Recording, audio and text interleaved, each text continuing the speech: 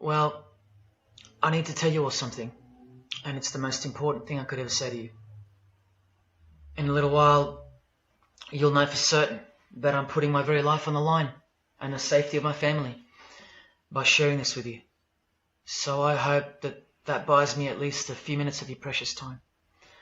If this video is taken down, it wasn't taken down by me, alright? Now I'm partly doing this to wash your blood off my hands, because God saved my life on a midnight highway one fateful night for this very cause. And He's watching, as He clearly proved that night. See, I should be dead.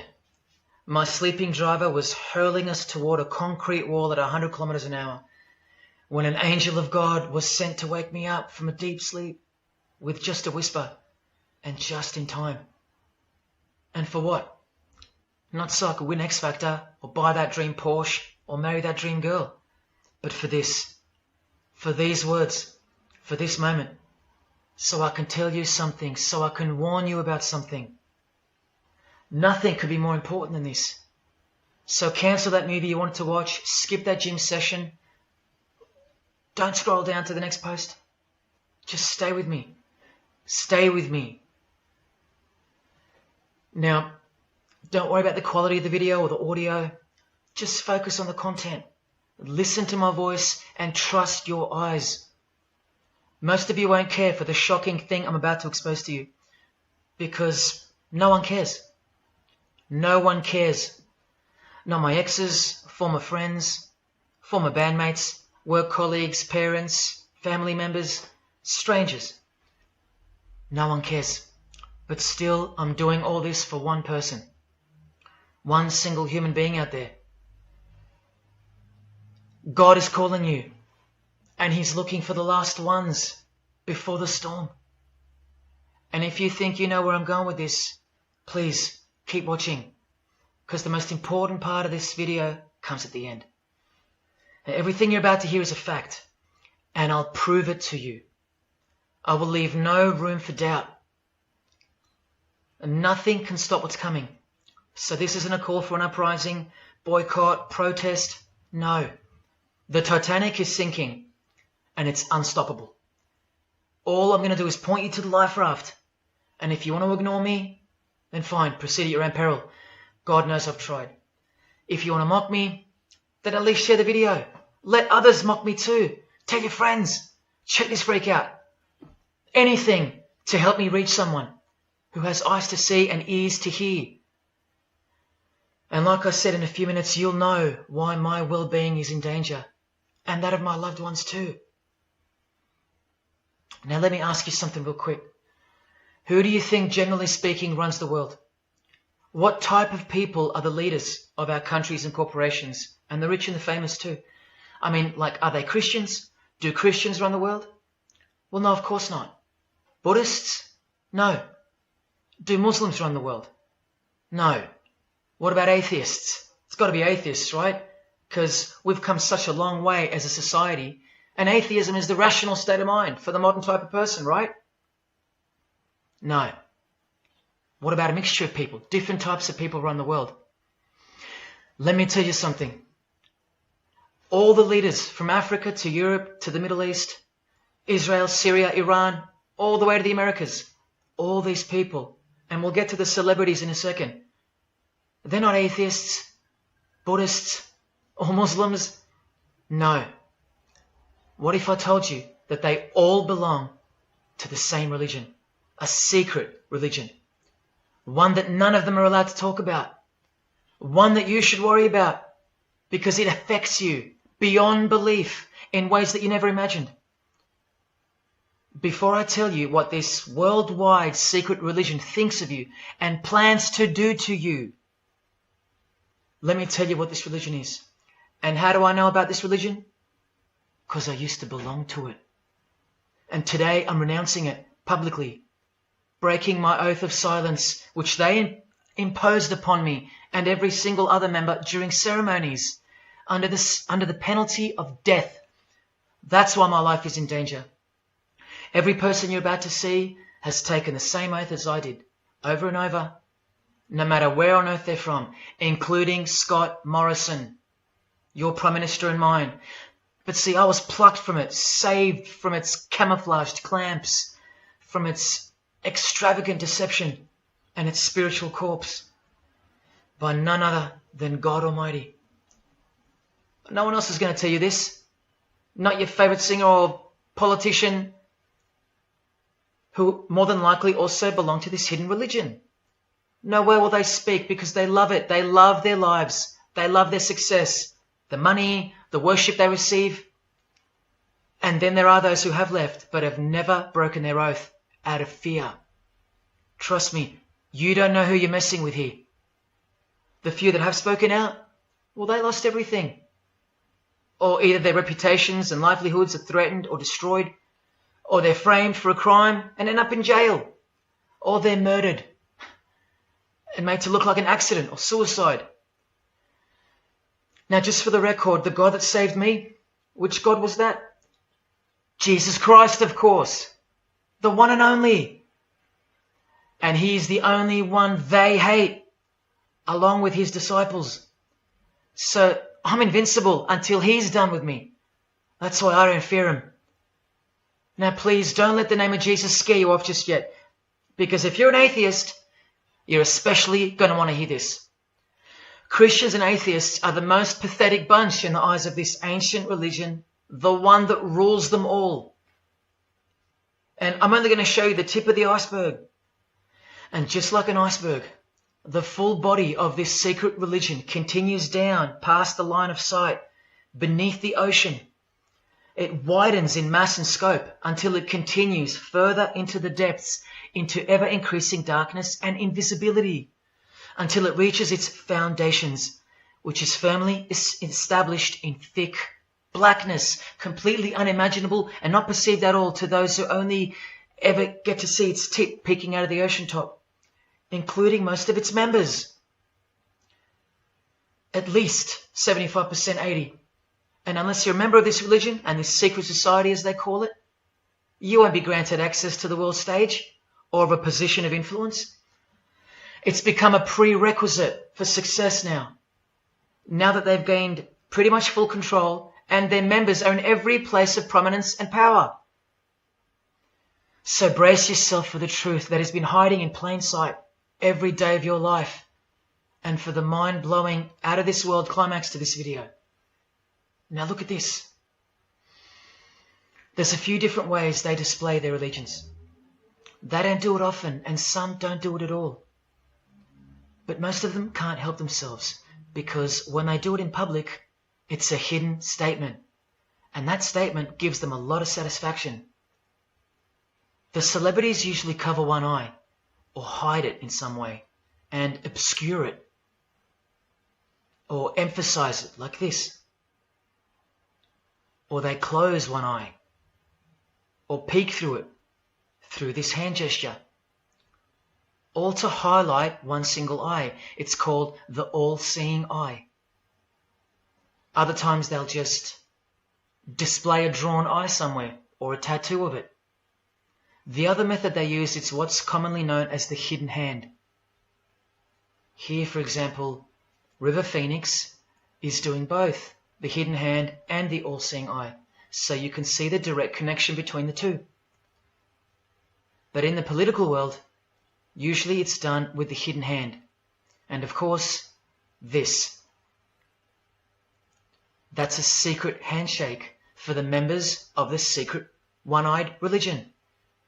We'll start with Scott Morrison here, hidden in plain sight as usual, for everyone to not see as usual. Look at the handshake.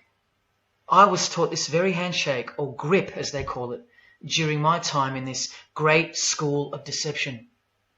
Here's a picture of a normal handshake, and here's the secret handshake. Normal, secret. Now here's Scott Morrison with Daniel Andrews. Normal handshake, secret handshake. All of them are sworn to secrecy under the penalty of death. And remember, I'll prove it to you very soon. Here's former Prime Minister John Howard giving the secret handshake, and Kevin Rudd bowing down to to this bloke in front of Julia Gillard, all of whom are members of the religion. And Tony Abbott, you'll see in a second, and he's Julia again. Now, I once heard Julia being asked in a brief interview on TV while she was the Prime Minister. The interviewer asked her, "What religion are you?" My ears pricked up as I was eating breakfast and I froze to hear the answer.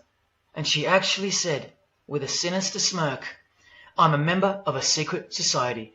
Next question, please." And what happened? Nothing. No one cared. No one cared that the person who represents them just confessed that she's a member of a secret society, when the Australian society is at large the only society that should matter. And why is it a secret in the first place? I'll show you. Very soon you'll know their beliefs, and you'll know their master plan, and you'll know why they take such extreme precautions with such hideous oaths of silence under the unbelievable penalties, including death, to stay hidden from the public. So what's the name of this religion? Well, I'll tell you right now. But keep in mind, the magic word you're about to hear only hides the true religion inside of itself. That's how it's secretly flourished to spread like a cancer around the world. It's a religion within a fraternity. The name of the international fraternity, the one that camouflages, conceals, and cloaks the secret religion inside it, is this: Freemasonry. This is their official symbol, the square and compass. Sometimes with a G in the middle, and sometimes with the eye, the all-seeing eye. This is the same eye that these people are referring to. That's where it comes from. The eye is sometimes placed in a triangle, and that's where this comes from, the eye in the triangle. Here's Chris Angel doing it, standing also next to a mate with a square and compass shirt on. Not a coincidence. This is not something Jay-Z invented. This is the religion Jay-Z belongs to, and proudly, as you're about to see. The Freemasons also placed the eye at the top of a pyramid, because the Egyptian pyramid is integral to their secret system. Here it is on Chris Angel's shirt and Madonna's jacket. That's a Masonic symbol. The Freemasons are sometimes called the Masons for short. It'll all come together and make sense really soon. Here it is hidden in plain sight at the Australian MTV Awards. And this is the MTV headquarters, by the way. Trust me, there's no doubting this. Here's the same eye in a pyramid on a Crowded House logo. Yes, initiated Freemasons. Here's the eye on the Harbour Bridge for a New Year's Eve gig. And I wonder what that eye could be referring to. So what's the connection? The religion is the connection, the secret religion. And you'll see. Prepare yourself for an incredible revelation and the amazing climax that comes at the end of this video. Now this is where the Freemasons are counting on you to lose interest or roll your eyes and move on. Because in their beliefs, the uninitiated, meaning you, are ignorant and stupid compared to them. You're technically called the vulgar and the profane. Please prove them wrong. Prove them wrong. And stay with me just a little longer. Now the secret identity of this one eye lies in the heart of this religion that lives, breathes, feeds and grows deep inside of Freemasonry. And Freemasonry camouflages it very successfully. So it goes undetected and undisturbed until it ultimately fulfills a thing called the Great Work. That's what they call it. And they will succeed very shortly. Nothing can stop it now. And I think some of you can sense that something's coming. And who do we trust more than anyone in the world right now? This bloke. And there he is, giving the sign of the hidden hand in front of the whole world. The hidden hand sign is technically called the sign of the master of the second veil in Freemasonry. Veil, get it? Meaning hidden. Now, am I saying that this thing that's happening in the world isn't real? No. I'm saying this. Spoken like a true Freemason. And do you remember this guy? A safe place and a dangerous place. We must treat this new world order, this new world of COVID, we must treat this new world of COVID even in our own homes. So what is this New World Order that he accidentally mentioned? It's common language in Freemasonry, and it has been for a long time. For at least this long. Since the US $1 bill. Hidden in plain sight, complete with the pyramid in the eye. It's the ultimate goal of this religion. And I'll show you what the great work is, at any cost. And Australia, like every other country, is now up to its neck in this pyramidal, one-eyed, occult religion. You think there's nothing hidden on our own money? What about this shadow of a bloke? Who's he hiding in the background? Well, these numbers right here will tell you. And I'll show you that too. Did you know there's a giant pyramid in Australia? You want to see it? Sitting right at the centre of Australian power? Look closely, because you'll miss it. Because that's the way they designed it. There it is. Hang on. Do you see it yet? And what about now? That is the frame of an Egyptian pyramid, which we can now firmly call a Masonic pyramid, complete with a missing capstone. And if you're still in doubt that you're looking at a pyramid, there you go. A perfect to-scale pyramid hiding out of sight inside the giant frame that surrounds it. This is going to be so unbelievable to you that you probably won't believe it. Or if you're that far gone, if you really have lost touch with your own soul, you won't care. And you'll miss the opportunity to have your own eyes open first to the worst news and then to the best news you could ever wish for on this God-forsaken planet in which you're destined to lose everything you have and everything you love until eventually you lose yourself. We have to establish what this religion that's hiding inside of Freemasonry actually is, and we will. And it's shocking, but it's reality. The symbol of the Freemasons itself is not what it seems. It's a squaring compass on the surface, but it conceals something that'll become obvious when I show you.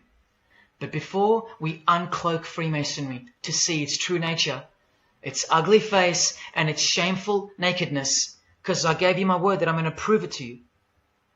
This is the oath they have to take. This is the oath that I took. And your favorite actors and singers, just about all your heroes, just about, even some of your relatives, who probably have no idea what Freemasonry is or was, and why they took such gruesome oaths. So for those who are going to say, my grandfather was a Freemason and he was a great bloke, or don't the Freemasons run that retirement home? Just wait. Because I'm talking to Freemasons here as well. And don't you worry, they're going to come out of the woodworks. But they're all under the oath of secrecy. Don't forget that, no matter who they are. Adele, Neil Finn, Chris Angel, or Scott Morrison. The oath comes first. And here it is. This is taken from an official Masonic publication, not intended for the public. This is Duncan's Ritual of Freemasonry. In brief, I, of my own free will and accord, do hereby promise and swear that I will never reveal any of the secrets, arts, parts, point or points of the Master Mason's degree to any person or persons whomsoever. This I solemnly, sincerely promise and swear, under no less penalty than having my body severed in two, my bowels taken out and burnt to ashes, so no more remembrance be had of so vile and wicked a wretch as I, should I ever violate my Master Mason's obligation. So now you know what they think of me. I'm a vile and wicked wretch for breaking my oath. So how can anyone ever trust a Freemason when he speaks about Freemasonry? Unless you're speaking to a rare breed like me. Never reveal any parts, not even a single point, to anyone. Here's another penalty from another degree, this time from Richardson's Monitor of Freemasonry, a legitimate Masonic publication for instructing and laying out the ritual. binding myself under no less penalty than having my throat cut across, my tongue torn out by the roots, and my body buried in the rough sands of the sea. These are the penalties they swear to. And yes, the lodge has penal authority to execute. This is how they look when they're initiated. They have to remove all their clothing and jewelry, including wedding rings, crucifixes, the most meaningful things to them, no matter what. They have to go, because complete allegiance to the society is required. You're blindfolded at every initiation because you symbolize someone who lives in utter darkness before you receive the light of Freemasonry. And that light will become so obvious to you in a bit. The secret that is being unveiled by incremental degrees to the candidates in the lodge is staring us in the face in daily life. And that truth is pretty scary if all you know and all you have is this world. But they know much more than that. At one point, when the blindfold comes off, this is what you're surrounded by. Blokes dressed like this, holding swords to your face. And that's nothing compared to what comes later. So your own wife or daughter don't qualify for discussion in these matters, unless they too are initiated to the same level as you. So please don't tell me that your grandfather or your neighbour is a Freemason and that there's nothing wrong with Freemasonry. How would you know when they're under oath never to reveal anything to anyone? The whole successful system is constructed by the art of lying to the public and to their own members of lower degrees. And we trust these people. Now here are the illustrations for the signs and handshakes. And you only receive them after the oath has been taken. This is the sign you do upon entering and exiting the ritual room while facing the Grand Master. It stands for throat slit. And it goes like this. A continual reminder of where you are and what awaits you if you have a change of heart or rebellious spirit. And here you have the illustrations of the secret handshakes. Look familiar? And this is the sign of the Master of the Second Veil. See? Purely Masonic. You don't pick this stuff up off the street. Now this is how it's generally executed in the public arena.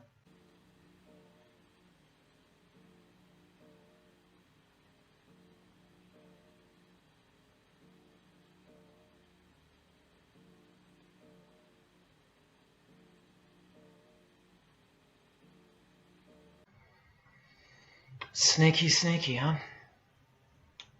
So when you see this, or this, you know for certain where it comes from and who they belong to.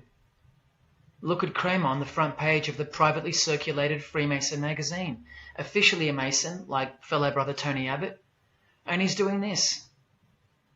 That's a direct link to the mysterious all-seeing eye of Freemasonry. There it is on the walls of the inside of a lodge room. So there's no reason to doubt that those who do this belong to this. This is another sign they do quite prominently. It's the sign of silence. This is from Richardson's Monitor of Freemasonry again, a finger over the lips. Now these signs are slightly morphed over time, so covering the mouth in a variety of ways is the expression of being bound to secrecy and silence. Silence or death, as Little Wayne here is portraying. Here's the oath of a second-degree Freemason on page 21 of Richardson's Monitor of Freemasonry.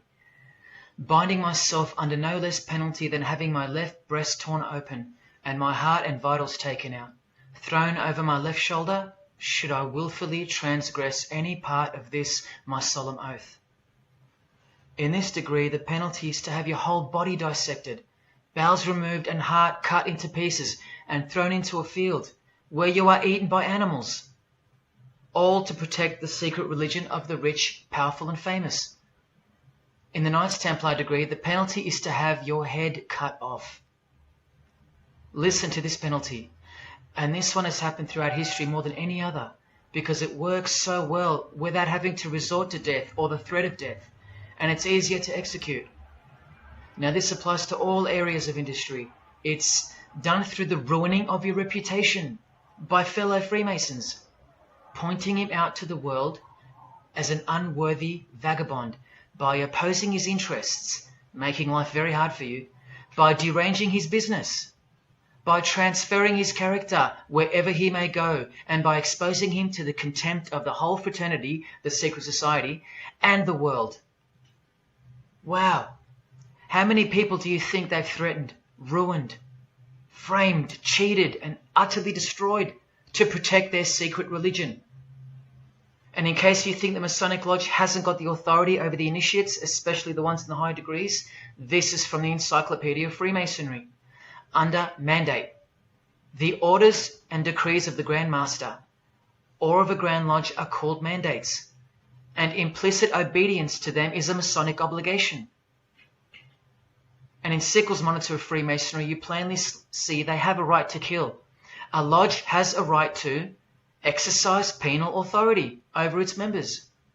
Exercise the penalties. So don't let a Mason tell you, oh no, that's just symbolic, the oath. Their laws are above the law of the land, and the proof are the oaths themselves. Because in normal society, you can't ask someone to accept having their throat slit as a penalty in order to be a member of any club or workplace. Unheard of. But not in Freemasonry, not in the secret society world. I told you, you don't know who you're dealing with and what's coming for us all. Here's what they think of the public. Here in speaking to the candidate, it's stated, but have a care not to defile the sanctuary by a spirit of curiosity, meaning don't try to join us just for fun. And take care not to increase the number of the vulgar and profane, meaning don't invite too many outsiders to join because they're vulgar and they're profane. This is more or less an invitation-only fraternity. Here from the Encyclopedia of Freemasonry again, written for Masons only and written by 33rd degree Masonic legend Albert Mackey, stating the same thing. Masonic definition of profane. One who is ignorant of the sacred rites of Freemasonry. One who is not allowed to enter the temple and behold the mysteries. And here, being uninitiated. That's the world at large. And here from this old ritual book written by the same legendary author, in the 33rd degree initiation, the Mason drinks wine from a human skull, which has been the cause for a few to leave Masonry, because they wonder, whose skull is this? In the 30th degree, part of the ritual involves stabbing skulls. Illustrated right here. The process of submitting the member further and further involves things like this. See, the candidate who's seeking admission into the next degree to receive more light has to be humiliated and intimidated. This guy here has his foot on the candidate's head. This is what our celebrities and politicians and the most prominent members of our society have done and continue to do. No one is exempt from this. And this is the intimidating and frightening path that you must take that binds you to the secret society before you are revealed the true beliefs of the religion. So can you see the risks I'm taking? You have to stay till the end. Don't let me down. Don't let yourself down or your fellow man. Believe me, it'll be worth it. Now here's one of the 3 greatest Freemasons of all time, who actually helped construct the 33 degrees or rituals of modern Freemasonry, Albert Pike. A hideous man with a deeply complicated mind, and one who will soon help you to see who they really are. This is how important he is to Freemasonry. He's buried here, in the House of the Temple, a Washington Masonic Lodge, just around the corner from the White House. He was called the Grand Commander, Sovereign Pontiff of Universal Freemasonry, a giant of this secret society, the only Confederate general who has his own statue. And who were the Confederates? The dudes that fought for slavery, not against it, defeated by Abraham Lincoln, who was surrounded by these Freemasons, and who was assassinated by this one, John Wilkes Booth, doing the same sign of the master of the second veil. A Freemason assassinated Abraham Lincoln. Undisputable when you have the eyes to see. Now, Albert Pike writes in his colossal work, which some refer to as the Bible of Freemasonry, called Morals and Dogma, and on page 113 he says, "What can there be in common between the vile multitudes and the sublime wisdom?" That's what Freemasons possess, sublime wisdom. That's what their secret is. It's sublime. The secret I'll reveal to you. Now, just quickly, here's Freemason Kanye West. Here he's giving the Masonic grip to his brother Mason Jay-Z. Look at the lapel he's wearing in this picture. It's the same double-headed eagle as on the front cover of the so-called Bible of Freemasonry, Morals and Dogma, written by the Grand Commander Sovereign Pontiff of the religion that Kanye and Jay-Z have been sworn into, and thus granted access to international success. His Christian conversion isn't what it seems, and you'll soon see what job he has to do. Now look at what else Freemasonry thinks of the uninitiated, from the words of the Grand Commander himself. The truth must be kept secret, and the masses need a teaching proportioned to their imperfect reason. I hope you're listening, because we're about to get going here. These truths were covered from the common people, as with a veil. There's that veil again.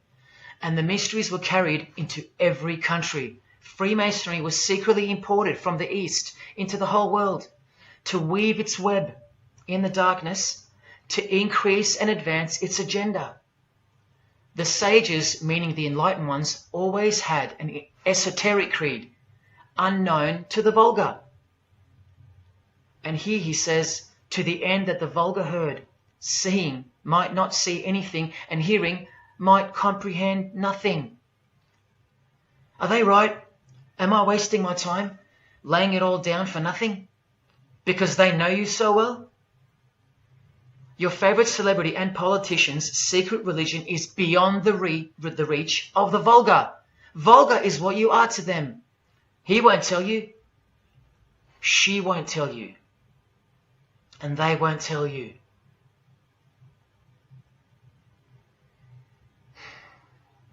Because the other obscene penalties from the rituals of Freemasonry include having your ear and hand chopped off, or both hands, being hung in your own home, and my personal favourite, having the top of your skull cut off so your brain is cooked in the sun. Now, can you imagine what they're hiding? And then the ritual monitor goes on to illustrate the same secret handshakes and signs. Hidden hand, sign of silence.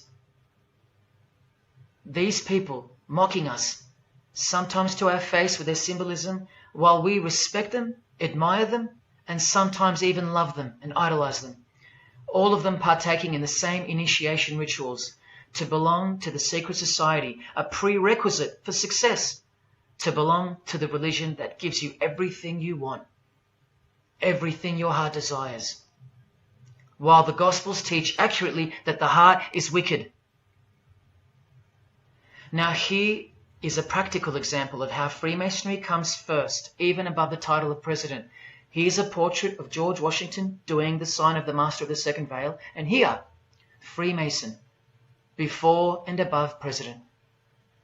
And if you think that's just by chance that they put the word Freemason above president, then here, read this genuine quote from Harry Truman. This should tell you how deep the consequences of Masonic initiation go and what lies deep within. It's Freemasonry above everything else.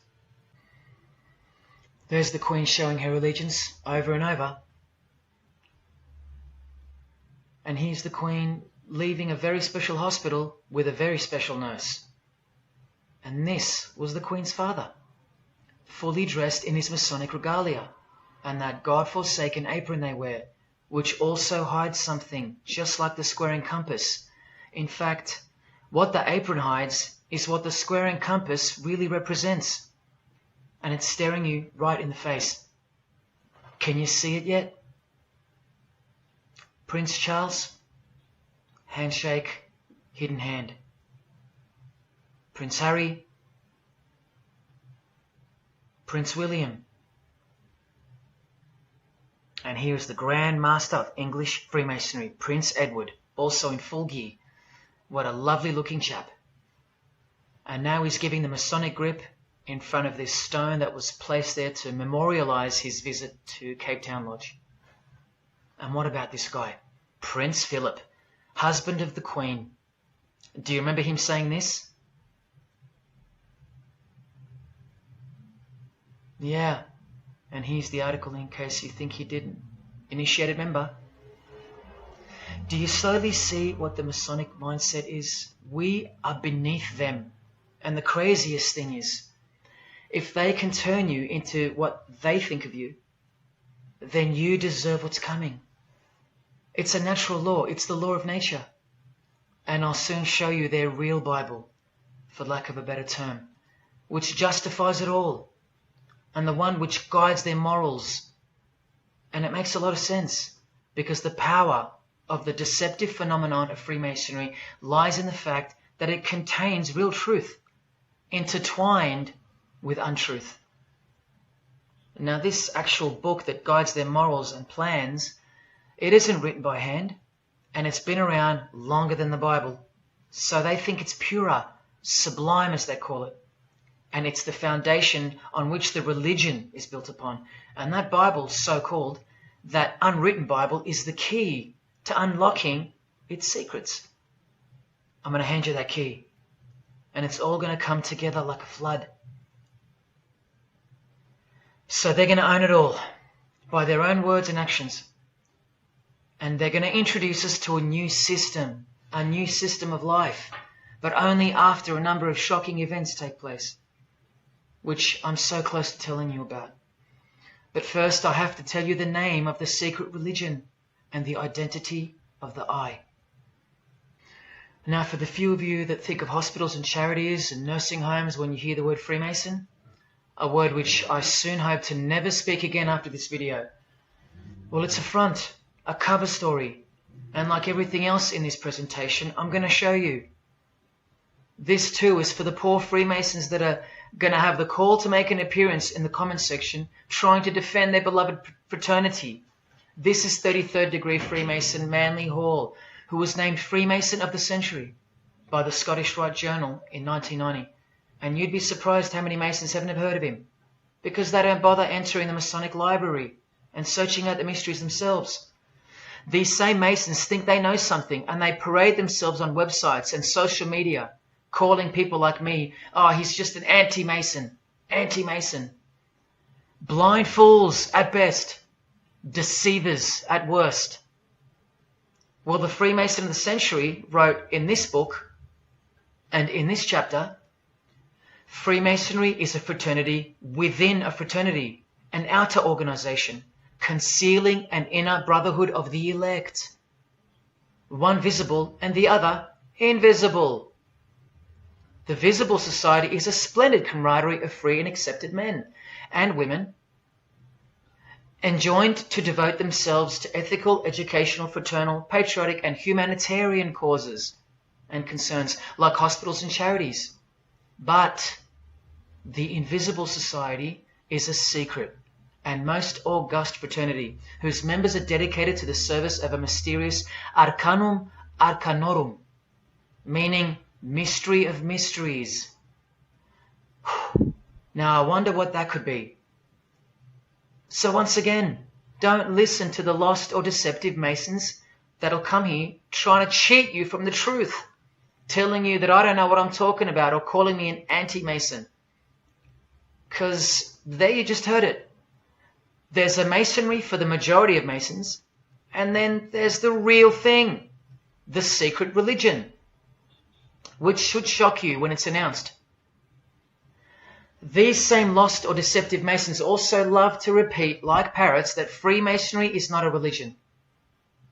Well, what does the Freemason of the Century have to say about that? From this book, he writes, Masonry is essentially a religious order. Not just a little bit religious, but essential. And here, the iconic giant of Freemasonry says in Morals and Dogma, every Masonic lodge is a temple of religion, and its teachings are instructions in religion. So please, Sit down, Masons, because Freemasonry is a religion. And soon, I'm going to tell you what it's really called. Now look at this from the same book, and speaking about fellow Freemasons being initiated in the lodge room. Part of the symbols are displayed there to the initiate, but he is intentionally misled by false interpretations. Their true explication is reserved for the princes of Freemasonry. The whole body of the royal art, which you'll know all about soon, was hidden so carefully in the higher degrees. So you see, the whole thing is built on lies. And the ultimate liar lives inside the triangle, above the pyramid, so that even the highest Masons are living a monstrous lie. Wake up, Masons. Even you are deceived, just as the public is. Unless, of course, you're hungry enough to want to acquire all the power and climb up that pyramid closer to the eye that sees all. In that case, close your mouth, go back to your lodge, and good luck to you. Or, of course, grow some kahunas and be honest. But then you can't, right? Because you'd be breaking your oath. Sad. Oh, it's good to be free, under the wing of the true master. Stick around if you're interested, and you'll get to see some wonder. When I pull that cloak called Freemasonry right off, and those that are still here watching will get to see the true colours of the nakedness and the horror of the Masonic Lodge, and the religion that rules them all. Another thing that Masons will repeatedly say is that this has nothing to do with Freemasonry, and it's just a conspiracy theory. Well, the 33rd degree Freemason of the century also wrote this book about 100 years ago, The Secret Destiny of America, and look at the front cover. And I'll tell you why America is so important for the ultimate goal of the secret society.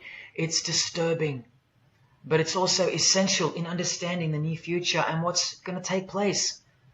So for the Freemasons that still say that this is not a Masonic design, especially this Masonic website called Masonic Info, insisting here that even the eye in the triangle or pyramid is not Masonic. Completely laughable and pure disinformation for the stupid masses. Try arguing against this.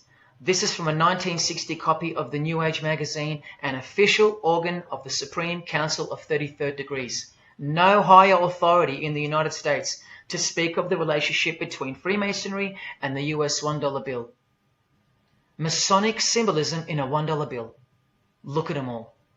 13 leaves, 13 bars, 13 feathers, so on and so forth, and of course, this, the Masonic all-seeing eye, located in the pyramid. So, you think this is a conspiracy theory, or just a plain conspiracy? Well, here's JFK, yes, a Freemason, but one who had enough when he wanted to print money disassociated from the Masonic central banks, just like Abraham Lincoln, and he paid the price for it as well. Listen to the speech we never hear about in school. More proof that they control the education system here and everywhere. Please, just have a quick listen to this. Ladies and gentlemen, the very word secrecy is repugnant in a free and open society, and we are, as a people, inherently and historically opposed to secret societies, to secret oaths, and to secret proceedings. For we are opposed around the world by a monolithic and ruthless conspiracy that relies primarily on covert means. I am asking your help in the tremendous task of informing and alerting the American people.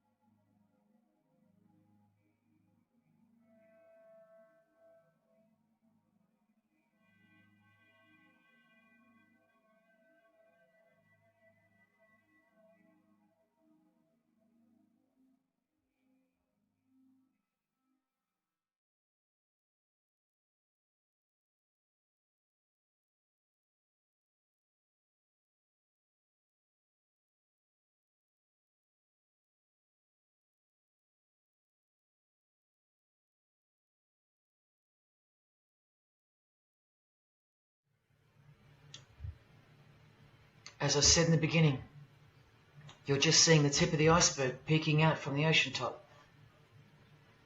I told you, all personalities in the field of great influence are initiated members of Freemasonry. Otherwise they wouldn't be there. Within 60 seconds of me telling you what international Freemasonry really is, I'll prove it to you. Unequivocally, within 60 seconds. And then I'm going to drive it home, and then I'm going to show you what they're planning with this new age they're implementing, and then the conclusion, which is by far the most important part of this presentation. So when you hear me tell you the truth in just a moment, don't switch off in disbelief, because you can't believe that your favorite idol or whoever could possibly be involved, like you know them or something. You don't know these people. You do know that they're under oath never to reveal their beliefs to you. The vile multitude. It's time to trust your eyes now, not your feelings, especially after all that I've shown you. This is why the secret religion is so hidden. This is why it's so ingeniously designed through layers of lies upon lies, cloak upon cloak, and oath upon oath, concealing the truth for its chosen few. What is Freemasonry? What is the most secret yet most powerful religion in the world? Well, that's easy. We live in an evil, evil world. So there's only one religion that befits it. Freemasonry is Satanism in disguise. Now start the clock. From Morals and Dogma, prepared for the Supreme Council for 33rd degree. That's the highest degree in Freemasonry, and written by the undisputed heavyweight champion of modern Freemasonry, Albert Pike. On page 321, he boldly states, Lucifer, the light bearer. Strange and mysterious name to give to the spirit of darkness. Lucifer, son of the morning. Is it he who bears the light? Doubt it not. Did you hear that? Lucifer is God, and do not doubt it. Come on now, stay with me. Here from the Encyclopedia of Freemasonry, written by 33rd degree Freemason, a beloved member of the craft, Albert Mackey. He tells us whose name represents the good principle in Freemasonry's secret worldview.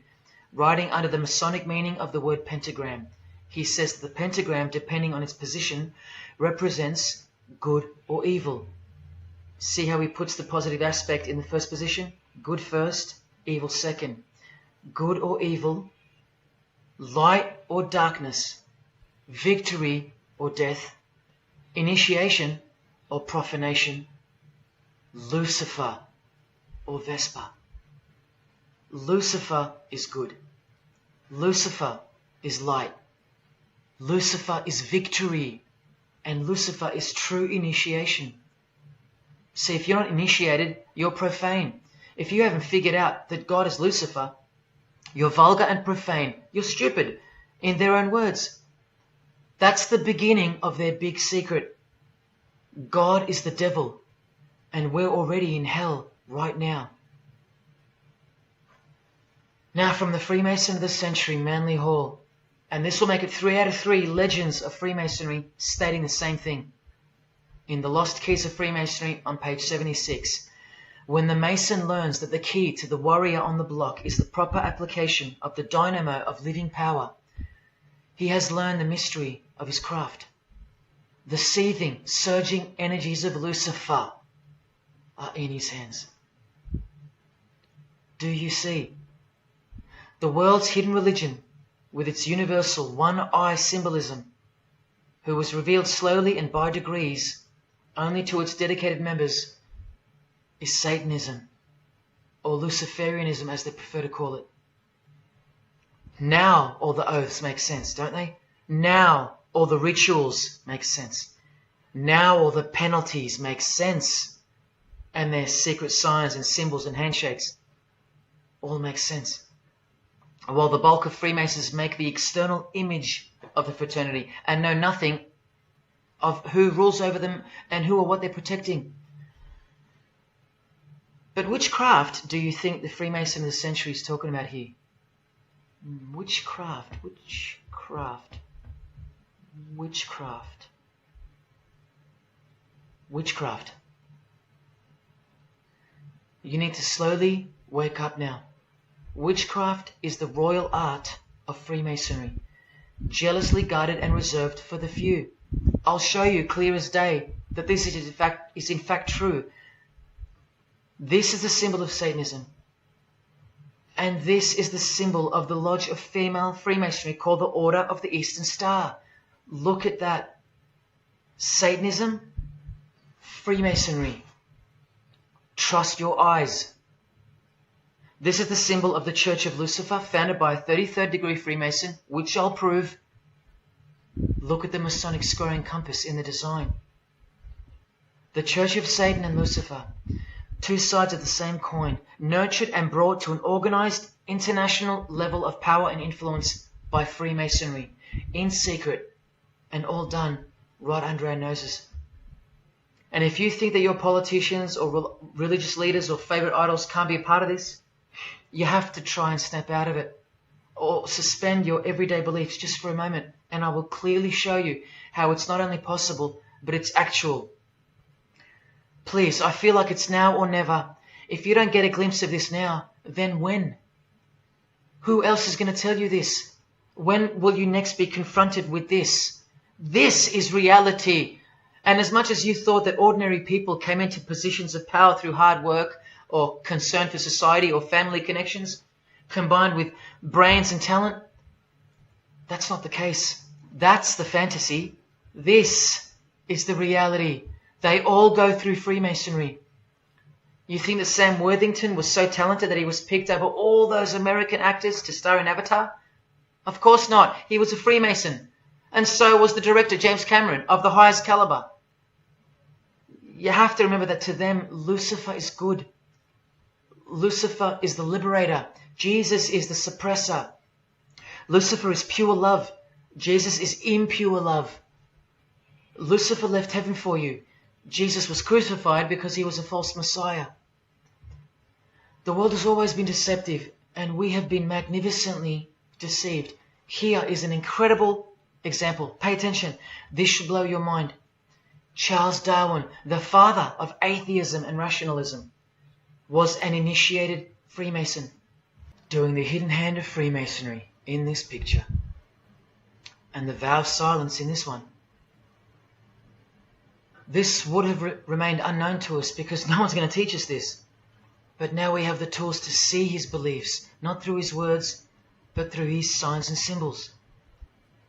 I told you they can't help but to show off their religions, because they think we're stupid, vile, and ignorant. And I've proven that to you as well. So once again, are you going to prove them right by switching off and ignoring this? Well, unfortunately, more than 90% of you will. What I'm giving you here is priceless knowledge, because no amount of money or success can substitute its importance. And I'm risking everything but my own salvation to share it with you.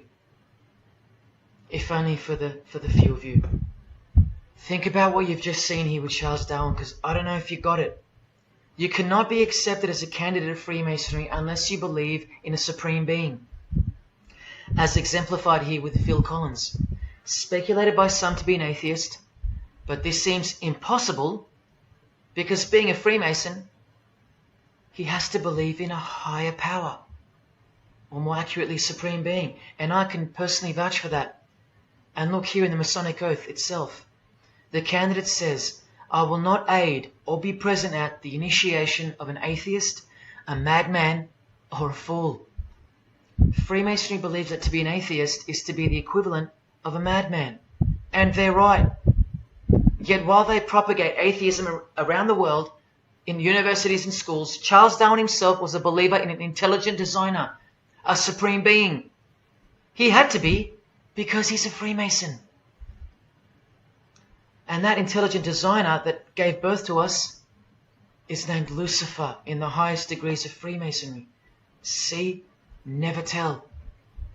He lied to you, because that's what Freemasons do. The whole thing is a giant lie that was carefully constructed by mutilating the truth, because mutilated truths make the most successful lies. This is the secret to their success, a lying tongue and a lying spirit from the 1st degree to the 33rd degree, to each other and to us. I've proven that as well. And what did Jesus, how did he describe their God? The father of lies. How accurate. The one who comes to cheat, kill and destroy. How accurate again when I tell you their plans. Look here, Charles Darwin is noted as an influential figure by the Satanic temple. And proof for them, apart from the intelligent design that is all around us, that Lucifer is real and that he's the god of this realm, is the power of witchcraft or magic. Magic works because there's a hierarchy or a pyramidal power structure in the spirit realm, a realm devoid of any love for you. And these spirits can be conjured up and summoned by the practitioners of the royal art of Freemasonry. They ask for something in return, however. Listen to Bob Dylan, a Freemason. Hidden hand, one-eye symbolism. Out here doing these songs, you're still on tour. I do, but I don't take it for granted. Why do you still do it? Why are you still out here? Well, it goes back to the destiny thing. I made a bargain with it, a long time ago, and I'm holding up my hand. What was your bargain? To get where I am now. Should I ask who you made the bargain with? with the chief commander. On this earth? And this earth, and then in the world we can't see. How does one communicate with Bob Dylan's chief commander, Lucifer? By the jealously guarded royal art of Freemasonry, witchcraft. This is from the Encyclopedia of American Religions. Secrecy is bolstered by a system of initiations and degrees, the Freemasonic system. The material which is kept secret is the magical knowledge of the group. This knowledge may consist of rituals and powerful magical formulas. Do you think J.K. Rowling isn't a Luciferian? In this article, J.K. Rowling reveals the inspiration behind the Deathly Hallows symbol. And what is it? The Masonic square compass, with the one eye that all the celebrities mimic. That's the inspiration. They're all members of the secret society. If you think that doesn't prove anything, here she is with her new tattoo. It says Solve Coagula. Also a song title by fellow Freemason Marilyn Manson. And where does it come from? Here, the Baphomet. The image of Lucifer as conceptualized by another Freemason, Eliphas Levi, in his book, The Doctrine of Transcendental Magic. This horrid thing, with breasts, a penis, and a goat's head with 2 horns, has these words written on its arms, Solve Coagula. The impact of the meaning of these 2 words should disturb you to soberness when I tell you about them. Because apart from other things, they involve the process in which the new system will be implemented at unbelievable cost to you and I. Here's a statue of the Baphomet at the temple, Satanic temple, complete with 2 little kids admiring it. That's J.K. Rowling's religion, Satanism. The secret religion for the highly evolved and the highly successful.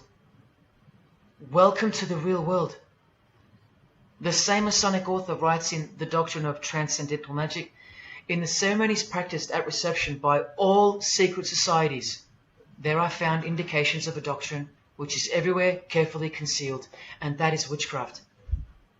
And in his History of Magic, he tells us it is the royal art, and that's what Freemasonry calls it. And where did he get his inspiration for the Baphomet? From the Knights Templar, another secret society who were banned, and some of its members were executed in the 1300s for glorifying evil, as it's openly stated here in the Satanic rituals. And where do modern day Knights Templars reside now? Within high degree of Freemasonry, right here. Again from the encyclopedia, and listen to this. The continuing impact of speculative Freemasonry, which means modern day Freemasonry, provided fertile soil in which new magical orders could grow. Magical orders, meaning other branches of secret societies, of which Freemasonry is the umbrella. Because Freemasonry is the king of secret societies. Just like JFK tried to tell us, it's the prestigious channel that one must go through. And it is the reason that the oldest religion in the world has made a colossal comeback and is now on the brink of success. Which, as I said, nothing can stop now.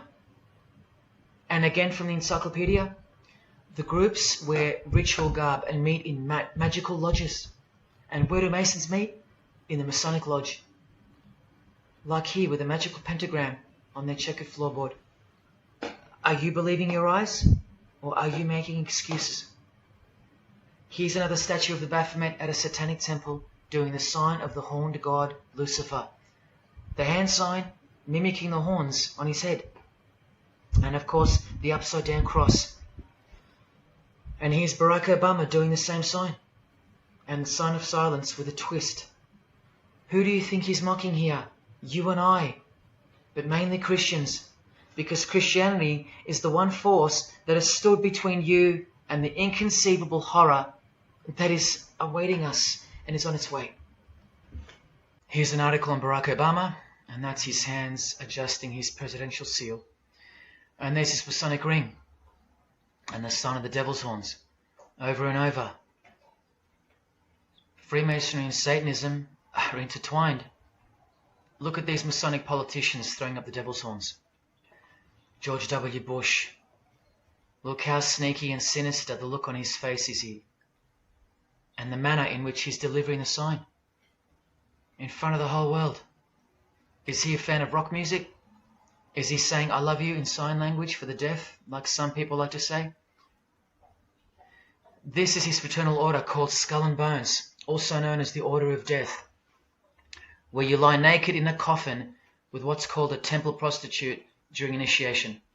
Clearly a Masonic order, with this guy displaying the hidden hand of Freemasonry. In Stanley Kubrick's last movie before his death, he's telling you that all prominent members of industry, including politics, as the movie goes on to show, are members of a satanic secret society. In it, he shows the members engage in an orgy and feast after the ceremony of dedication to their horned god. To identify which secret society he's referring to, he leaves the clues in the artwork. Not once, not twice, but 3 times. The One-Eyed Religion. And who do you think the title of the movie is dedicated to? None other than the stupid, ignorant, and uninitiated masses watching the movie. And you know it now. He knew that when we'd leave the cinema, we'd be commenting on the performance of Tom Cruise, or giggling about the orgy scene, or just being disappointed because the movie went too long, or some other meaningless critique, with eyes wide shut. Look at the cover of his other movie, A Clockwork Orange. The eye on top of the pyramid. And on his shirt, the word devil in Italian. Let me take it up a notch, in case this isn't registering. Listen to the founder of the Satanic Church, Anton LaVey, tell us in his book, The Satanic Rituals, which is a companion to the Satanic Bible, Masonic orders have contained the most influential men in many governments, and virtually every occult order has many Masonic roots. This is back in 1972 he said this. Now 40 years later it should read all governments, not many. And why is the founder of the Church of Satan talking about Freemasonry, the most respectable and charitable fraternity in the world, that no one seems to talk about and that we never hear about in school?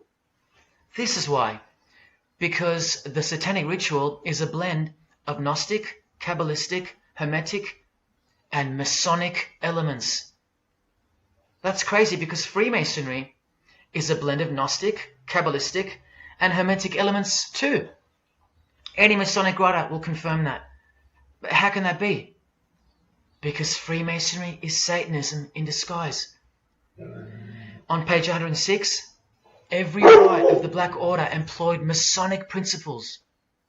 Every rite of these Black Orders, one of which was called Freunden von Lucifer, which translates to Friends of Lucifer. And guess what? There are numerous manifestations of Satanism in Masonic ritual, including the goat, the coffin, and the death's head. Please awaken, O sleeper, and let the glorious light of the truth dawn upon your sleepy eyes. How did Freemasonry get away with this? Just like Jesus, the greatest enemy of theirs, said they would, by dressing the wolves as sheep. A satanic underground, carefully cloaked in Christian trappings. That's how Freemasonry got away with it. We can't find out about it because they run the media and the education system clearly. John F. Kennedy was brutally assassinated after he attempted to inform us that we are opposed around the world by a monolithic conspiracy. Did he know that Lucifer was the god of Freemasonry? I don't know. The Grand Master of my lodge, who was the mayor of the city, was a 32nd degree Freemason. That's one short of the top, one short of the true beginning of the secret religion, and he had no idea what Freemasonry really was. After 42 years in the lodge, they never invited him into the 33rd degree initiation because he couldn't see past the Christian trappings, as they were designed to do exactly that, trap the Christian, or trap anyone else who was too sensitive to behold the truth. Thus, Freemasonry could halt their progress at any time without suspicion because it's a rare thing to reach the 33rd degree, and every Freemason knows that. So that there are no rude awakenings that take place with those that aren't ready to embrace Lucifer as the true god of Freemasonry and the world. This is an ingenious system, birthed by what must have been demonic inspiration. Anton LaVey says that this ingenious system I speak of serves as a rudimentary screening process for organized Satanism. Exactly right. It's a filtering process, as I've said earlier. An international filtering process from which men and women are picked and permitted to enter the world stage. And I'm saying all this for those who naively think that politics and magic ritual do not mix. That's the founder of the Satanic Church. He admits that. Admissions that were never heeded because no one cares. How else did the Freemasons pull the wool over our eyes? The companion to the Satanic Bible tells us that as well. By filling the world with fools. And who's the biggest fool in the eyes of Freemasonry? An atheist. From the Encyclopedia of Freemasonry. One who does not believe in the existence of God. Such a state of mind can only arise from the ignorance of stupidity. All this time, you're laughing at Christians, and the Freemasons are laughing at you. Here's Brad Pitt, wearing his Masonic ring and covering his eye. Now here's a genuine quote from Brad Pitt, the Freemason. In short, I could really try on something different for myself. That was Satanism. It's working out really well. I made a pact. That's why. You don't believe him? Bob Dylan does. And the hand sign they all do. Allow me to show you what it symbolizes. And now that you know what you know, it should make sense to you. It stands for 666. Yes, indeed. Satan's number, foretold by Jesus Christ. Now just hang on, let me prove it to you. Here it is for all to see on this shirt design, worn by Guns N' Roses guitarist Slash. See the I in the middle of the 6? Repeated 3 times. That's 666. In this one, the design in the shirt is clearly demonstrated by the person wearing it. Another example, the hand sign with 3 6s on the shirt. Here's a movie poster, the hand sign and the 6 on his lapel. Connect the dots. Here's Don Cheadle, the hand sign, and here he covers one eye with the dice. What's the number on the dice that he holds toward the camera? 6. There's literally 3 6s that manifest in the hand sign itself, like this. That's why they do it. Here's Drake with the most obvious example, holding up the hand sign with the all-seeing eye of Lucifer on his bicep. And here, blatantly connecting the 6 to the hand sign on the artwork to one of his songs. The hand sign over one eye, obviously signifying a 6. This is proof. The number is mystical and it's grounded in reality, and it's related to sex rituals within witchcraft. You'll see, I'll show you. But if that's not enough, there.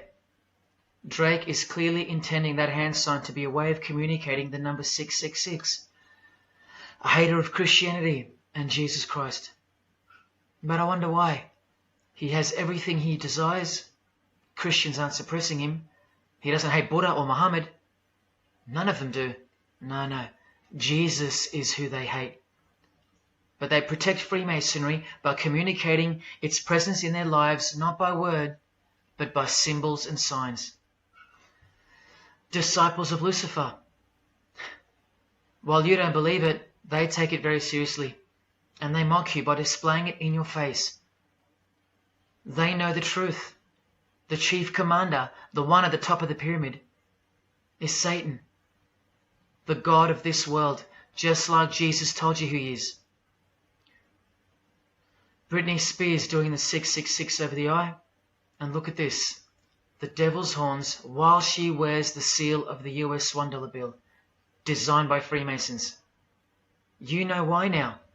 You just have to stop denying it. Freemasonry is Satanism in disguise. This is how they tell you. Let's go to Britney's close friend, whom she tongue-kissed in front of the world, sexualized as these people are, and for all the girls out there to be inspired and corrupted by. Madonna, wearing the same Masonic design as Britney. 666 hand sign, the one-eye symbolism, and the vow of silence. The vow of silence with her fellow practitioner of witchcraft.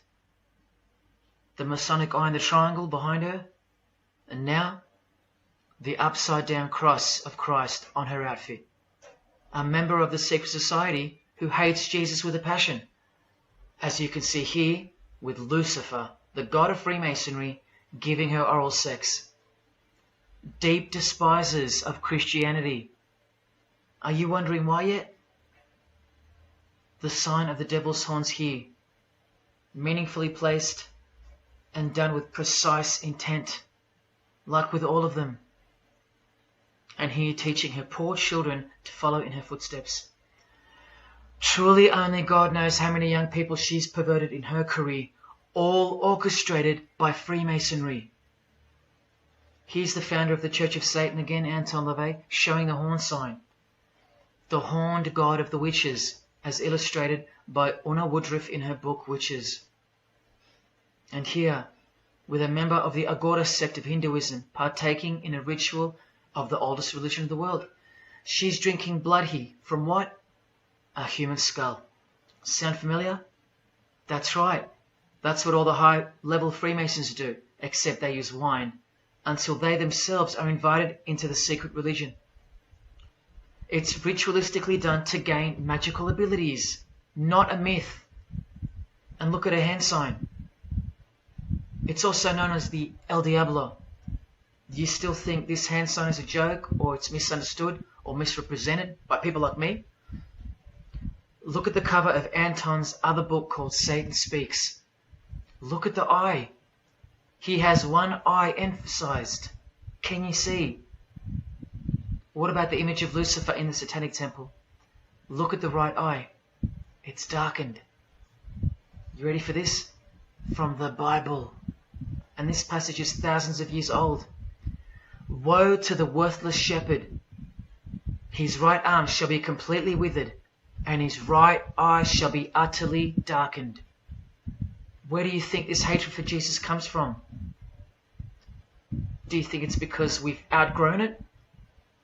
Or because it speaks the truth? Who do you think this worthless shepherd with one eye darkened is? And who said, I am the good shepherd? Who said that?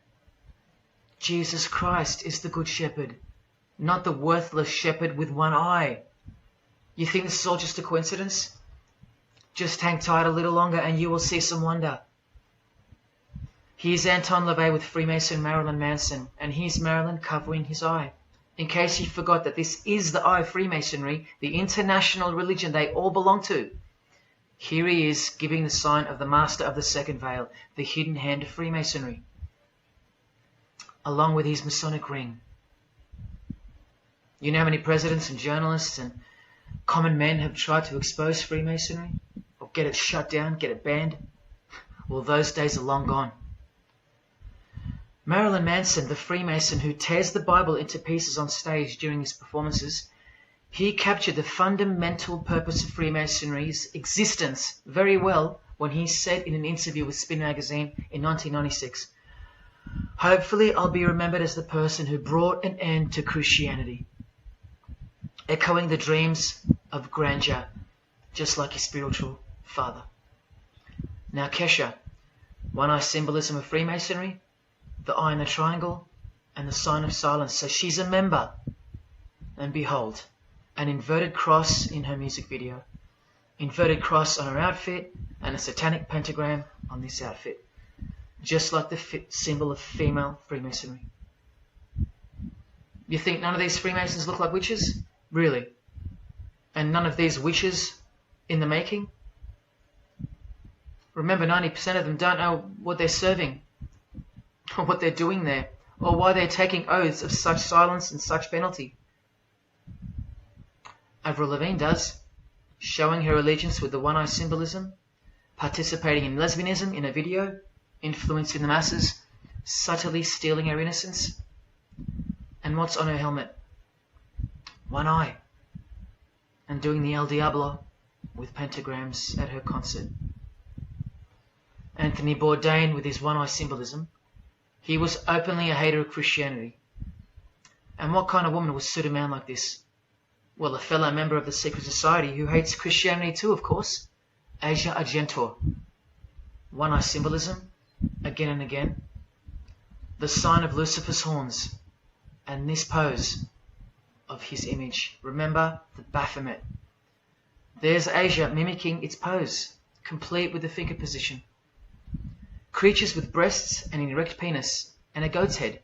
You know, things you find normal now, thanks to international Freemasonry, normalizing evil and filth through multiple levels of and avenues of propaganda and influence, including television, movies, music videos, schools, education, through legislation, through passing of laws to protect the evil nature, and of course through your favorite idols.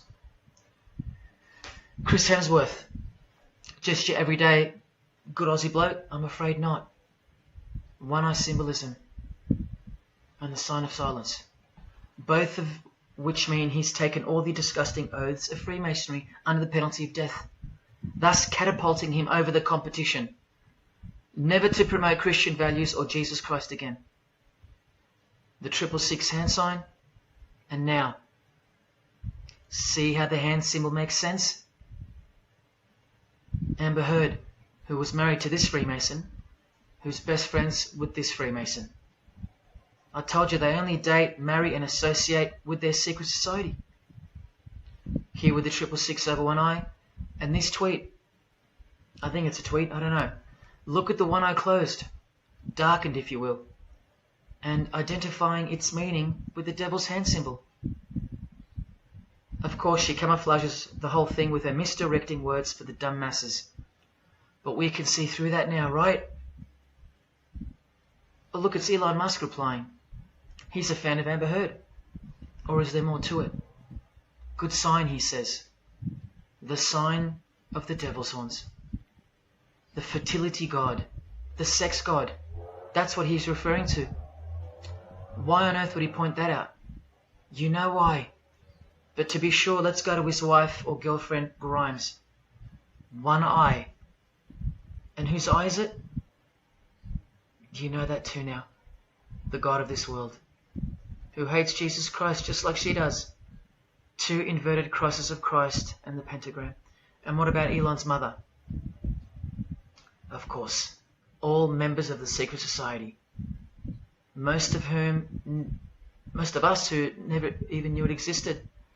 Blink-182, initiated member with some of his secret brothers from the lodge. Vow of silence. Sign of the devil. Cyndi Lauper, all-seeing eye. Vow of silence. the sign of the god of this world. Christian Bale, who thanked Satan at an award show, doing the sign of the master of the second veil, the hidden hand of Freemasonry. Ashley Tisdale, all-seeing eye, social media post, and hanging out with her boyfriend, who proudly wears the Satanic cross. You think they belong to the same religion? Of course they do. Bonnie Wright, one eye, and the Satanic horns.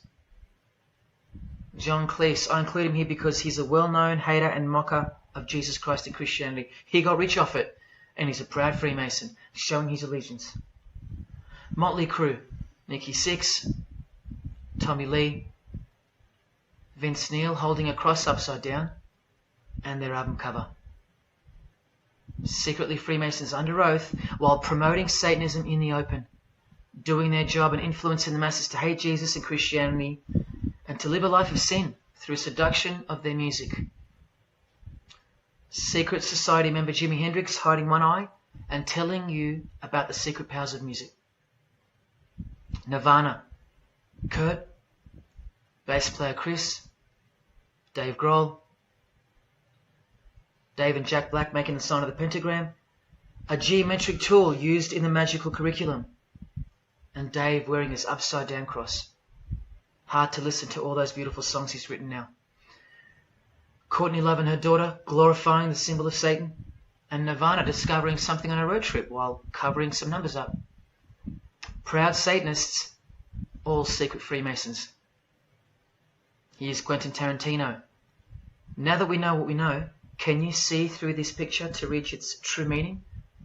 The all-seeing eye, whose identity is revealed by the hand gesture, which is 666, with the vow of silence and throwing up the devil's horns, which I hope you can finally see means something. Share. Can this get any more obvious now? The sign of the vow of silence being made with the sign of the devil, telling you that the secret which isn't to be spoken of is Lucifer, right there in front of you. Speaking through signs and symbols, like Confucius said, signs and symbols rule the world, not words nor laws. Cardi B, I just want you to see a few connections between the one-eye symbolism, the 666 hand sign, and the horned God symbol. Eddie Izzard, all-seeing eye, hidden hand, and mimicking the horns of the Masonic God. Oh, but men love the darkness rather than light, as the scriptures put it so solemnly. Look at how precise that statement is. With high-ranking Freemasons loving the darkness so much that they define the darkness itself as light. Watch. In MasonicWorld.com, an article by Worshipful Master John Alexander, who has journeyed from the lower degrees to the high and sublime degrees. This is the religion of our leaders and celebrities, so listen. He writes, every ritual from the high and sublime degrees that I've ever read contains the statement, I beg you to observe that the light of a Master Mason is darkness visible. I put it to you, brethren, that this is the most accurate description of Masonic light that you will ever find. Think about what you just heard, because this is what they learn. Masonic light is darkness. And this is before they enter the real religion of Freemasonry, Satanism.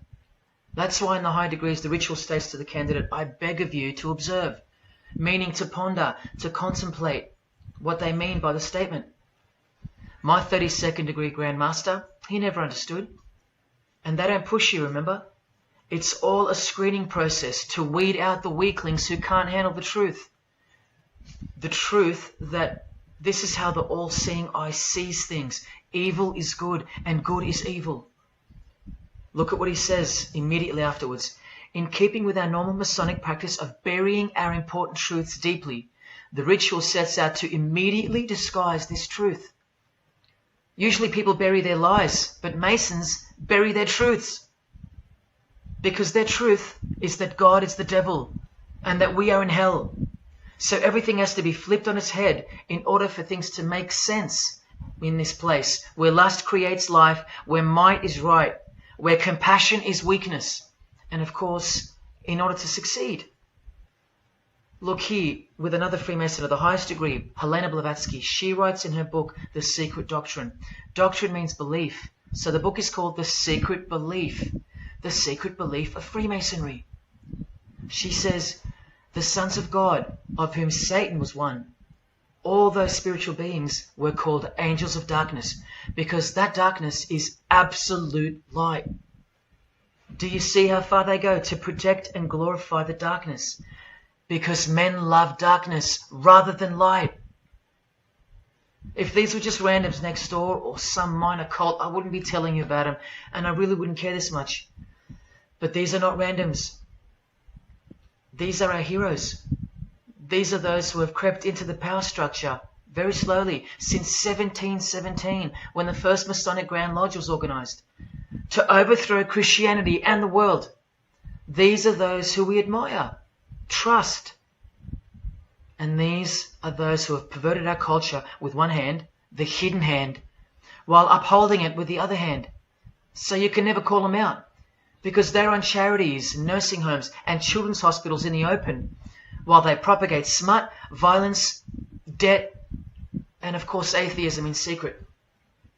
While a plethora of everyday distractions are endlessly supplied to us through entertainment and news, plowing through our lives. That's political Freemasonry, politicizing everything, including entertainment, supplying you with their heroes and their idols. And now that 95% of the world have been spiritually disarmed by thinking, oh, the world is a good place and Jesus is a myth, they've rigged our infrastructure and they're about to bring it down so they can build up their new world from the ashes. A completely new system of life on this planet is coming. I promise you that. In a book called Satan's Master Plan, LaVey affirms his commitment to destroy Christianity. Now check out Anton LaVey, once again in perfect parallel with Freemasonry, stating in the Satanic Bible, waiting at the darkness visible for that bright and morning star. Bright and morning star being a reference to Lucifer. The exact same expression as the Freemason and worshipful master John Alexander that we just heard describing Masonic light. Darkness visible. Identical language. Because Freemasonry is Satanism in disguise. This is what the initiated queen of Freemasonry, Helena Blavatsky, says of the bulk of Freemasons in her book. The knowledge of their members about the full signification of their symbols is nil. And that's of course true to the Freemasons listening. How do I know she's a Freemason? Because her diploma was reproduced on page 66 in Freemasonry Universal, Volume 5, Part 2, in the Autumn Equinox, 1929. And also because she's displaying the Masonic penalty sign, like all these Freemasons. Drew Barrymore, all-seeing eye, vow of silence. And see, the symbol of her secret god. Elijah Wood, one eye, hidden hand of Freemasonry, and the devil's horns. Sammy Davis Jr., the eye of the Freemasons is the all-seeing eye of Lucifer. Because here he is with Anton LaVey, the founder of the Church of Satan. So when you see him hanging with other celebrities like Bill Cosby, can you be sure that they belong to the same religion? Sure you can. I told you they don't hang out with the uninitiated.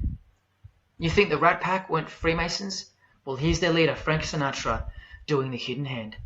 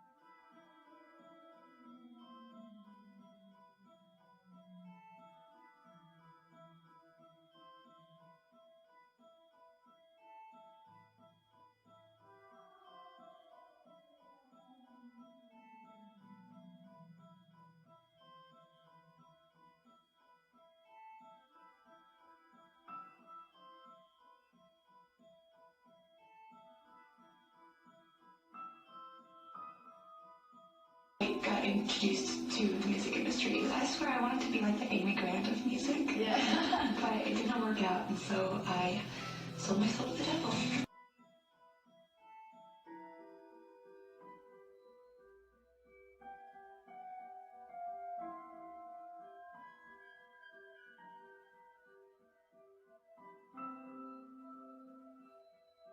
On that, have you considered maybe doing more acting? I only had a few lines. It was fantastic, but I can't really tell you anything else. But it was. Sure you can. I know, I can't. It's very secretive. It's a very secret society.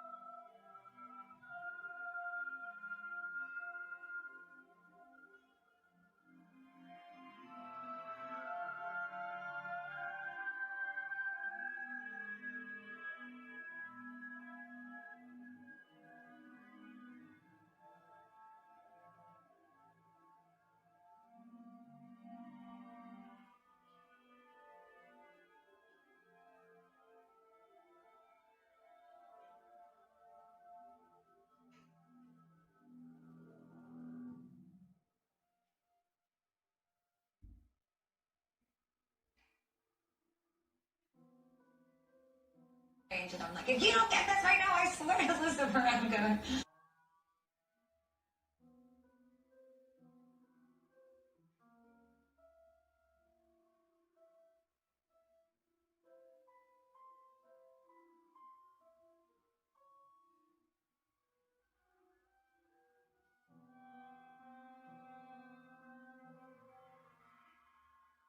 poker facing with your sexuality. When I was making love to my old boyfriend, I used to think about women sometimes. Oh, good Lord. I'm sure he was delighted when you told him. Oh, good Lord. I'm sure he was delighted.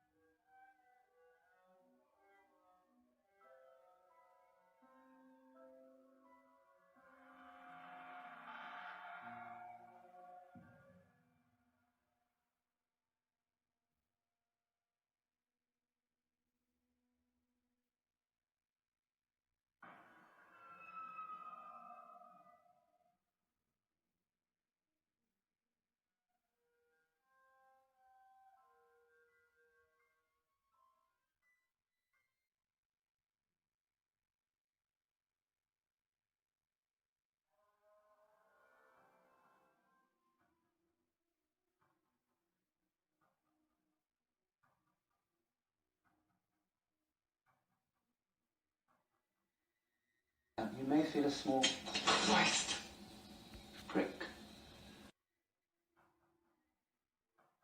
Christ prick.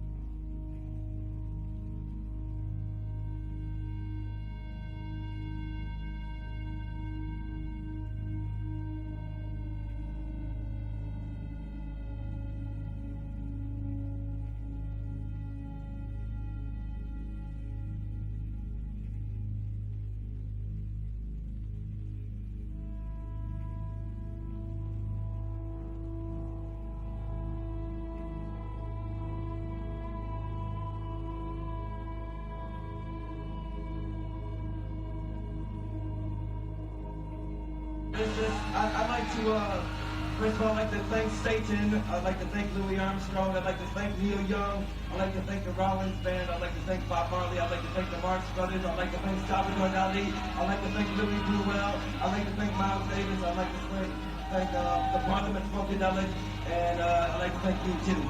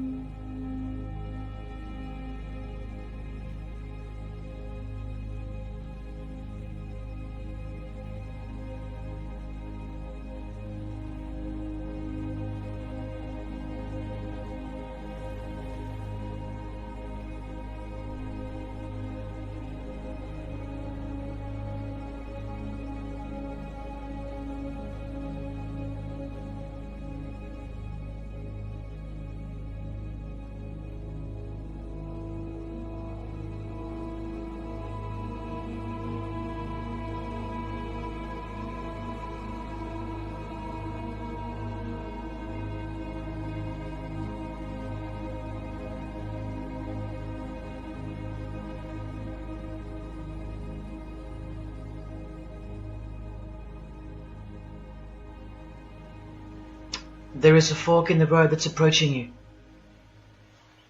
And you can stay on the path which curves to the left by denying the existence of Satanism in the fullness that you've been shown.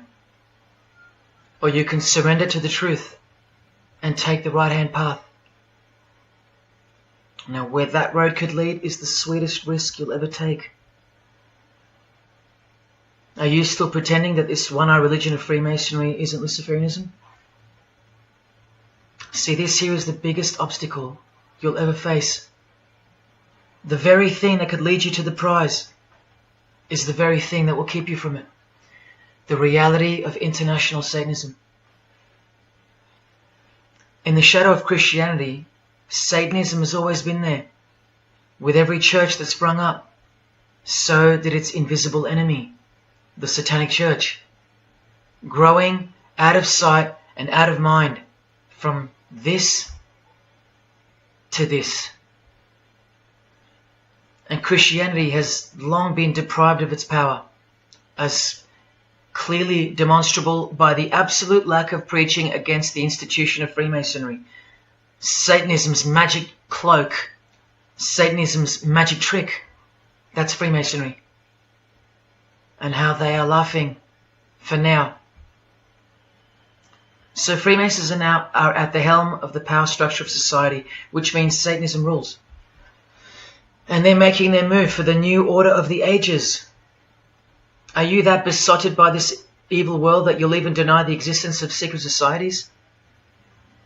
And what about the American president, John Kennedy? Was he just a nutjob like me? Warning us about an international secret society with an international secret plot. A Freemason trying to tell you and the world about Freemasonry. Shot through the head. I've shown you who they are. I've shown you how they successfully operate with degrees of initiations and horrific and illegal oaths of secrecy. And I've shown you why they are a secret society. I've proven it to you.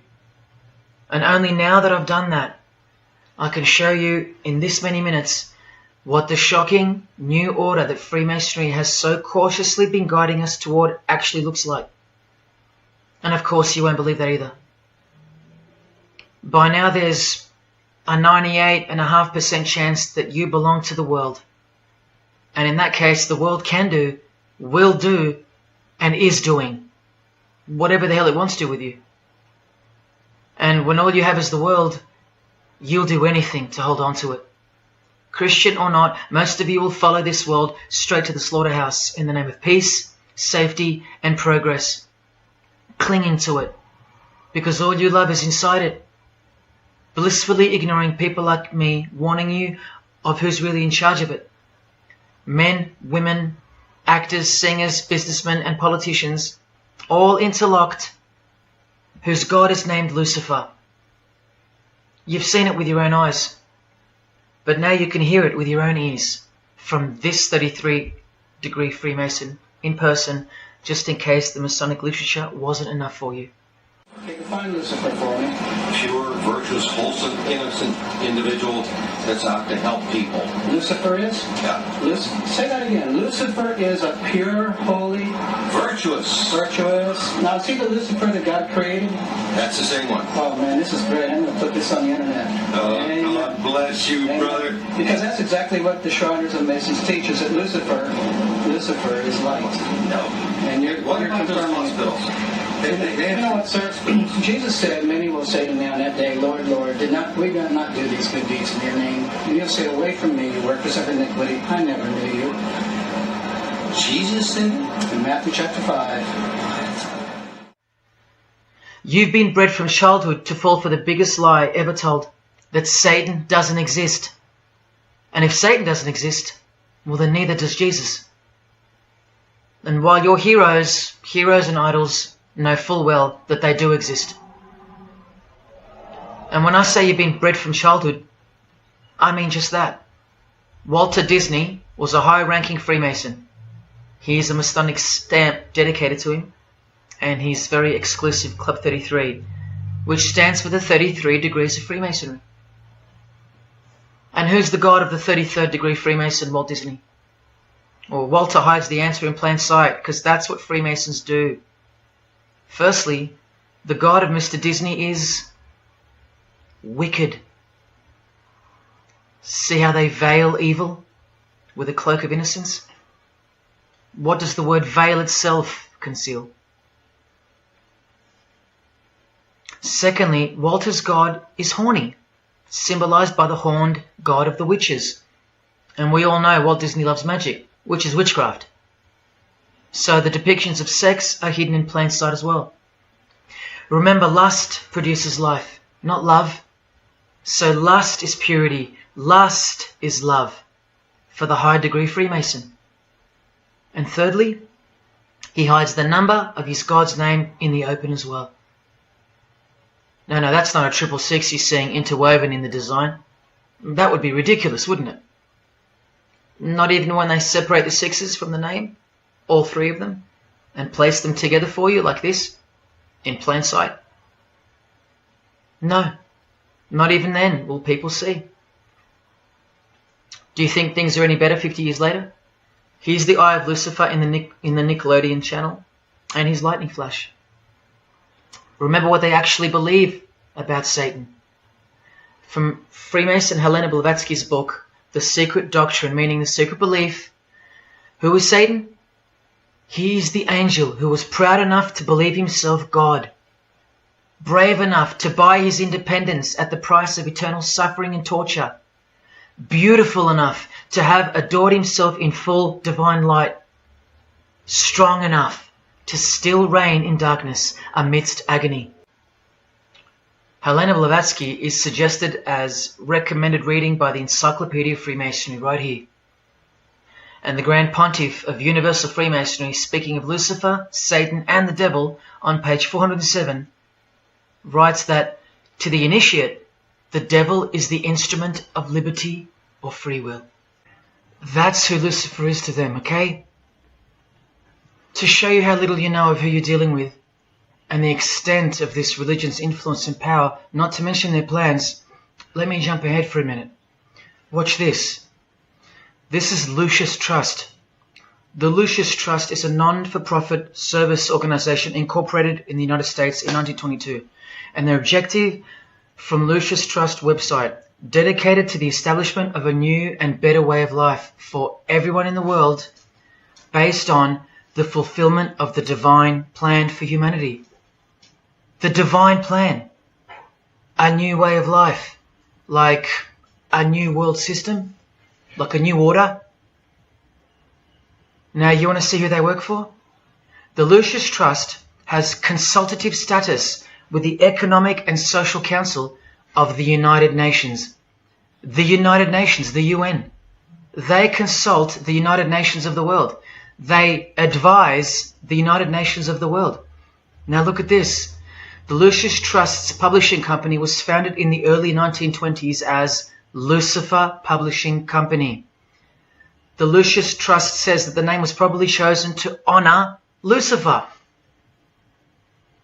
What on earth does a modern day consultant to the most powerful and progressive force engaged in uniting all nations under one banner, the UN, have to do with the fallen angel of the Holy Bible? The one that Jesus Christ told us would manifest on earth as a world ruler, to deceive the whole world into a new world system. Yes, that angel. Why on earth would they honor that angel? Well, that's easy. They were founded by Freemasons. Incorporated into the United States by Alice Bailey and her husband Foster. Well, here's a book written by Foster the Freemason, The Spirit of Freemasonry, published by Lucius Press, also known as Lucifer Publishing. And one last thing, if you dig a little, you'll find an article on their website, The Esoteric Meaning of Lucifer, on a modern company website with consultative powers to the United Nations of all things. Wow, I really hope you're seeing this. In the article it states that the Baileys had enormous respect for H.P. Blavatsky, who stated in her renowned occult book, The Secret Doctrine, on page 245 in a chapter called Holy Satan. It is Satan who is the God of our planet and the only God. Then the article goes on to say that the Baileys sought to elicit a deeper understanding of the sacrifice made by Lucifer. Everything has been reversed. Evil is good, Jesus is the enemy, and Lucifer sacrificed himself for you, not Jesus Christ, the one who washed the feet of his disciples and the only one they fear. Modern progressive atheists do not influence world events, people. Satanists do. Remember the goal of the Lucis Trust? The fulfillment of the divine plan for humanity. Yeah, the divine plan exposed by Jesus Christ in the Gospels. Hence their war on the Bible and the abolition of it from the school system and even from modern Christian churches who dare not preach from the book of Revelation. Your most highly evolved and contemporary leaders of society secretly believe that in the theosophical perspective, the descent of these solar angels was not a fall into sin or disgrace, but rather an act of great sacrifice. They believe in the fallen angels and their revolt against God as revealed in the Bible, led by the devil, the chief commander of Freemason Bob Dylan, remember? These people make contact with these fallen angels, with the royal art of Freemasonry called witchcraft. Please stick around, let me show you that.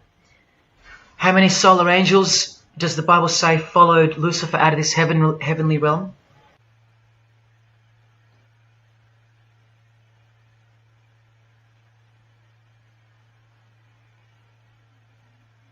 A third of the angels makes 33%. Does that number sound familiar yet? 33 degrees of Freemasonry. Just a coincidence? From the Gospels again, which expose these people every time. Do not let anyone who delights in false humility and the worship of angels and who has access to some visionary world beguile you, trick you of your reward. You still don't believe that the false humility of the charitable fraternity of the Freemasons is behind it all? Well, Blavatsky also published a magazine called Lucifer with a woman named Annie Besant. And here's a letter written by Annie herself with the official Masonic letterhead. And here Annie signs off as a 33rd degree Freemason. Printed also in the left-hand corner, Annie Besant, 33rd degree, and a member of the Supreme Council. Undeniable and undisputable. Please don't make me prove it to you over and over. Have you caught a glimpse of who you're dealing with yet? They're all Freemasons, high-ranking. And they're all buffeted by a plethora of Masonic dupes who don't know any of this because they can't decipher the symbols and they don't care to try. They're proud and boastful and defensive of their beloved fraternity in which they get to rub shoulders with the most important people of their suburbs, cities and towns, and in which they got on their knees to take blood oaths of death, calling other old decrepitated men worshipful master, yet still they think it's innocent and has nothing to hide. Delusional and lost, almost beyond hope. Some of them still think it's a Christian organization, just like the founder of the Satanic Church described. What do you get when you carefully conceal Satanism with Christianity? You get Freemasonry. People, Satanism is at the core of our world, and it is behind the new order that will be implemented soon enough. It will be all done through deception. You'll be tricked. Remember how I told you that the all-seeing eye sees that we're in hell? Well, the massive witch and Freemason Helena says so right here. Satan is the minister of God, Lord of the seven mansions of Hades, the angel of the manifest worlds. Hades means hell, manifest worlds means earth. This is who you're dealing with. This is the religion and the beliefs of the rich, powerful and famous. And yes, politicians. Do you want to go back to sleep? You can sleep after this. Well, wait till I show you what they're going to do to you, coming up in this many minutes. For those who simply refuse to believe that Bono or Scott Morrison or Prince can be Luciferians because they all go to church, let me show you another Masonic ritual they do. And this is before Satanism or Luciferianism is revealed to the candidate. And then you tell me if Bono or Scott are capable of secretly believing in Lucifer. It all starts here with the Masonic apron. Different kinds signifying different grades. Have you guessed what it's hiding yet? The genitals. Pretty obvious. Like everything else they hide, once you can see. The genitals are the true working tools of a Mason. Freemasonry is foundationally a sex cult, like Satanism, because it all starts with sex, doesn't it? Life itself starts with sex. So the mystical force of the true God of Freemasonry hides in the hidden part of the human body. That's the Holy of Holies, covered by the Masonic apron, the seat of God, the seat of Lucifer. See here with Satanist King Diamond's artwork? The eye is attached to the horn god, but look at where the eye starts, from the waist down. That's where the apron of a Mason begins. And the one eye of Freemasonry is also the one eye of the penis, where life generates and springs forth. See the openly hidden secret of the Masonic square and compass now? You're looking at the sex act. That's the female in missionary position, and that's the male mounting her. The sex act. And the eye in the middle, with these emanating rays, is the orgasm and the ejaculation of the penis. See life shooting forth. That's how they see the sun and the earth too. The sun is the visible penis of their true God, shooting forth life continually. The light itself is the mystical sperm of the God of this world. The sun and penis generate life, while the earth and female womb produce life. The letter G, when replacing the I in the middle of the square and compass, stands for generation, sexual generation. The practical aspect of Freemasonry and Satanism's religion is that of a sex cult. You see Rod Stewart telling you he's a Freemason?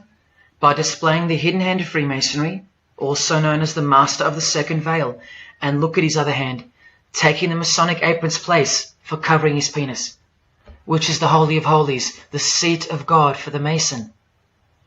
And from the Grand Pontiff of Freemasonry, Albert Pike, hence the significancy of the phallus, the penis, or of its inoffensive substitute, the obelisk. Straight from the horse's mouth, the erect penis graces us, or should I say disgraces us, with its presence in every country in the world, marking its territory. The Masonic obelisk in our face, everywhere, making its bold statement, yelling, screaming in silence.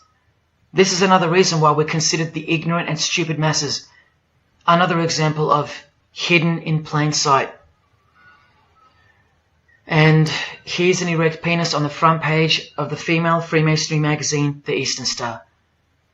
I once stood in front of this obelisk in Sydney, and I must have asked 30 people what they thought it was. Not a single one of them knew. To the Freemasons of the higher degrees, the whole universe is in fact one giant and continuous sex act. This is the structure of Freemasonry. You can take this path to the top or this path. And way up here, you have the Order of the Mystic Shrine. The Mystic Shrine is what's found behind the Masonic apron, because that's where life comes from. That's the Mystic Shrine. You have to be a 32nd degree Freemason to be asked to join the Order of the Mystic Shrine. And then, once you're inside, you can be invited to join this order, the Royal Order of Jesters. See, Freemasonry is like Russian dolls, and Satanism is at its center. Look at some of the pins and lapel designs for the Order of the Jesters. You can only join them unless you're at least a 32nd degree Freemason. Sex and debauchery. Erections. The adoration of the phallus. Masturbation. Devils. Demons. Fallen angels. This one here, mocking holiness, reference to the anus, and sodomy, anything to mock the Bible. This disgusting one has King Momus sitting on a female's face, and hidden in plain sight is the square and the compass, for those who have eyes to see. Bestiality, yes indeed.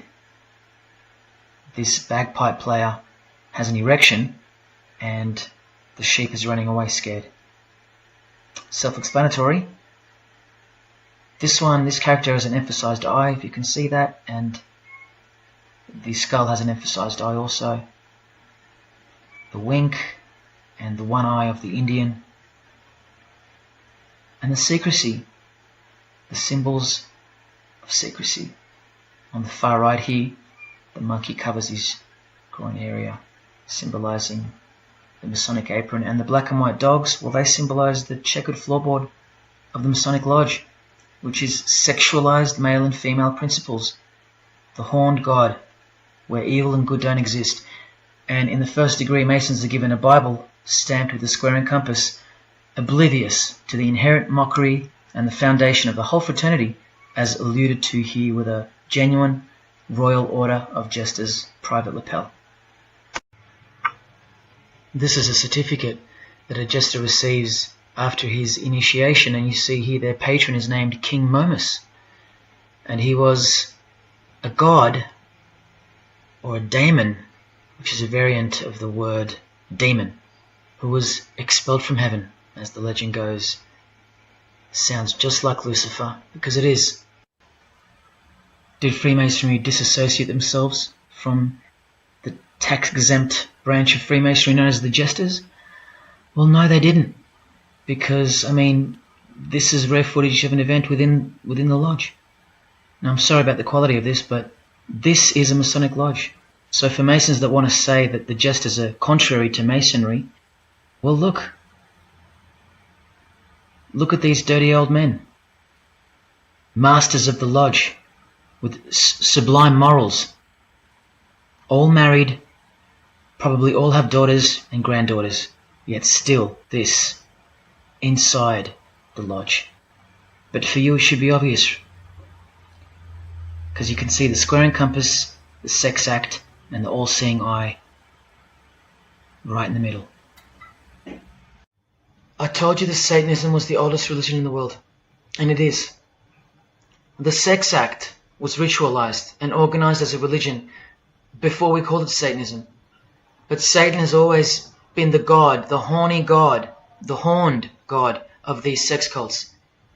All of them, from Sumeria to Egypt to Greece and so on, that's called paganism. And the real Bible of the Freemasons and the pagans, the one not written by hand, the one that's older than any book, the one that supersedes all the rest in age, thus making it the purest and most unadulterated word of God in the eyes of the Freemasons, is nature. Nature is their Bible. And before you think there's nothing wrong with that, wait a second, because you're not thinking straight. Ask a Mason, whether he be a first degree or a 33rd degree, what is Freemasonry? And the universal go-to answer is this: a peculiar system of morality, veiled in allegory and illustrated by symbols. Now, why would you need to veil your morals? Because in their peculiar system, evil is good and good is evil. That's Satanism 101. A peculiar system of morals. That should tell you something. That should tell you everything. Why would your morals need to be a secret? Because their deeds are in fact evil.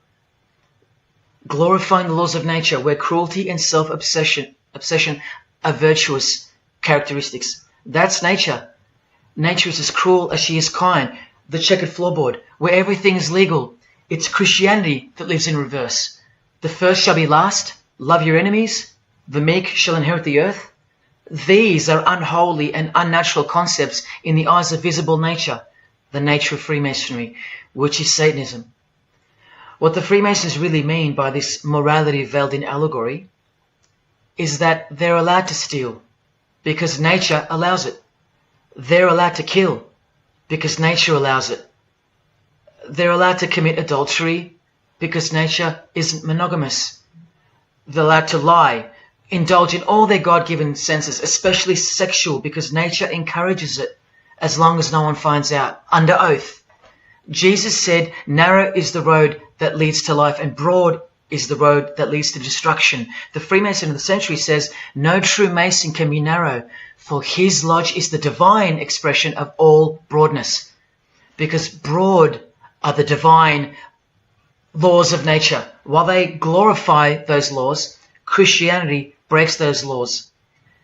It becomes supernatural, because only then can you love your enemy. And so it goes that Christianity is despised by Freemasonry, the real Freemasons, because their Bible is nature. And by nature, they know the personality traits of their God Satan, because he's the God of this world, just as the Freemasons, the enemies of mankind, say that he is. And just like Jesus said he was too. So they believe that Jesus is evil because he denies human nature and burdens us with the knowledge of sin. Observable nature, that's what guides the Masons' ethics and the Masons' morals. That's why they're called Freemasons. Believe you me, because they're free from moral obligations, free from sin, from guilt. They're free from Jesus Christ. These people are introducing this new system of the world, this new age. You're going to miss Christianity when it's gone. Mark my words. Because you have no rights in the eyes of nature, which is the Bible of Freemasonry and Satanism. And soon that will become painfully plain as a fact of life. Now please, I give you fair warning of what's to come in this presentation. It's very disturbing, or at least it should be. But cause to celebrate follows the disgusting things you're about to see. This is precisely where my own life and well-being come into danger. So let me say this right now. If you hear of my sudden death, or of my possession of 0.5 kilogram of cocaine or child porn, or my overdose or my suicide, remember this video. And if something so unfortunate should happen to me, may it serve as a catapult to you and as a remembrance of the conclusion to this presentation, which is this many minutes away. Do I really think they're going to make me pay for this video, for breaking my oaths? Well, seeing as people are so far gone, lost in the illusion that secret societies have constructed around you and inside you, and seeing as they can simply pull this video down, close my account and whatnot, no, I don't think they'll come after me. But if they do, let me say this to the Grand Lodge that orders my demise right now. Jesus wins. So in saying all that, here we go. Is Scott Morrison a Satanist? I'll let you answer that. Here is a ritual that Scott and every Freemason from this guy to this girl have performed.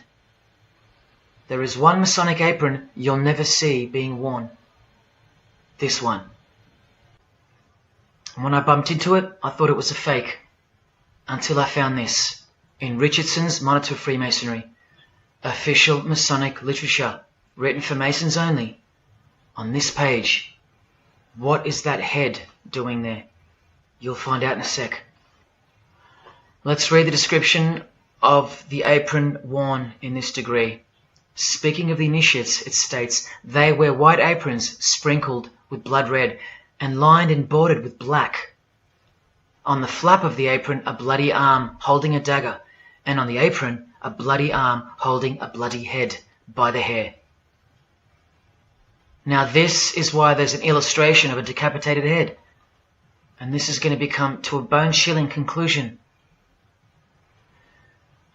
So during this ritual, the candidate removes the blindfold and discovers a basin of water with a tumbler beside it.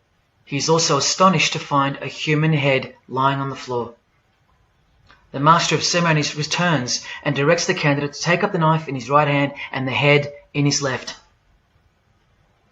Yes, this pope, this rock star, this pop star, this actor, this actress, and this beloved Prime Minister. This is what they've done. All of them, hands down. And you thought all you needed to be is talented to succeed? No, you need to belong to the secret society called Freemasonry. And believe me, when you belong to them, you belong to them. Now you tell me, can these people end up believing in Lucifer?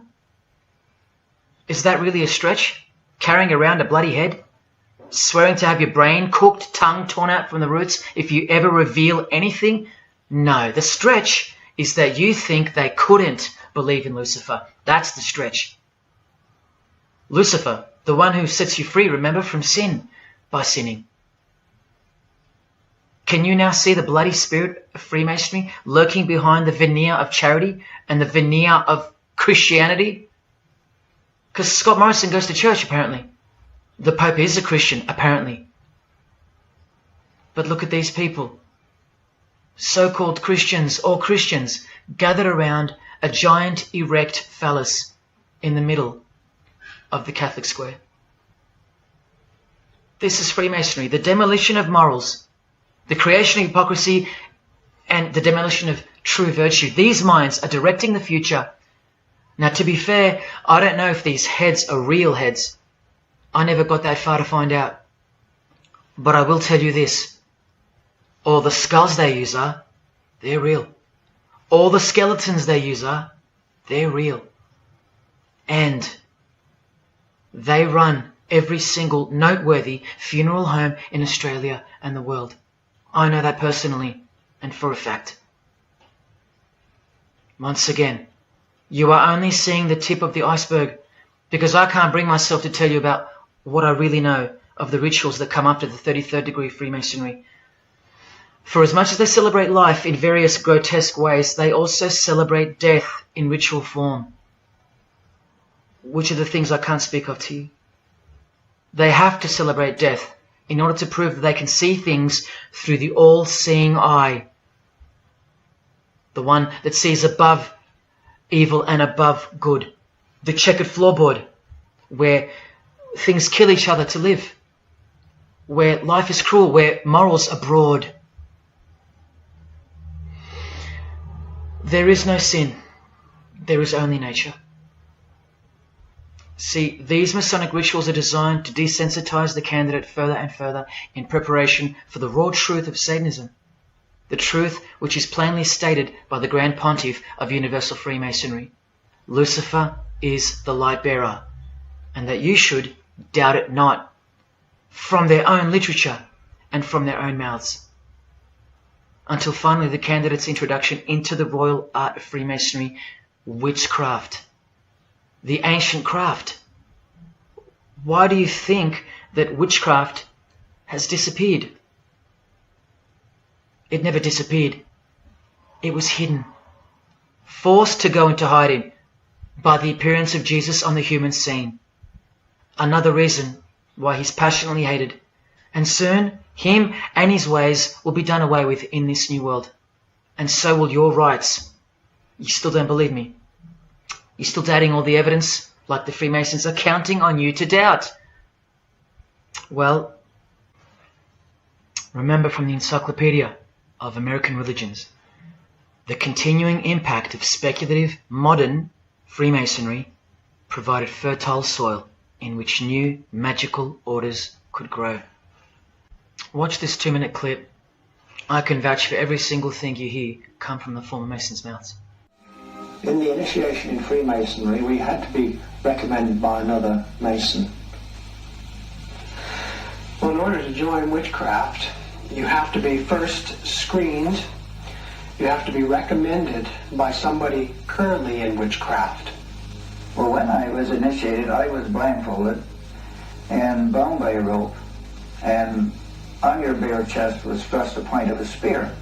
In witchcraft, we were initiated through a very involved ritual, initiation ceremony, wherein the candidate was led blindfolded, bound by a rope to the edge of the magic circle. And the rope is around your neck and your lid forward. And up front, at the eastern end of the building, is a person who's a worshipful master. And you kneel down before him as if he were a god. You were met by the high priest or high priestess at that time, usually with a sword to your chest. When I went to enter the lodge, a sharp object was put to my left breast. And I was warned that should I reveal any of the secrets of Freemasonry, to know what to expect. When you're presented before the high priest, a sword is held against your chest, and you actually take a blood oath, promising to remain faithful to the secrets of witchcraft. Well, when you are in the room, this blindfold is taken away from you, and this is the time when they say that you're coming from darkness into light. During the initiation ceremony, the initiate is led by the lieutenant of the high priest and is challenged at the edge of the circle by someone saying, "Who goes there?" And the answer is, "One from the world of darkness." In Masonry, the prayers are ended with "So mote it be." Oh, and one of the other aspects of, or distinctives of the craft was that we would always end any spell or ritual where we released the power, this is where the power was released, with the word "So mote it be." By now this should sound like a stupid question, but why do you think that the initiation ceremonies into witchcraft are almost identical to that of Freemasonry? I'm not even going to answer that. Come on, people, wake up with me. Here's Kylie Minogue, a Freemason, okay? Hidden hand of Freemasonry and the one-eye symbolism of the god of her religion. Now here she is giving the vow of silence. But what the masses fail to see is what's written on the book she's holding. Witchcraft. The royal art of Freemasonry. This is what her vow of silence is referring to in the picture. Yes, Kylie Minogue is a witch. And if you're still that deluded by the magic wand that is television, entertainment, movies, media and whatnot, then you'll no doubt fail to use the incredible eyes that God gave you, from which to see the real world with, the evil world, where Satanists are at the helm. The ban on witchcraft was only officially lifted in England in the 50s, after more than 1500 years. So that tells you who's in control now. And when I give you a glimpse into witchcraft in a minute, you'll see why it's evil. And why it should be anything but legal, even when using it for so-called good, because the well they draw from is poisoned. But thanks to propaganda, the craft of the witch has been absorbed into the realm of fantasy. Justin Timberlake here is also referring to magic in this cover art, with the all-seeing eye looking through the number of their god. Magic. Magic is a much smoother and more acceptable word than witchcraft, that other word. That word still retains its ferociousness, its true character. But that word has been sterilized. That word isn't real to you anymore. You can't feel it for what it really is. Or if you do, your mind has isolated it, confined it to some small groups of unimportance scattered here and there over this diverse world. And so it's nothing to be feared or concerned about.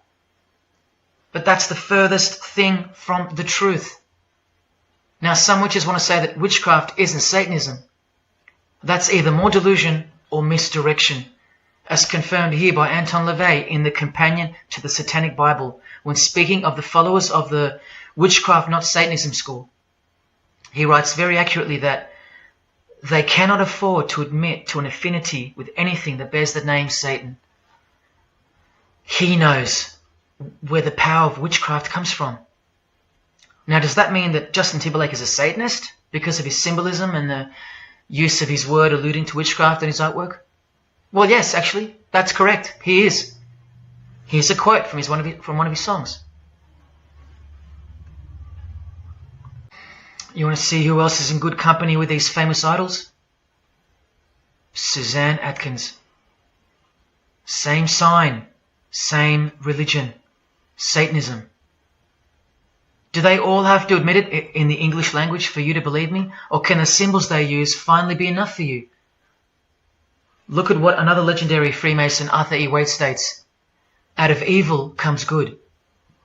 And the confusion of tongues gave rise to the ancient practice of Masons conversing without the use of speech. Out of evil comes good, so it's good to do evil. That's what he's saying. See, I'm trying to include you into the conversation that the Freemasons are having with each other in public via symbolism, unbeknownst to you. Listen to what famous US footballer Tom Brady said regarding his wife. So, man, I listened to her. And right after the game, she said, "See, I did a lot of work. You do your work, I do mine." She said, "You're lucky you married a witch. I'm just a good witch." Well, this is Tom Brady. And this is his wife. Both initiated into the secret society. Of course they are. Wait, she's not displaying the one-eye symbol of the Freemasons, is she? That's just art, isn't it? Well, no, it's not. She's a witch, and her husband just told you she was. Here's Steve Miller's front cover to the famous song Abracadabra, and he covers his eye because he's a member of the one-eyed religion, and abracadabra is a legitimate word used in witchcraft. Here it is in the 100-year-old Encyclopedia of Freemasonry. Why would the word abracadabra be in the Encyclopedia of Freemasonry, the fraternity that runs charities, hospitals, nursing homes, and that secretly supply us with popes, presidents, prime ministers, kings and queens, and the bulk of our entertainers? Why? You know, I really think it's time to show you what the Satanists dressed as Freemasons are going to do to you and the world to finally establish their new world, their utopia. And this is going to be the segue into that. This is my last practical example of Freemasonry's satanic roots. And then I'll close this presentation with the most shocking thing you'll see or hear. You probably won't care, but to the precious few who remain, I will send you off with the greatest and most beautiful shock of all.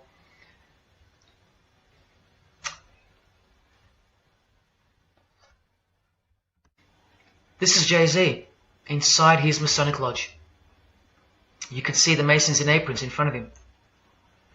This is where Jay-Z takes his sick oaths of silence, kneels down in front of other men, and calls them most worshipful master, an appalling title to give to a man on this planet. Jay-Z the Freemason writes songs like this. This one's called Lucifer. And in Empire State of Mind he writes, Jesus can't save you. Life starts when the church ends. Oh, but he can save you, Jay-Z. He can even wake you up just before you collide into a concrete wall doing 120 kilometers an hour. I should know. This is fellow member of the craft Alicia Keys, who sings on the track. Here she is, showing her allegiance and wearing the broken and bloody cross of Jesus Christ, the occult peace sign, pure hatred for Jesus. There is peace when your conscience has been killed, seared to sin, and you can indulge to anything. A false and temporary kind of peace, no doubt. Here's a shot of Jay-Z's clothing line, purely Masonic, the craft. Well, this is the craft he's referring to. This is him with well-known witch Marina Abramovich, also showing her sign of allegiance to Freemasonry. Now here we go. Here's Jay-Z wearing a most revealing top and the dead giveaway that you need to see behind the curtain of Freemasonry. Do what thou wilt. Do whatever you want. That's the adopted motto of the most notorious Satanist of the 20th century, 33rd degree Freemason, Aleister Crowley. Here is his certificate of appointment, known as the 33rd degree inscription and the double-headed eagle of Freemasonry. And here, next to his name on the certificate, including the symbol for a Grand Commander of Freemasonry, as shown in their encyclopedia. But to really confirm that he's a Freemason, here he is doing the Masonic sign of the Master of the Second Veil. Now here's a legitimate letter from Aleister. Again, the addition of his inscription of the 33rd degree, and he signs off with a symbol of the past Commander of Freemasonry. What does he write beside it? Baphomet. This Baphomet. Now listen to this man to get a clearer picture of the truth behind the secret religion of the stars and the leaders of the world. Aleister is the founder of a Luciferian church called the Ordo Templi Orientis, and he named himself the Beast 666, straight from the Bible, depicting the number of wickedness in human form. In his what's called Liber's writings, he says, "With my hawk's head, I peck at the eyes of Jesus as he hangs upon the cross." Do you see the hatred? You think they don't hate you too? Keep watching. And from the equinox, with the all-seeing eye of Freemasonry, this illustration. What does it mean? The writer himself explains. The picture is symbolic of the new eon, the new age. From the blasted stump of dogma hangs the hag with dyed and bloody hair, Christianity. There's a massive glimpse into the New World Order that's coming. Keep watching. And down here, do what thou wilt is the true nature. The true nature, remember? The broad morals. There is no such thing as evil. So do what you want. Can you see the Masonic future yet? Can you see the hidden hatred that pulses through its veins? If they believe in do what thou wilt, what do you think they will do to you? And what do you think they'll do in order to build this new world? This is from a commentary on his book of the law. The Beast 666 adviseth that all children should be accustomed from infancy to witness every type of sexual act. Do what thou wilt. And what about the royal art of Freemasonry? Magic is the highest, most absolute, and most divine knowledge of natural philosophy. What a statement. The highest, most absolute and divine. Well, let's have a closer look into some of the more hidden secrets of the most divine natural philosophy known as magic. Any living being is a storehouse of energy, varying in quantity according to the size and health of the animal. At the death of the animal, this energy is liberated suddenly. The animal, therefore, should be killed within the circle, within the magic circle, so that energy that's released can be captured and directed to serve the will of the witch, male or female. This is a science, a hidden science. But now hear this, coming from a 33rd degree Freemason, and don't you forget that. For the highest spiritual working, one must accordingly choose that victim which contains the greatest and purest force, a male child of perfect innocence and high intelligence is the most suitable sacrifice. Can you see? This is who Jay-Z is quoting on his top. This is who this Jonas brother holds in high esteem. This is who the Beatles have on their front cover as a figure they admire. No, worse, they put at the top. This is the same picture of the front cover in a mirrored form, and after some kaleidoscoping, you'll find this. Fellow Freemason Aleister Crowley sits at the top, and down the bottom there even appears the phallus with the testicles, and up here the vesica Pisces, also known as the vagina. Does this picture make more sense now? All Freemasons, yes indeed. And by the way, that's where Jay-Z got his symbol from Satanism, as portrayed here by Satanist and Freemason Aleister Crowley and by Satanic church founder Anton LaVey. Does anyone still think that Freemasonry isn't Satanism in disguise? Let's finally take a peek into the royal art of Freemasonry. And this is the briefest way I can show you from the complete book of magic and witchcraft. This is a practitioner's manual, not from some bogus author trying to expose witchcraft. Just so you can get it through your head that this is real and this is protected.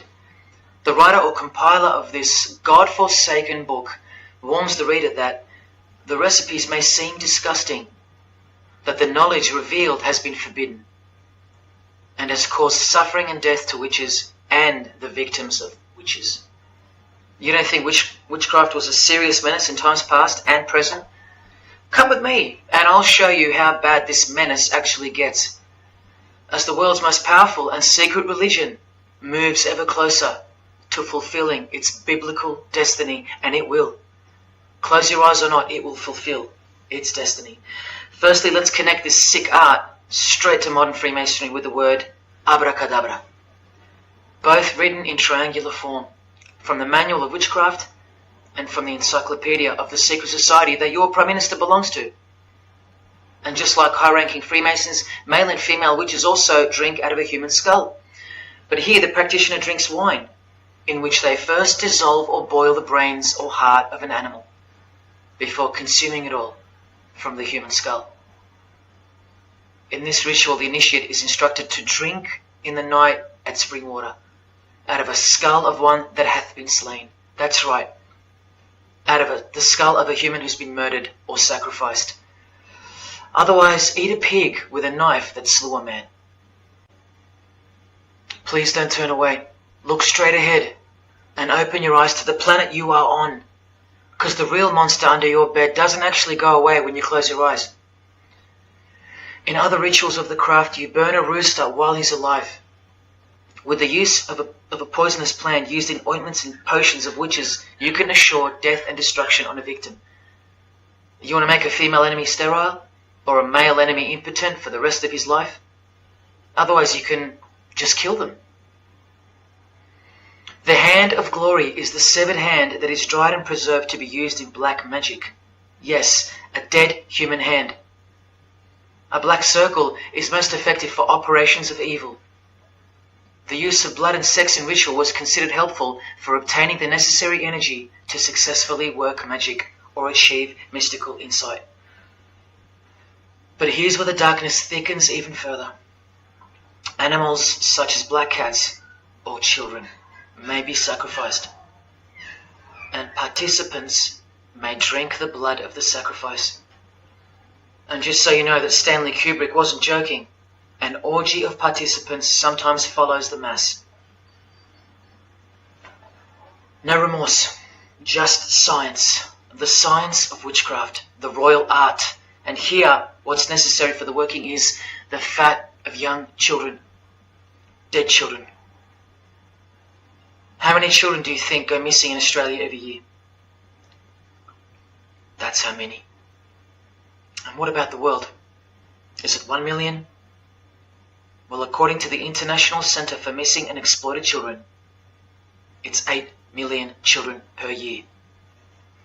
Do you think that the highest, most absolute, and most divine knowledge of natural philosophy has anything to do with that? Any chance of an international secret system that is bolstered by initiations and degrees and bound under the most brutal penalties that the human mind can ever devise? Do you think that has any involvement? Any chance of that? Am I saying that this Freemason has sacrificed children? No, I never said that. But did he ever even remotely mention the secret societies? Did he ever try to warn you? Educate you? No, he was under oath. Am I saying that these Freemasons have sacrificed children? No, I never said that either.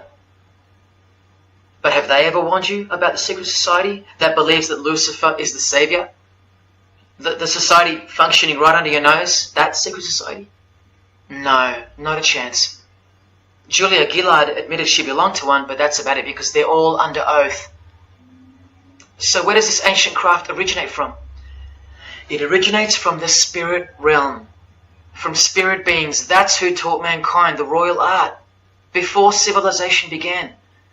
In this chapter, The Rites of Satanism and Witchcraft, the manual explains that a typical satanic Sabbath was, number one, a homage to the devil, usually performed as the osculum infamy, also known as the kiss of shame, which is so shameful that we'll just put it this way. The ritual involves kissing the hindquarters of the devil, the rear. Surely this is far removed from anything to do with Freemasonry. People, the original order of the Knights Templar were found guilty of this very same obscene ritual. And where do you find the modern variant of the Knights Templars of today? I told you, in the highest degree of Freemasonry, right here. Here's a couple of them now. And what's on this Templar's head? From the Masonic Encyclopedia, remember? A symbol of the Baphomet, according to 33rd degree Aleister Crowley. And we could confirm that in the Satanic Bible. That's exactly what's hiding deep inside of Freemasonry. I'm only showing you this to show you the reality of Satanism and the demonic realm, the world you can't see. On this earth? And in this earth and then in a world we can't see. Look here. The hierarchy of demons occupies a more important place in both black and white magic rituals. Both black and white. This is where the power of witchcraft comes from. And this is the reason these bizarre rituals actually function and actually work. Because after the ritual is performed on earth, its effects are carried out to their conclusion in the spirit realm by spiritual beings or demons, actual demons. The reality that is hidden from you. Because if you found out that Satan was real, then that would have to make Jesus Christ real too. And he is the one they hate. And if Jesus Christ is real, that changes everything. And this is how much they hate him. The prayer that Jesus taught his disciples is performed backwards. The high priest is sometimes naked. A prostitute assists him, and a naked virgin, who may later be deflowered, is the altar. Everything that is sacred is defiled, and everything that is filthy is honoured as pure. Because of their burning hatred of Jesus Christ, just as he's hated by the fallen angels that they worship. It gets worse when you hear what they use as a substitute for the bread that Jesus broke and told his disciples to eat in remembrance of him. A wafer which initiates me with this, this, and this. Or the name of Satan may be written upon it. And this isn't even witchcraft. This is just a ceremony announcing who they love and who they hate. So is Satan real? It continues to state in the hierarchy of demons at the very top, Satanakia, whose title is the Commander-in-Chief. What did Bob Dylan, the Freemason, call the one he made a bargain with? Should I ask who you made the bargain with? with the chief commander. Same title, Commander-in-Chief, Chief Commander. Are you following? But watch this. In case the darkness is getting a little too thick and encompassing for you, let's shine a little light. The true light that only the Gospels can supply. Speaking to us humans and revealing something about Satan, the Gospels state, you follow the spirit of the age in this world system as dominated by the commander of the spiritual powers of the air. Satan, the god of this world, the commander. You still think the Gospels are wrong or fake? See, Satanists know that the spirits also live in the air, just as the Gospels reveal. You can summon any of these demonic spirits by name if you possess the royal art. Who do you think this figure on the front cover represents? A magician who is inadequately prepared and cannot attain his desires may seek the aid of Satan. That's who this is. Now that you know, hopefully for a fact, that these are people at the top of the human food chain. Do you think they'd be fooling around with stupid fairy tales? No, witchcraft and Satanism is absolutely real, hence their earthly power. This demon here, fifth in the pyramid structure, holds the title of Inspector General. And what's the title of the highest degree in Freemasonry, who exists in every local lodge in every suburb, a suburb near you? Inspector General. Same title as the living demon. Do you believe me now? You can even conjure Lucifer himself, or be Beelzebub, who the Gospels call the Prince of the Devils. Both of whom are listed as superior spirits in this book of witchcraft and magic. I can show you so much more from this disgusting book, but I'll cut it off here with the seal of Saturn, a demonic sigil from the complete book of magic and witchcraft. And this is his seal. Can you see? Do you see? This is the society that lives amongst you, above you. The one-eyed religion of Freemasonry, hidden right in front of those who have their eyes wide shut. I'm going to now show you what that world that they are building from the ashes of the one you're currently living in looks like. But lastly, to drive this business of blood sacrifice home, here's American rapper Azealia Banks with the 666 hand sign, and now over the all-seeing eye in her video, the eye in the triangle of the Freemasons on her shirt, and the devil's horns, her liberator, her master, her commander. And now displaying the secret society vow of silence. Along with that, the last brief glimpse into the highly concealed royal art of Freemasonry. The amount of crap that's about to come off my floor right now, guys. Oh my god. 3 years worth of brujeria. Yes, you know I gotta scrape all this shit up. And what does brujeria mean? You know what it means. Witchcraft. Azealia Banks, the witch, with her eye in the triangle shirt, and the logo of, for example, the Grand Lodge of Freemasonry in Spain. one and the same symbol. The logo of the fraternity of the Freemasons and the logo of this Church of Lucifer. The one eye. One and the same symbol. Freemasonry has deceived you. Yes, people, now you know how Satanism has functioned out of sight and out of mind. You still think there's no such thing as witchcraft?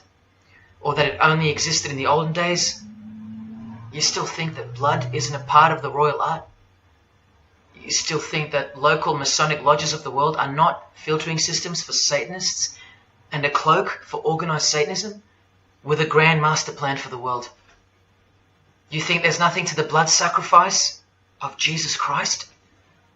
After seeing all this and the Azealia Banks clip, and after realizing that there exists a hidden and guarded science of the art of blood sacrifice, you think there was no science behind Jesus' crucifixion, a deeper reality that we can't see or understand?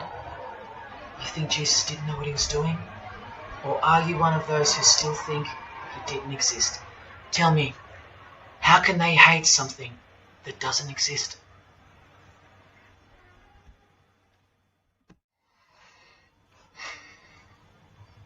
If only you could hear from some other Freemasons who have the courage to break their oaths. But you won't. You won't. This is probably it. But I once heard from a Freemason, an honest one, in about 2016, after I posted this picture on Facebook. He knew. He knew the truth. Just like you do now, or just like you should. And he wrote to me, and he said, by the time we are done, every church will be a brothel. Well, in case you think that that's impossible, this is a fashion show that was held in a church, a real church, and it was organized by high-ranking Freemasons, who you will see now to be Satanists. Designed to be a heart-wrenching mockery and a colossal sign of the times, this event. Just so you know, it's a Masonic production. Here's the inside of a lodge. See those twin pillars? Well, here they are. See the Masonic checkered floorboard? Well, there it is. See the Masonic square and compass? Well, there it is. And do you see the eye of Freemasonry? Yeah, there they are.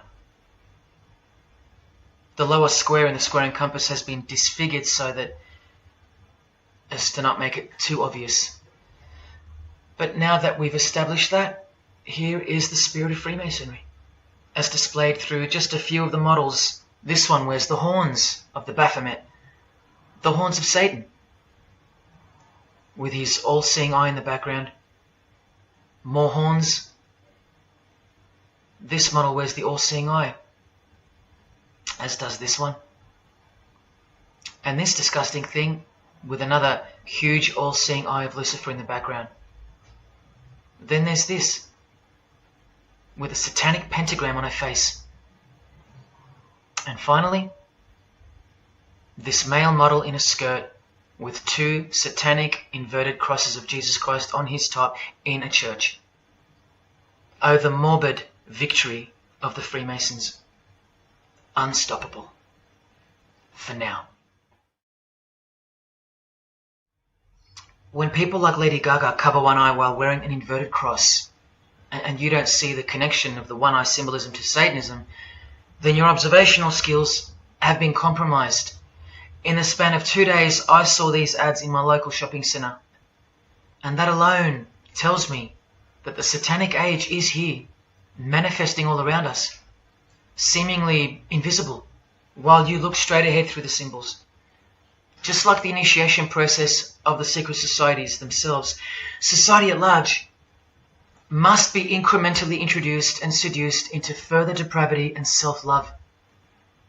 And haven't we been slowly but surely perverted over time, degree by degree, until we think that men dressing as women is beautiful and healthy, anal sex is a form of expressing love, the sick world of pornography is considered as liberating for women and men, and protected by free speech. In California, babies are allowed to be aborted after birth because it's a woman's choice. And that's not considered murder. A world where we should applaud young children like Desmond is amazing, cross-dressing, while he dances for gay men at a gay bar on a podium, because he's paving the way for the kids of the future. And we should get shamed, fined, and even jailed if we point out that this is sick, sinful, and dare call it evil, which is what it is. What spirit is behind Desmond is amazing? Oh yeah, an evil spirit, no doubt about it. You think Freemasonry and their peculiar morals aren't behind the decline of Christian morality and morality worldwide? It's all by design. The Masonic war on Jesus and the Christian social structure, generally undetected by human perceptions, and still people will write to me and comment on how absurd what I've said is. A cloud over the eyes of their heart. Well, I'll tell you this. There is no bigger axe that has ever been grinded than the one Freemasonry grinds.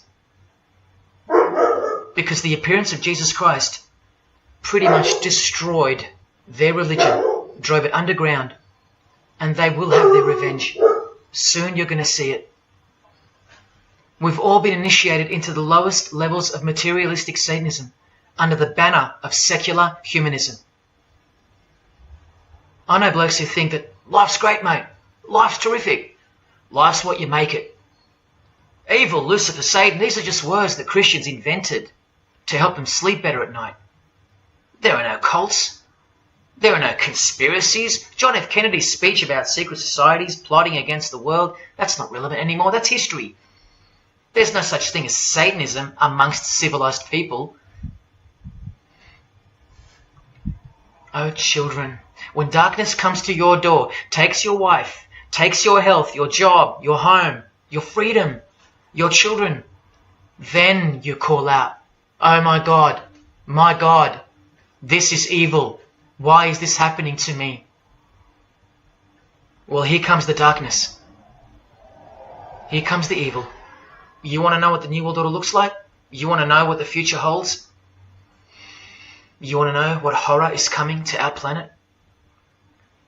As Jesus told us, for then there will be great distress, unequaled from the beginning of the world until now, and never to be equaled again.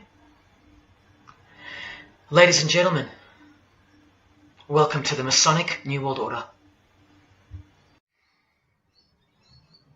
These are the mysterious Georgia Guidestones, also known as the American Stonehenge.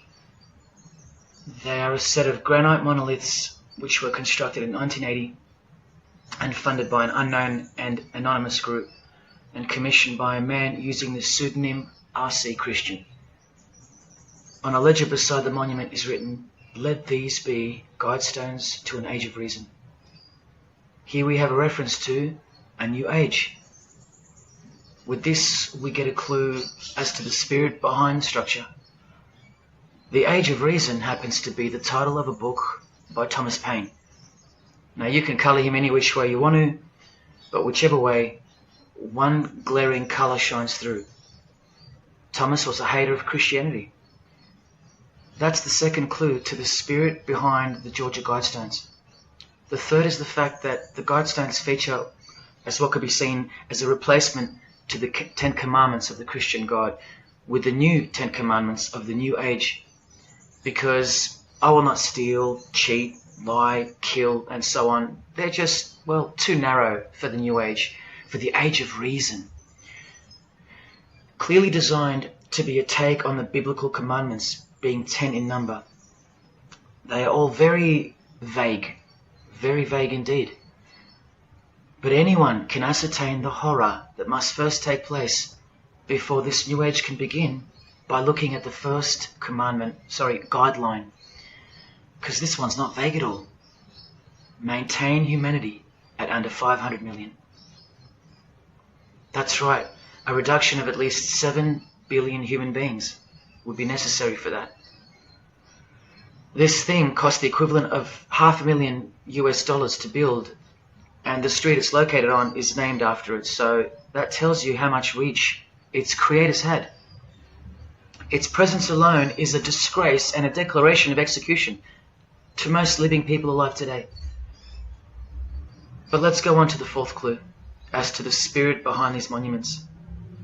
the monuments outlining the Age of Reason.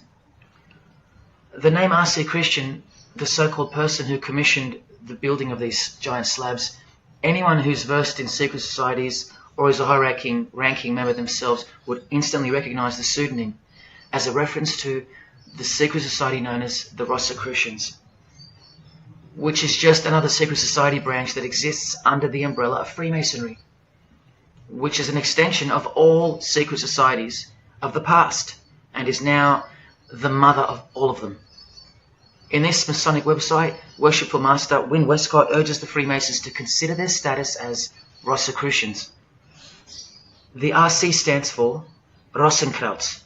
Christian Rosenkreuz is the mythical founder of the Rosicrucian order. And as impossible as it is for me to prove that Thomas Paine himself, the writer of Age of Reason, was a Freemason, he did also write this book, The Origin of Freemasonry. That is the spirit behind the Georgia Guidestones, the Satanic spirit, and a straight off the bat view of this approaching new age. I told you, the whole system is about to change. And it's not going into the future. It's actually going back into the past. The old religion, that's what's taking everything over. And you'll walk straight into it, blind as a bat, thinking these people want to help you. They will appear as your saviors, forgetting or never being told in the first place that all this time there have been two societies in the world. The visible one, which is the one we're in, and the invisible one. Remember that the invisible one considers you profane, vile, and vulgar. Why on earth would they want to keep you around? In a book I can't mention written by them, people are referred to as useless eaters. We've become excess inventory, redundant, and past our use-by date in their eyes. Think about this. According to a prediction by information technology and research advisory firm Gartner, 1/3 of jobs will be replaced by software, robots, and smart machines by 2025. That's 4 years away. Google engineering director Ray Kurzweil anticipates that robots will have reached human-level intelligence by 2029. And by 2050, 80% of all jobs will be eliminated by automation. What on earth are you and your family good for then?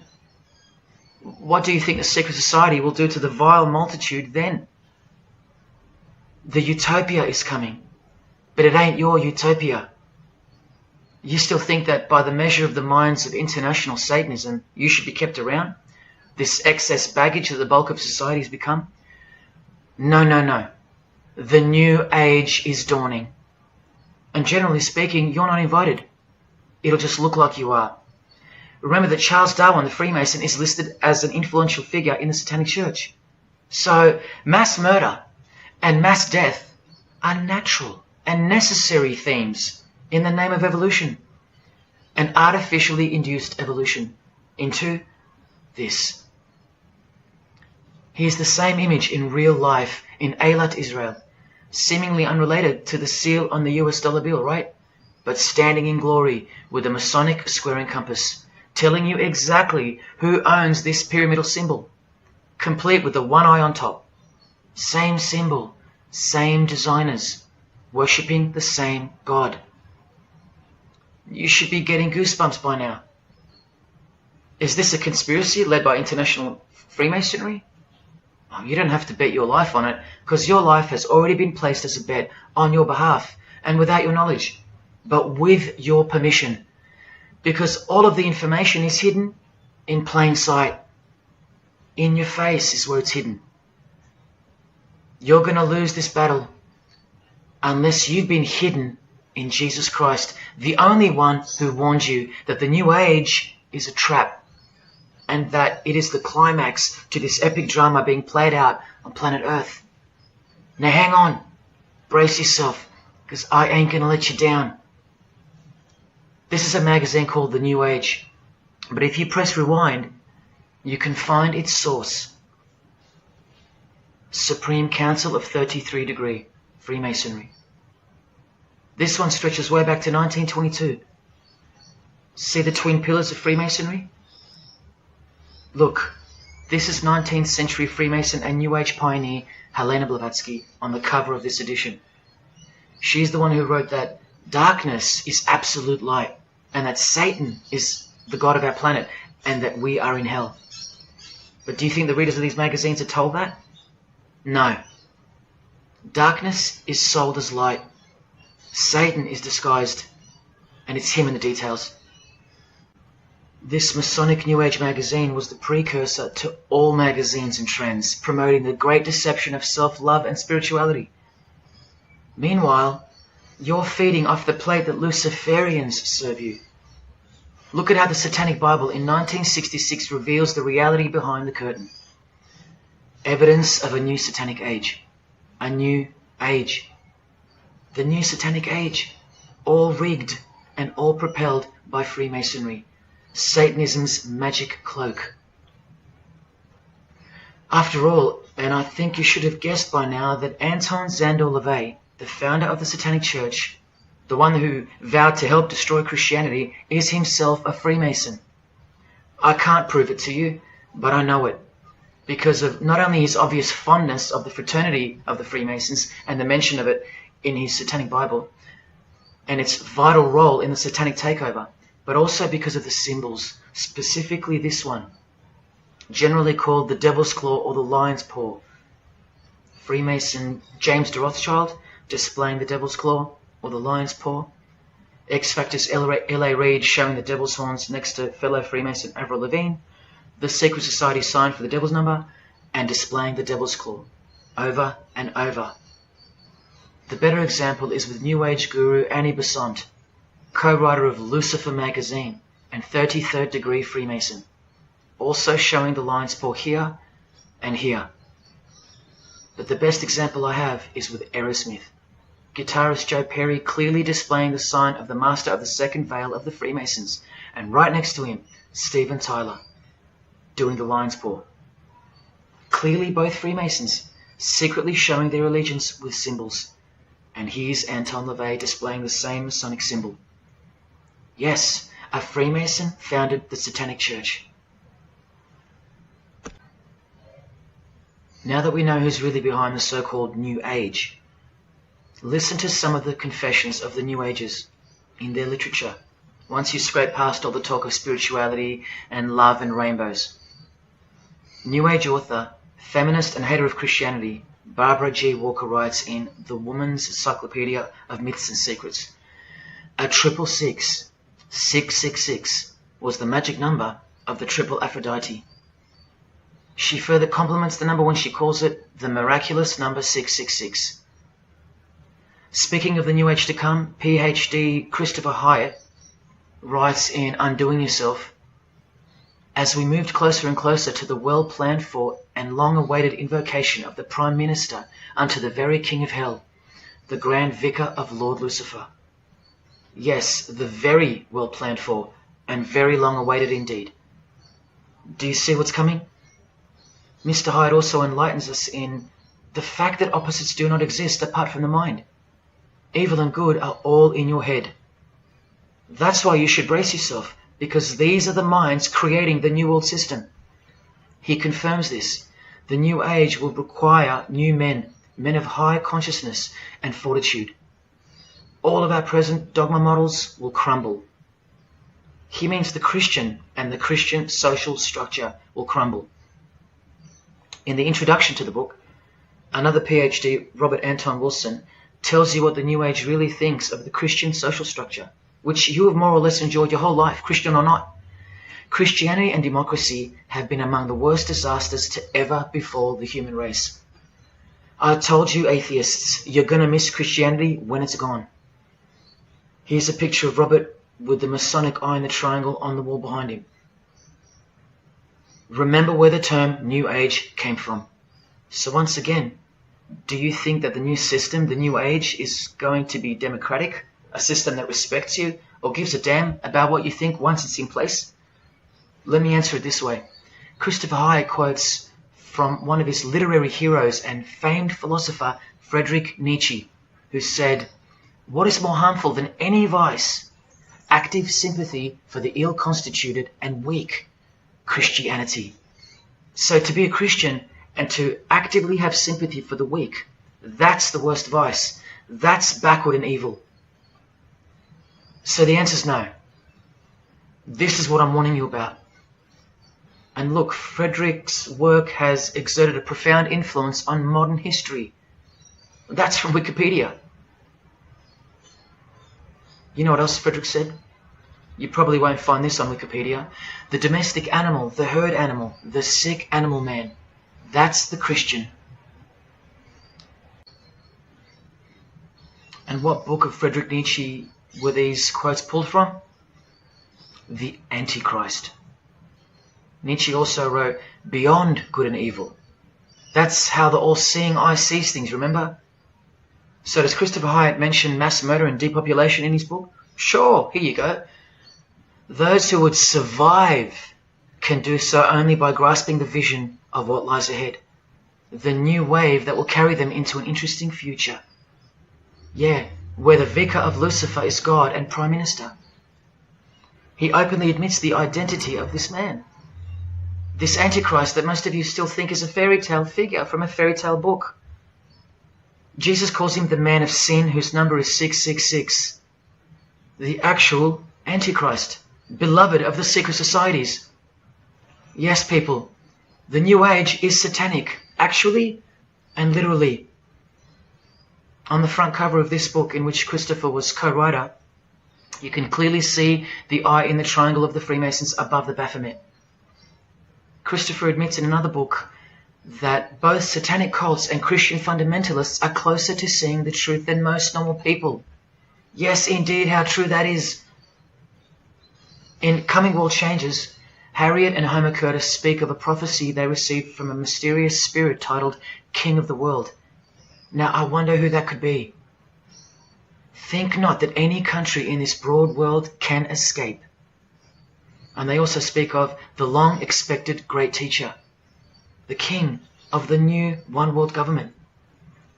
The victors will remain as the seed of the new race to people the new land, for the new sixth great race. This is the race that Luciferian Lady Gaga referred to. All part of the plan. In Threshold to Tomorrow, New Age author Ruth Montgomery writes on page 206 that only those open to the reality of one world will be around to enjoy it. Sounds like another vague suggestion for mass murder. Vera Elder Stanley's book title implies much the same thing. Initiation of the world. That's right, it's coming. You think Vera hasn't been initiated into the secret one-eyed religion? What else has she authored? How about The Finding of the Third Eye, the all-seeing eye? New Age author John Randolph Price writes in The Planetary Commission, in question and answer form, how do you define the Antichrist? The answer is pretty amazing.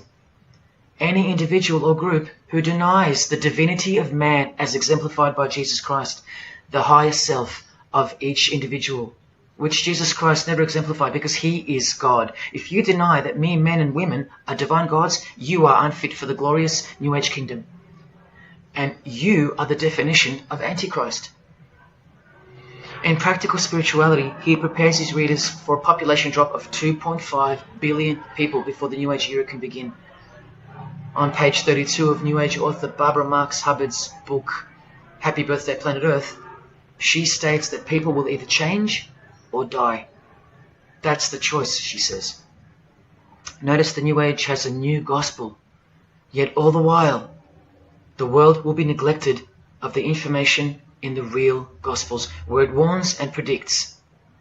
For if someone comes and preaches another Jesus, not the Jesus whom we preached, or another gospel, you are most beautifully tolerant of them. In the Book of Knowledge, The Keys of Enoch, the writer has a quote-unquote direct experience with two spirits, Enoch and Metatron, and they share with the writer spiritually scientific teachings regarding the new system of things soon to be fully manifest. The reason this work is considered extra special amongst its readers is because it was the first book to point out the alignment between the Great Pyramid and the constellation of Orion. The first book ever. That's basically proof that these spirits, Enoch and Metatron, are the real deal. Not only that, it was also the first book to show the direct relationship between DNA coding and the divine name.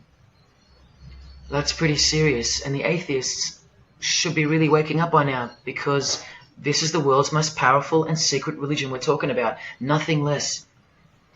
The writer was told that those who govern the earth are those who have fallen from the heavens. He calls them the masters, and even states that they were punished with penalties that were assigned to each. These are the fallen angels of the Bible, people. These are the masters of the Masonic New Age, as proven here in one of the illustrations from the book. Same symbology. This worldwide catastrophe that is coming will bring about a complete reorganization of Earth's life system. And like all high-grade initiates of the secret societies, every attempt is made to bring positivity to the number of the Vicar of Lucifer. I was given instruction to use the specific light harmonics 666, 999, and 12-12-12. The spirits further inform the writer of the Keys of Enoch that the pattern 666 is used to identify you with respect to the Earth's vibration. The number of the beast of the Book of Revelation of Jesus Christ is not only being glorified, it's manifesting in the world. And from another illustration from the book, once again, the same image we see being used over and over with the eye on top of the pyramid. This is the secret religion that encompasses us and has been influencing us for decades upon decades. 2 to 3 centuries, in fact. Just like the Gospels explain, this is an absolute counterfeit of the truth. Christ is mentioned everywhere, but not Jesus Christ. No, this is the Antichrist spirit, who will eventually manifest and appear to the world as one man.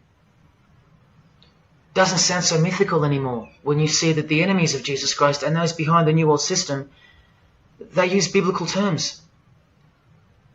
And Christ, to depict the antithesis, the anti of the real Christ, their Saviour.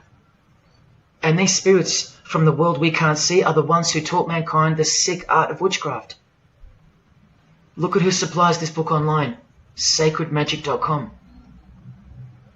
You know what magic really is and what it really entails now. So once again, you can see the connection, the relationship. If you still think that this phrase, New World Order, is a conspiracy theory, you're suffering from a medical condition. On the Lucis Trust website, the consultants to the European Union, you find the statement that the New World servers are occupied with the task of inaugurating the New World Order. In the same article, this shocking admission is made.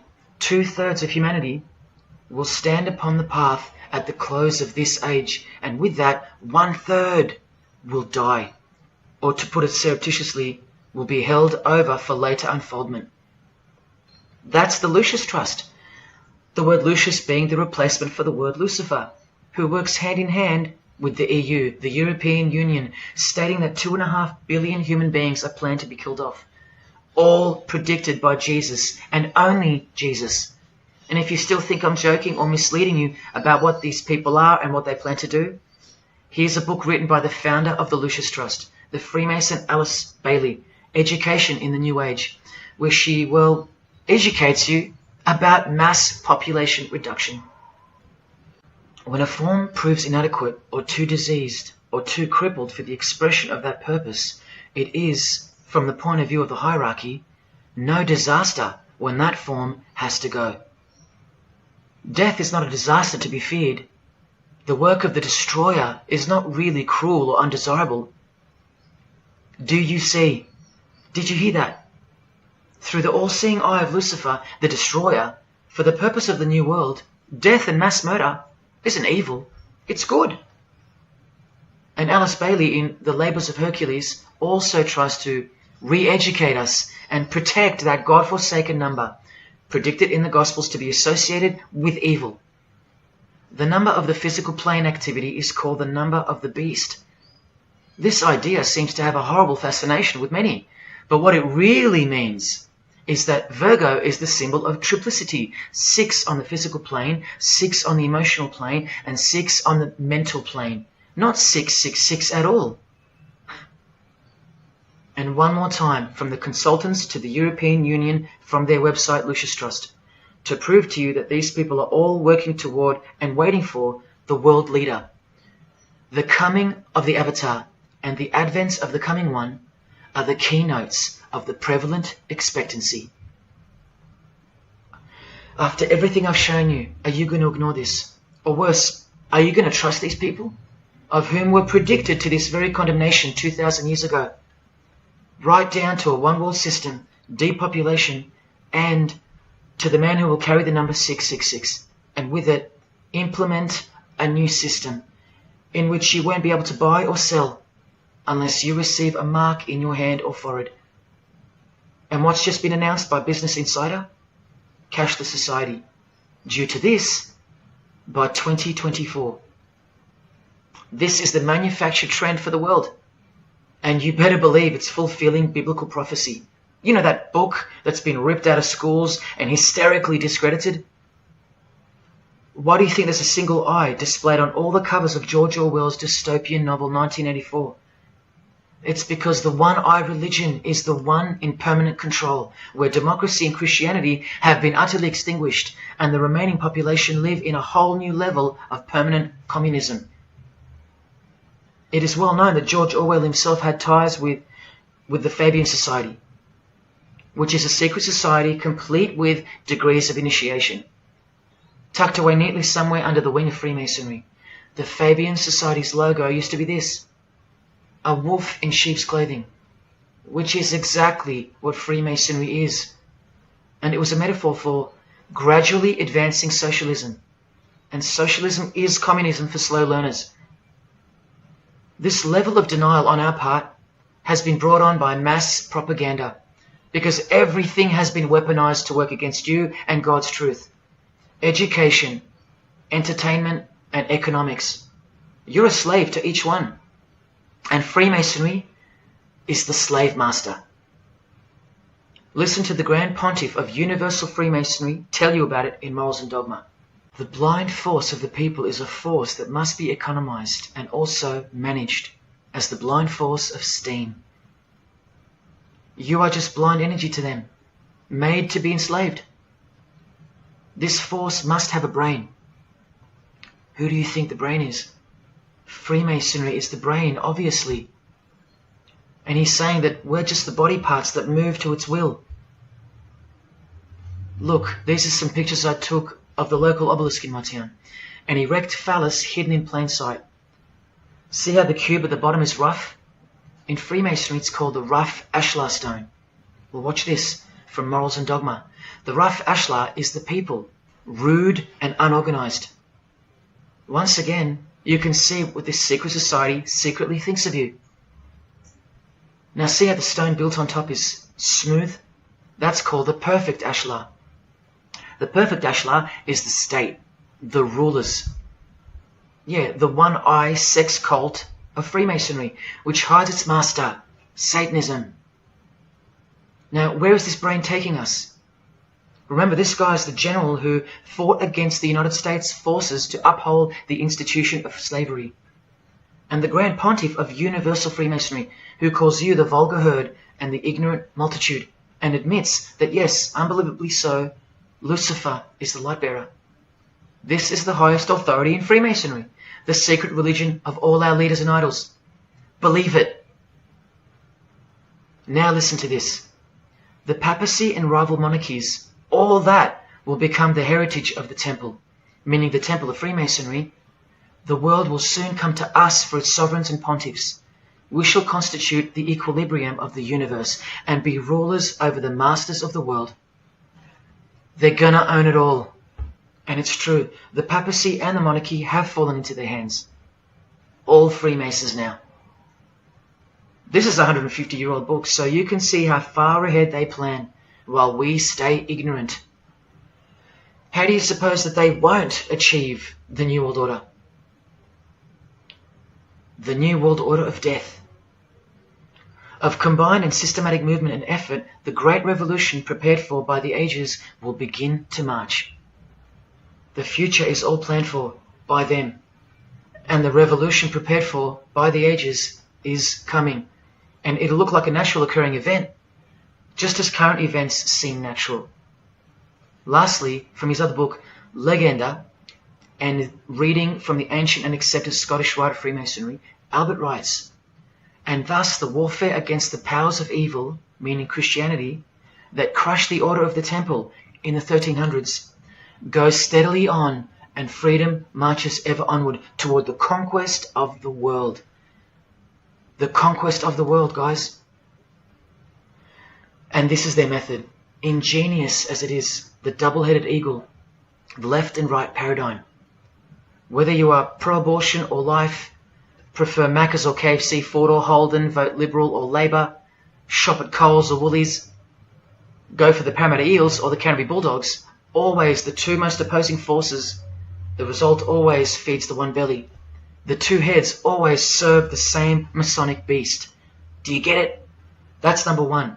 Number two is the horribly magnificent motto of their double-headed eagle, Ordo ab Chaos. That means order out of chaos. It's the ultimate way to achieve your sinister goals while looking like a hero. With one hand, they create beautiful and noble things.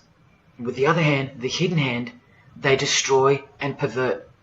Then the helping hand comes back in to save or fix things again, alternating from one to the other, while nudging toward a predetermined goal, until finally reaching that goal that's set in mind in the first place. All the while you never knew that the same hand that's saving you is the same hand that was destroying you in the first place. Order out of chaos. Their order out of their chaos. Another way to look at it is this. Z creates or exploits a problem, then attributes blame to others. Y reacts by asking Z for protection and help to solve the problem. Z offers the solution that was planned for by them long before the crisis occurred. Ordo ab Chaos, order out of chaos. Now you can change Z and Y to suit any scenario. For example, your best friend who wants to sleep with you creates or exploits a problem, then attributes blame to others. You react by asking your best friend who wants to sleep with you for protection and help to solve the problem.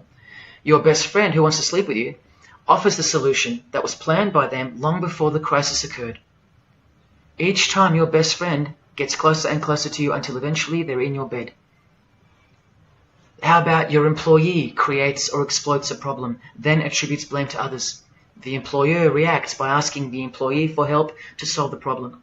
The employee offers the solution that was planned by them long before the crisis occurred. The employee eventually gets the promotion. But this is the way I really want to put it. The government creates or exploits a problem, then attributes blame to others. The population reacts by asking the government for protection and help to solve the problem. The government offers the solution that was planned by them long before the crisis even occurred. This is how the Great Revolution, prepared for by the ages by the Freemasons, will begin. So who's going to warn you? Even modern Christianity is steered by Freemasonry. Hillsong won't warn the sheep about Freemasonry and the One World Government. What, the Hillsong senior pastor who wrote these books and lives here? No chance. Did modern day Christian heroes like Billy Graham warn you about Freemasonry? Well, no, because here he is giving the Master Mason grip to other Christian giants like Paul and Jan Crouch, all Freemasons. Here he gives the same third-degree handshake to former President Harry Truman, and here to a Muslim Freemason. Billy is listed as a Freemason in the 33rd degree Albert Mackey's History of Freemasonry by the publisher on the inside flap. Billy's son, Franklin Graham, also won't ever expose Freemasonry because he's too busy eating at Voodoo Donuts, where they sell these donuts and these pentagram donuts. More Christian heavyweights like John Hagee or Hagee throwing up the devil's horns. He'll never preach against Freemasonry. Neither will all these world-famous pastors throwing up the devil's horns. The very popular Ray Comfort even stated that he wasn't a Freemason. Well, here he is, giving a perfect Masonic handshake with pastoral giant Joyce Meyer. Do either of them expose Freemasonry, or the fact that it's the driving force behind the One World Government, all predicted by Jesus? Of course not. What about Christian radio or the Christian music scene? No, not a single word of warning whatsoever regarding the Satanic Church that lives and breathes all around us. Freemasons like Bono, wearing the Christian name tag, his whole band of Freemasons. Bono too should know better than anyone that a one world government is a trap as foretold in the Bible. But Bono supports it. Oh yeah, he works for it. Just like the Masonic Pope does.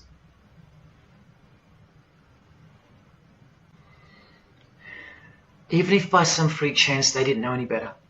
No disciple of Jesus can bend their knee to another man in the Masonic Lodge, calling him master and swear to keep secrets. Look what they call each other from the Encyclopedia of Freemasonry. Master Mason, Grand Master, Most Eminent Grand Master, and the most appalling title of all, Most Worshipful Master. Most worshipful. Do you see how extra deluded the Christian Freemason has to be when Jesus said, "Do not be called master, because one is your master"? And what about all those oaths? Don't worry, Jesus covered that too. What I tell you is this: do not put yourself under oath at all, but let your yes mean yes and your no mean no. How's that for an idea? But the Freemasons' yes means no, because they all swear to lie and conceal from the first degree initiation all the way through. What is whispered in your ear, proclaim it from the rooftops. That's Jesus. You see the contrast? How precise he was and still is. You think Bono and the Pope don't know about the Masonic calendar and how it's not the same calendar as ours? From the Encyclopedia of Freemasonry, the real date of the world is found by adding 4000 to the Vulgar era. This whole Christian era is vulgar. So the year in the Masonic world is actually 6021. And this abbreviation is in French, the Vulgar era, beginning since the year of the Lord, since the year of Jesus Christ. That's how they feel about the current age, which is coming to a mind-blowing end by design. Now, do you think Freemasons aren't capable of mass murder? Well, Joseph Stalin murdered approximately 20 million people, and he was a Freemason, displaying the sign of the master of the second veil of Freemasonry. Vladimir Lenin was the leader of the Bolshevik Party, and he paved the way for the mass murder of 60 million people, mostly Christians, and he was a proud Freemason. And ladies and gentlemen, this is Adolf Hitler, a Freemason, clearly giving the grip of a Master Mason. And here he sits next to his military leader, Hermann Göring, who is also displaying his allegiance to Freemasonry with a hidden hand. He even displays the Masonic triangle, just like fellow Masonic brother Jay-Z. The mind of Hitler surrounds you now. It just hasn't pounced yet. The mind of Hitler isn't isolated to some portion of the world anymore. It now encompasses you. Hitler is everywhere. Far more clever than you can imagine. Evolved and sleeping in your bed. It's easy to say that's impossible. Once upon a time, 70 million Germans adored him. Once upon a time, Hitler was named Man of the Year by Time magazine. You've been fooled by the satanic machine. Please don't try to get inside to the mind of Freemasonry. It's like trying to understand Satan himself. You can't, and you don't want to. Freemasons will make friends with their most hated enemies. They will cross-dress their morals to move closer to their goal. They'll make the English language void of any meaning by turning everything inside out and upside down to camouflage its objectives. They will simultaneously create charities along with the greatest machines to ever destroy the hearts of men, like pornography. They will sell their souls to gain the world. They are a dichotomy, a paradox, a lie that loves to speak the truth and a truth that loves to lie. They are a snake eating their own tail, consuming what they produce. Freemasonry is hell dressed as heaven, death dressed as life. Its God is an angel of darkness dressed as an angel of light, and 90% of its membership is a shield, lost in its symbolism. Freemasonry has become the ally and the opposition.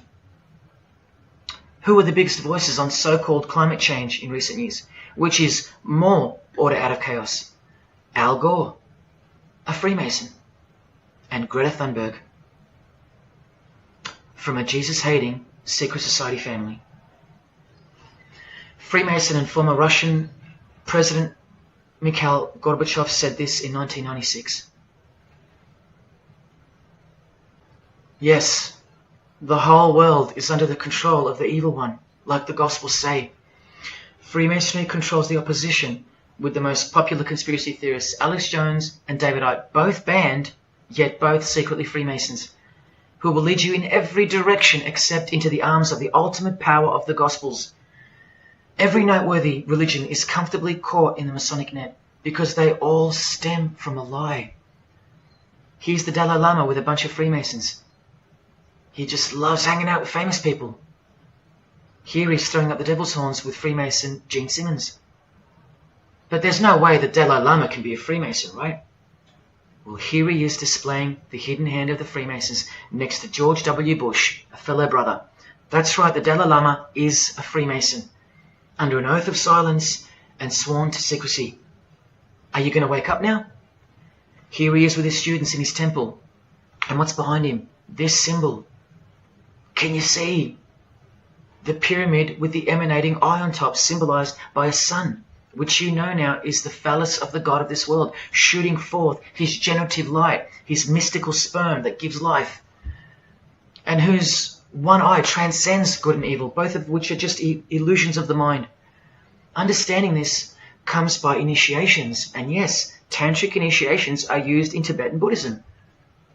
Gerald York was the Dalai Lama's emissary, his personal representative to the West, and he was personal friends with 33rd degree Freemason and Satanist Aleister Crowley, who wrote 20 essays named Aleister Crowley, The Golden Dawn, and Buddhism.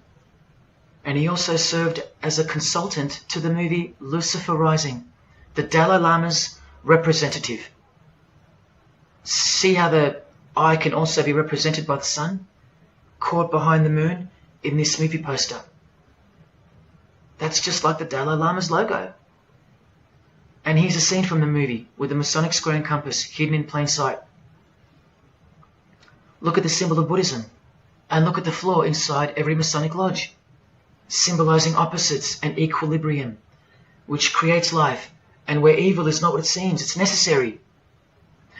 Why do you think the New Age author Christopher Hyatt, who writes that the Grand Vicar of Lord Lucifer is soon to be crowned Prime Minister of the world, notes in that same book his appreciation of Nietzsche, the man who states that the Christian is the sick animal man, the Zohar, which is witchcraft, and Buddha. These are the people he appreciates. Why does he lump Buddha into the same basket?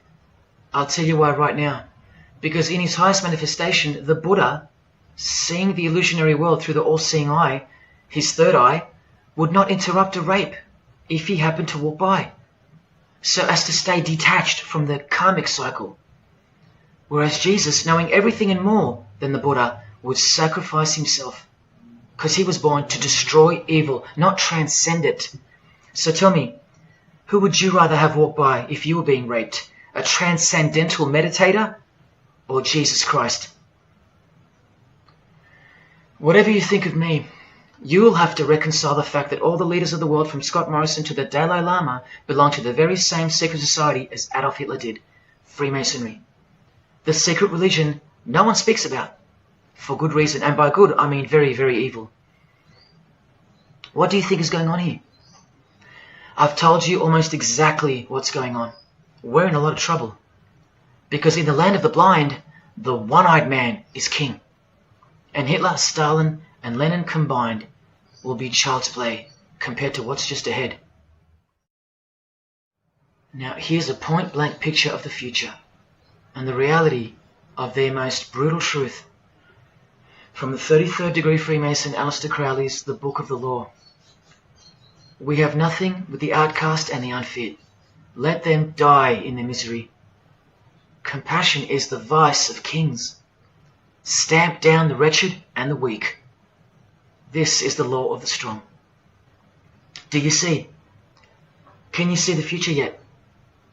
Now please pay attention from his other book, Magic in Theory and Practice. This is what all the degrees of initiation are for. And this is what it takes for them to create the New World Order. he speaks of the initiation in the true order of the Rosy Cross. Rosy Cross being another name for the order of the Rosicrucians. Remember the guys that built this? Now this is a 33rd degree Freemason speaking. It is extremely desirable that he should have attained an absolute degree of moral emancipation. That is purity of spirit and perfect understanding. I've shown you this over and over. Because the world is full of evil, they mimic the morals of nature, because they are the true morals of the true God of this world. That's purity to them. That's true honesty and perfect understanding. Evil is good. That's the moral emancipation he's speaking of. Now watch this and brace yourself, because this is the future. There is a magical operation of maximum importance, the initiation of a new eon. When it becomes necessary to utter a word, the whole planet must be bathed in blood. This bloody sacrifice is the critical point of the world ceremony of the proclamation of Horus, the crowned and conquering child, as Lord of the Eon. I've shown you that secret societies participate in the science of blood rituals. Well, this is what it climaxes into. A massive blood ritual in the name of the new Eon, the new age, which revolves around a divine plan not of this world, as confessed by all of them. You are not who you think you are. You are not where you think you are. Do you see it? Can you fathom? And what blood means in this world? So much more than what you may have known before now. Blood sacrifice is of the utmost importance. It's what the beings in the other realm require, desire. We can't fully understand it. But do you see how the blood sacrifice of Jesus Christ takes on a whole new meaning now? A very real meaning. And guess what? Because of it, the good guy really does win in the end. You either fall under the blood of the world or under the blood of him. There is no middle ground. Blood is like the monetary currency of the spirits. And that's how God bought us back from the legal ownership of the ruler of this world with blood, his own blood. Now you can begin to understand why they hate him so much.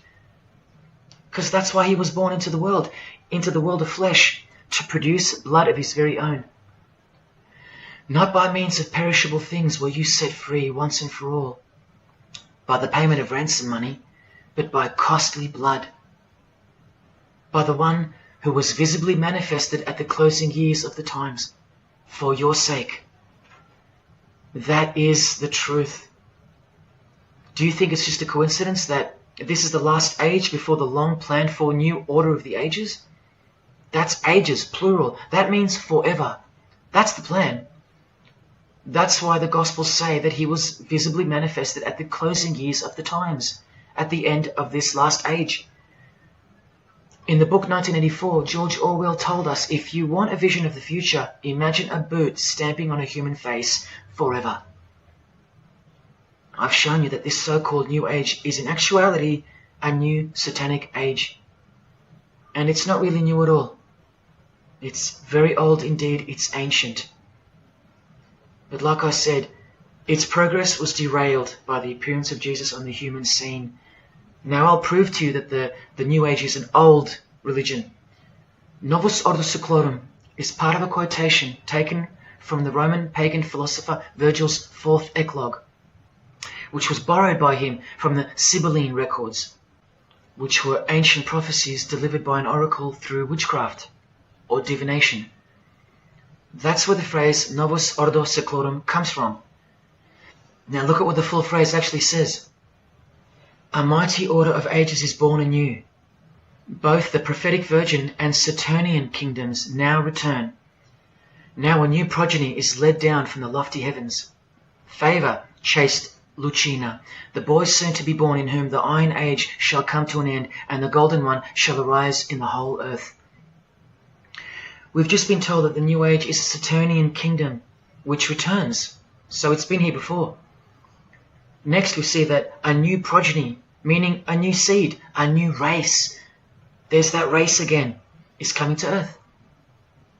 And that a boy will be born, who will bring the iron age, which is the age we're currently in, to an end. And that the golden age, the new age about to begin, will again arise over the whole world. Now, what is the Saturnian kingdom? Well, for starters, this is a band called Saturnian Mist. And here on their front cover, we have a reference to magic. Then we see by the singer's shirt, they're Satanists.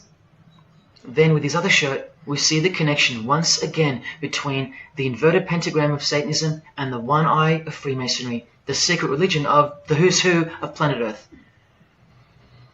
Freemason and Satanist Marilyn Manson has a song called Satanalia, and on a satanic website on ritual offerings for demonic bindings, we find that Satan is Saturnian in nature. Here on the front page we see the inverted pentagram under the head of the Baphomet, and right next to it, a version of the square and compass of the Freemasons, of which a lodge is located near a suburb near you, no matter where on earth you live. The Satanic Church hidden in plain sight. Now let's go straight to the source so you can see for yourself the nature of the New Age Saturnian kingdom found in the full quote of the Freemasons' New World Order seal. From this book, which is a factual study of the single most influential occult organization in modern Germany, the Fraternitas Saturni, or the Brotherhood of Saturn. We learn of the path of the Saturnian initiate, which is outlined in detail with the meaning of all 33 grades, 33 degrees of Freemasonry. This is the very same thing, the same objectives. All secret societies work for the same goal because they all have the same spirit.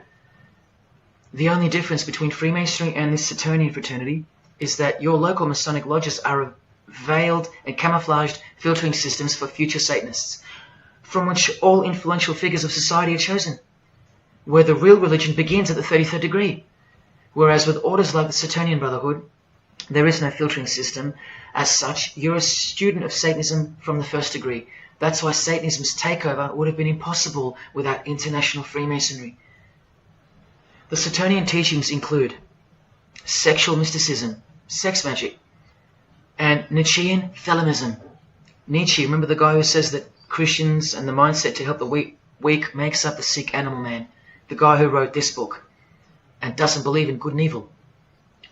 And Thelemism, from 33rd degree Freemason, who says that in this book that to initiate the New Age, the whole world must be bathed in blood in a bloody sacrifice before man can accept the law of Thelema. Nietzschean Thelemism. That's what the New Age Saturnian kingdom, from which the Freemasons took this phrase from, actually looks like. This factual study on the Saturnian Brotherhood is filled with references to Lucifer, Satan, magic, sex magic, blood, sacrifice, the number 666 as mentioned by Jesus Christ himself, and of course, Freemasonry. The secret society that all of our politicians and entertainers belong to. And what's the demonic sigil for Saturn? The Masonic square and compass. Are you going to snap out of it now? When you see a beautiful sunrise and smell the fresh air, or hear a great song, or see a great movie, are you going to forget where you really are? When you hear people using Jesus Christ's holy name as a cuss word, are you going to forget where this phenomenon really came from and why it's taking place? Now that you've seen how actual and bona fide the reality of 666 is from their own mouths and symbols, let me show you where else it's revealed. Do you see these Roman numeral numbers down here? They add up to 1776, the year that America officially became the country we know of today. And also the year of the birth of another secret society, which was absorbed into Freemasonry after it was banned in 1785. But look, the base numbers. M is 1,000, C is 100, and X is 10. All you have to do is subtract the base numbers. 1776 minus 1,000 minus 100 minus 10. Or simply remove the Roman numerals which represent the base numbers. No, I'm not playing tricks on you. Neither are your eyes. But someone else is. Now that you've seen the prevalence and seriousness of this horrid number, now that you've seen what you've seen, I can show you where else it appears. This figure is represented by the numbers. To make this work, they had to remove the number 1 altogether and separate the 2. Of course, we'd be too dumb to pick up on it. But 789 minus 456 is this, multiplied by this lonesome 2. That's right. This dark and mysterious figure is none other than the long-anticipated Antichrist, the ruler of the Saturnian kingdom, which is on its way. And Australia has been steeped up to its neck in secret societies since the early 1900s. World Economic Forum logo, with this slash through the O's, is of course representative of the number of the ruler of the New Age, 666.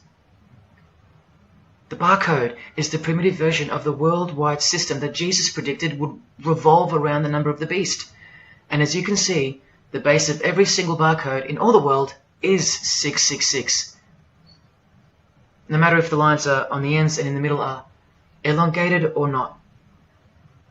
I found that out from the horse's mouth in an interview with the man who was commissioned by IBM to come up with a new way to automate data collection. There are in fact 3 6s in the Google logo, which comes from this occult symbol. Coincidence? And he found in a Masonic lodge the square and compass symbol appears in the middle of a hexagram, which is a symbol used in the royal art of Freemasonry, witchcraft, as shown in this book. Well, among other things, the hexagram itself can be broken down to quite clearly represent 666. This is a Masonic square and compass designed by the Manal Masonic Lodge, symbolizing world unity. Up the top you find the logo of the United Nations. Well, there are 33 segments in the UN logo, symbolizing the 33 degrees of Freemasonry. See this crop circle here with the Masonic eye on top of the pyramid? I know nothing about crop circles and the phenomenon of them, but I know how many rays are coming off the eye. 33. 33 degrees of Freemasonry. Don't forget that the highest authority of Freemasonry already admitted to be the designers of the pyramidal seal in a 1962 edition of their magazine, The New Age.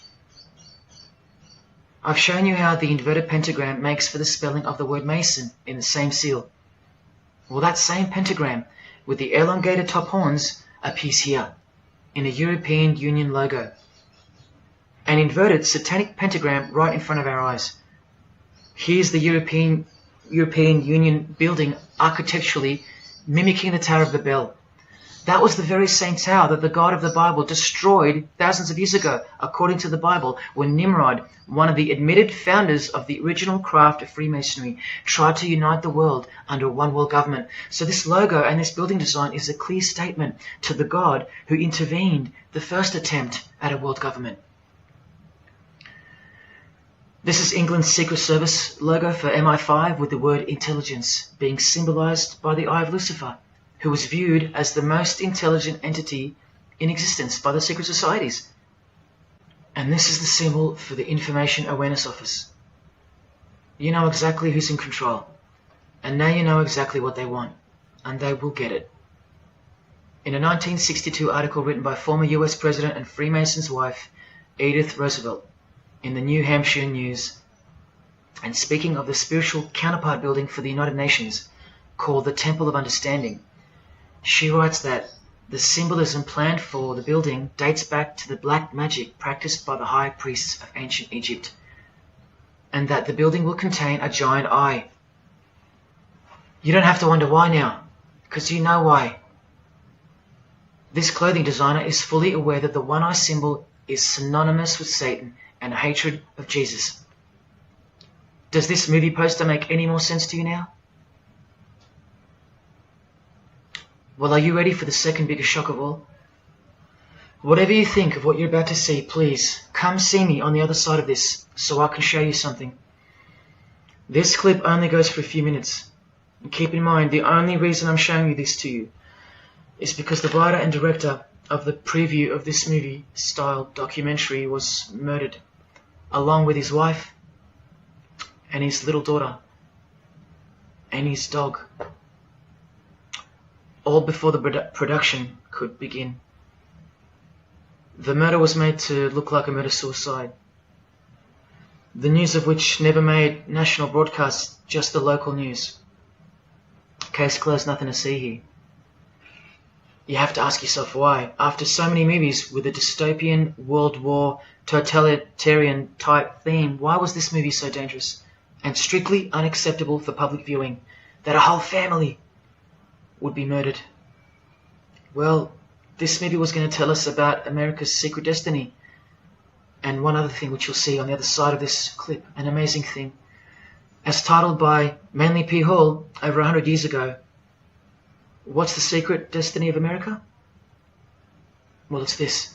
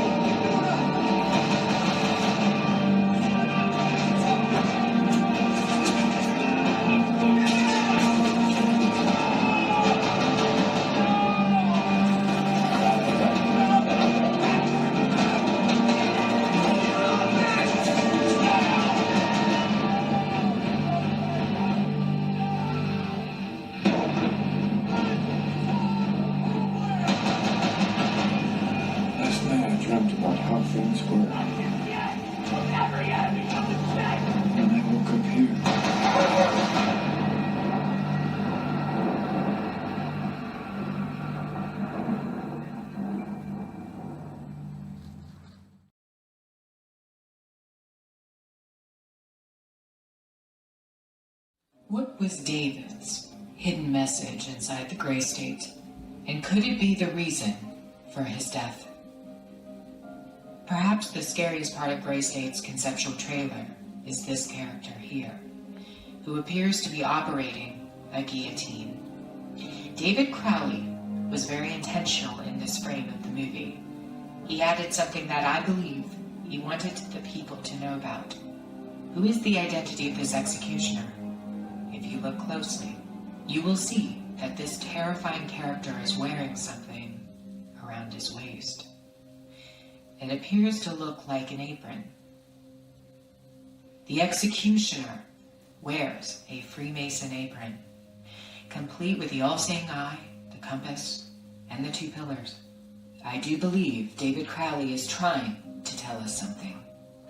He is telling us that the organization behind the French and American revolutions, the organization behind the Italian Revolution of 1830, the organization that outlined a plan to overtake the Vatican in a document called the Alta Vendita, the organization behind the Trail of Tears and the deaths of thousands of Native Americans under Freemason Grandmaster Andrew Jackson, the organization behind the Ku Klux Klan in the United States post-Civil War and its rebirth in 1915, the organization behind Hiroshima and Nagasaki during 33rd degree Freemason Harry Truman's presidency.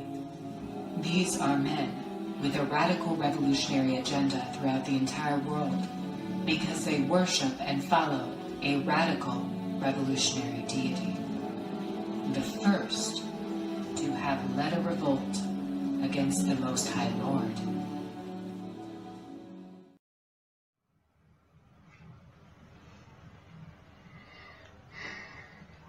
When I was in high school, coming from a completely non-Christian and non-religious family or background, I distinctly remember the first time that I decided that the Bible or the New Testament, to be more precise, was definitely not true. Made up, fairy tale, whatever. It was one verse, one scripture that to me at the time proved unequivocally that it wasn't written for our time. A prophecy that was impossible to be fulfilled. Here's the verse. And I saw thrones, and they sat upon them, and authority to administer justice was given them. And I saw the souls of those who had been beheaded, because of the testimony they bore of Jesus, and because of the word of God. No way could guillotines be introduced as a form of execution in the 21st century, right? No way. Proof that the Bible was a prehistoric book written for prehistoric people. And this is long before he woke me up on a midnight highway to spare my life from a high-speed collision into a concrete wall. Ladies and gentlemen, in 2021, like the smartphone or the smartwatch, this is called the smart guillotine. Built by Chanel. You know, the perfume and clothing and accessories brand for the rich.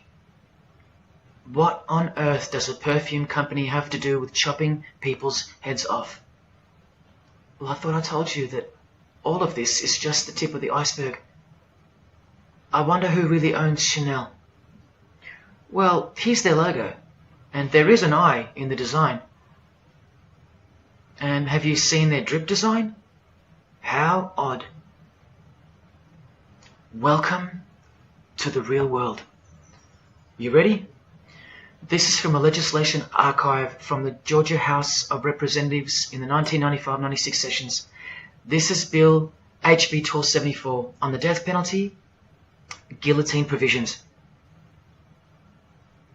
How far along are we into enacting these bills worldwide? I don't know. Maybe they've been enacted already. But I just want to show you that in 1995 the ball was already rolling. Another ball that's rolling are the 7 universal Noahide laws. They sound great from the outside, designed so to conceal some terrifying details on the inside. Firstly, they were signed into US law in 1991 by George H.W. Bush on March 26. Here's the bill and resolution. It was named Education Day. As you can see in the details of Resolution HJ 104, they are the 7 Noahide laws, resolved by the Senate and House of Representatives of the United States of America in 1996. Every single president since H.W. Bush has annually re-signed this resolution. Many world leaders have called for the acknowledgement and observance of the 7 Noahide laws, including the President of the European Union in July 2014 and the Australian Governor-General Michael Jeffrey in 2008. And this will be international law. So what's the problem? Well, just for starters, the law against idol worship will include, quite specifically, the worship of Jesus Christ as the Son of God, which the Noahide laws will classify as blasphemy, and the punishment for transgressing the 7 Noahide laws and for blaspheming the ineffable name of God by calling Jesus God is decapitation. I'll let you take that in for a second. This will be governed by a world court with no possibility of appeals. Something like this, an international Sanhedrin. Who do you think is truly behind these laws? Well, I can show you that right now. Here is the bill being signed into law by H.W. Bush, and here is their signature hidden in plain sight, the hidden hand of Freemasonry, displayed by this sinister and gloating-looking individual. And you know what Freemasonry is a cover for now. Who do you think designed the guillotine in the first place? This guy, Joseph Guillotine, a Freemason. Still don't believe in the prophecies of Jesus Christ? You're still in denial?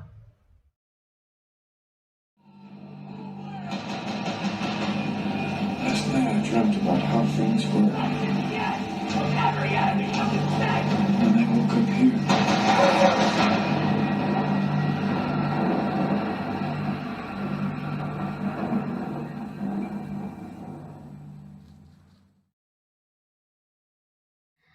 Well, that's why the director was murdered.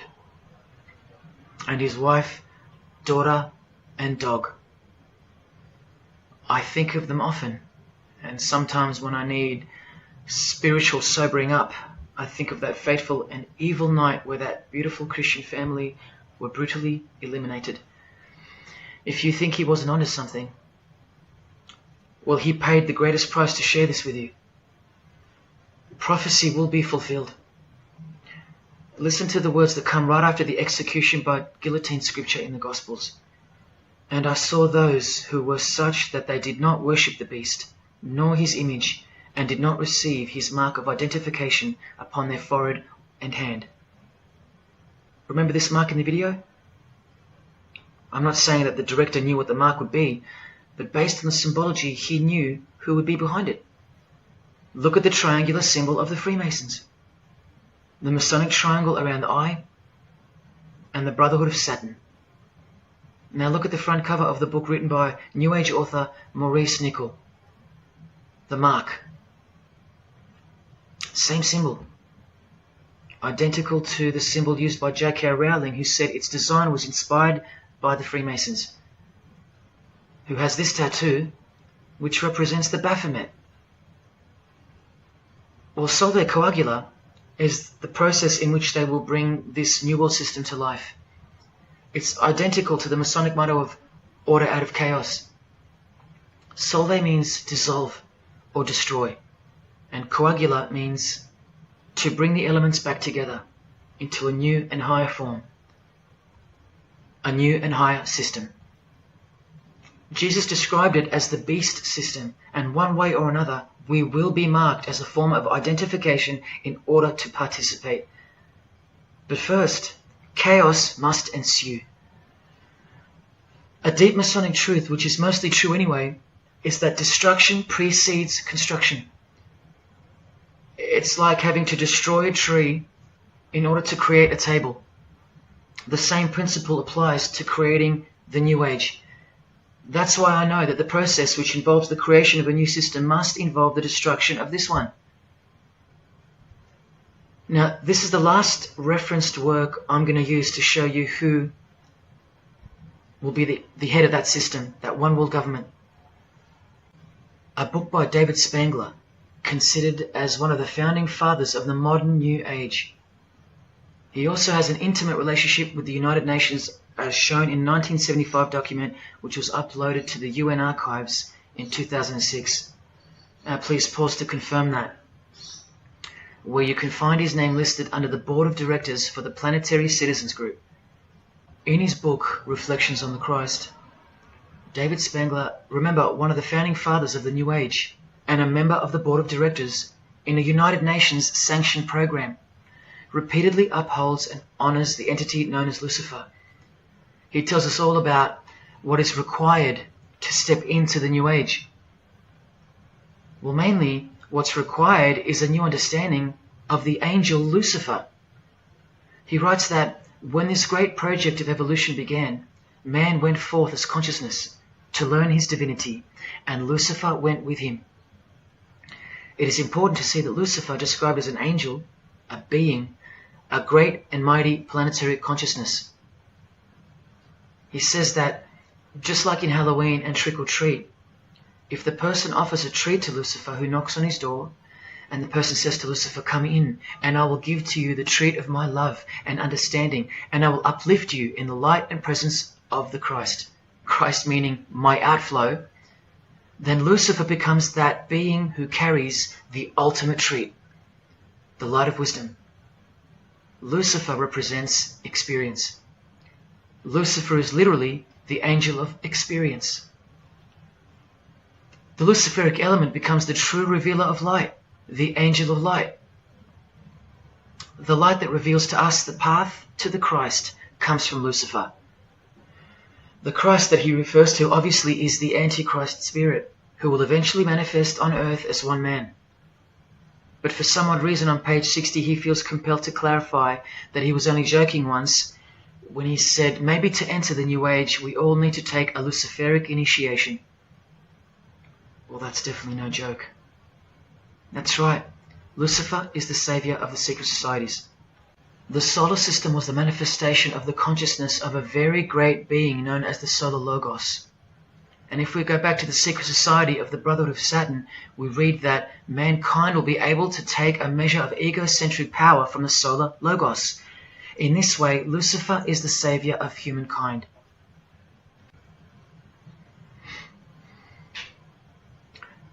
Do you see who you're dealing with? These are the people above you, the rich, powerful, influential, overflowing in all areas of those who are steering society, and they're about to reach their destination. Who showed you? Who told you? Who warned you? Jesus Christ did.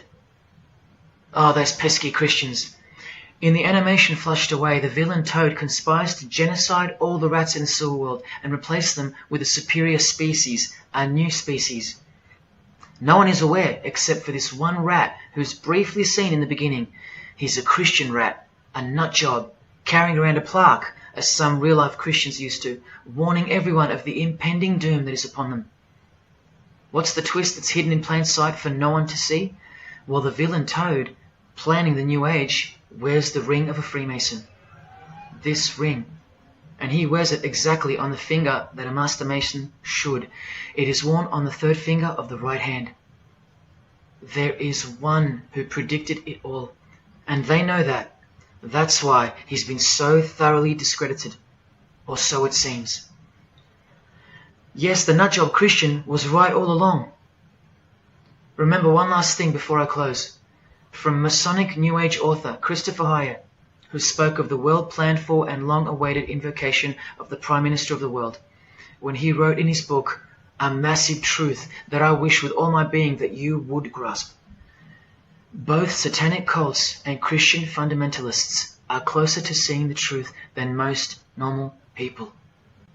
The world has always been at war, a spiritual war from the beginning.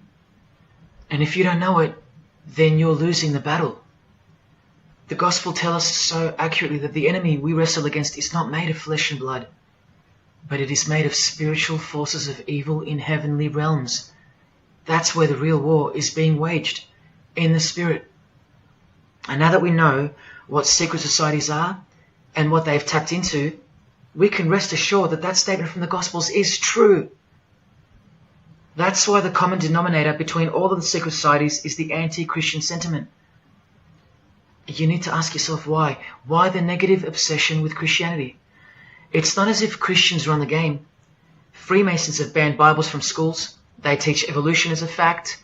Pornography is thriving. There are no Christian protesters left.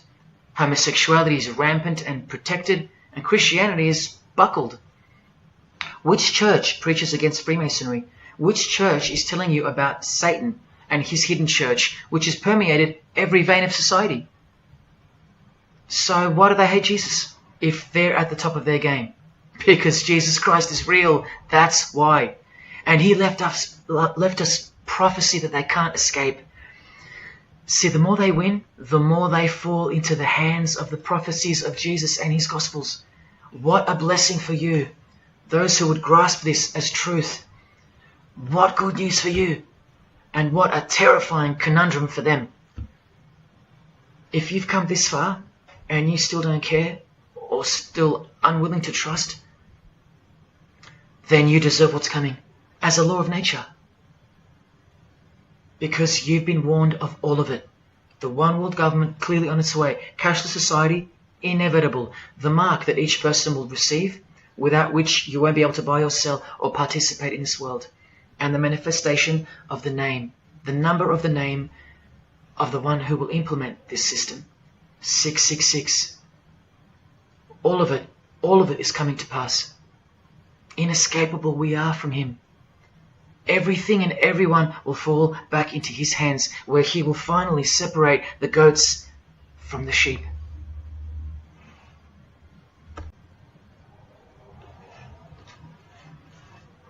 Now watch the Bible destroy Freemasonry like no other book in 2 minutes. Regarding their lodges and obelisks, their heart is faithless. Now they must bear their guilt. The Lord will break down their altars and destroy their sacred obelisks. And speaking of the bloodline that gave birth to Jesus, God says, "You shall not set up for yourselves a sacred pillar, which the Lord God hates." See what you're up against, Freemasonry? While Freemasonry meets and speaks in darkness and secret, Jesus said, "I have spoken openly for all the world to hear, and in secret I've said nothing." Freemasons are known as builders. Well, the stone which the builders rejected has become the cornerstone. Everyone who falls on that stone will be dashed to pieces. Anyone on whom it falls will be crushed. Every Masonic lodge is built so that all the members face the east. Who are these men with their backs toward the temple, facing the east and worshipping the sun? It is detestable. Freemasonry does evil in secret with their hidden hand, but they blow a trumpet over the hand that does good. But Jesus says, when you give to the needy, do not let your left hand know what your right is doing. Your good deed must be in secret, and your Father who sees what is done in secret will reward you. You can't become a Mason if you're broke, blind, maimed, or have a criminal record. Jesus said, but when you give a banquet, invite the poor, the crippled, the lame, the blind. Freemasonry takes pride in its secret rituals and is hungry to rule the world. The Gospels say that their destiny is destruction. They make appetite their God. They take pride in what should bring shame. Their minds are set on earthly things. Freemasonry believes that the light is but darkness visible. The Bible says, woe to those who call evil good and good evil, who put darkness for light. And Jesus further said, if therefore the light which is in you be darkness, how great a darkness that would be. Freemasons spend their whole lives taking gruesome oaths of secrecy. Jesus said, but above all things, my brethren, stop the practice of putting yourselves under oath. Freemasonry is built upon a hierarchical system, a pyramidal system. Jesus said, for everyone who exalts themselves will be humbled, and whoever humbles themselves will be exalted. We could go on and on, but we're going to end on this one. Exclusively written for the practices in the lodge room of political Freemasonry. A troublemaker and a villain who goes about with a corrupt mouth, who winks with his eye, signals with his feet, and teaches with his fingers, who plots evil with deceit in his heart. He always stirs up conflict. Therefore, the disaster will overtake him. He will suddenly be destroyed. That is Freemasonry through and through. And apart from the man in the mirror, prior to your baptism of the Holy Spirit, Freemasonry is the villain. They do go about with a corrupt mouth as they are sworn to secrecy. They do proverbially wink with the eye, making the one eye. They most certainly signal with their feet and teach with their hands and fingers. In the lodge, I can vouch. And they do plot evil, stir up conflict, in order to further their goal of the New Age and the New World Order, the greatest conflict being up ahead. But thank God Almighty above, the verse also tells us that disaster will overtake them, and they will be destroyed. One frightful and glorious day, you can count on that. Because the only thing you can count on in this world, more than death, more than taxes, is the Son of God.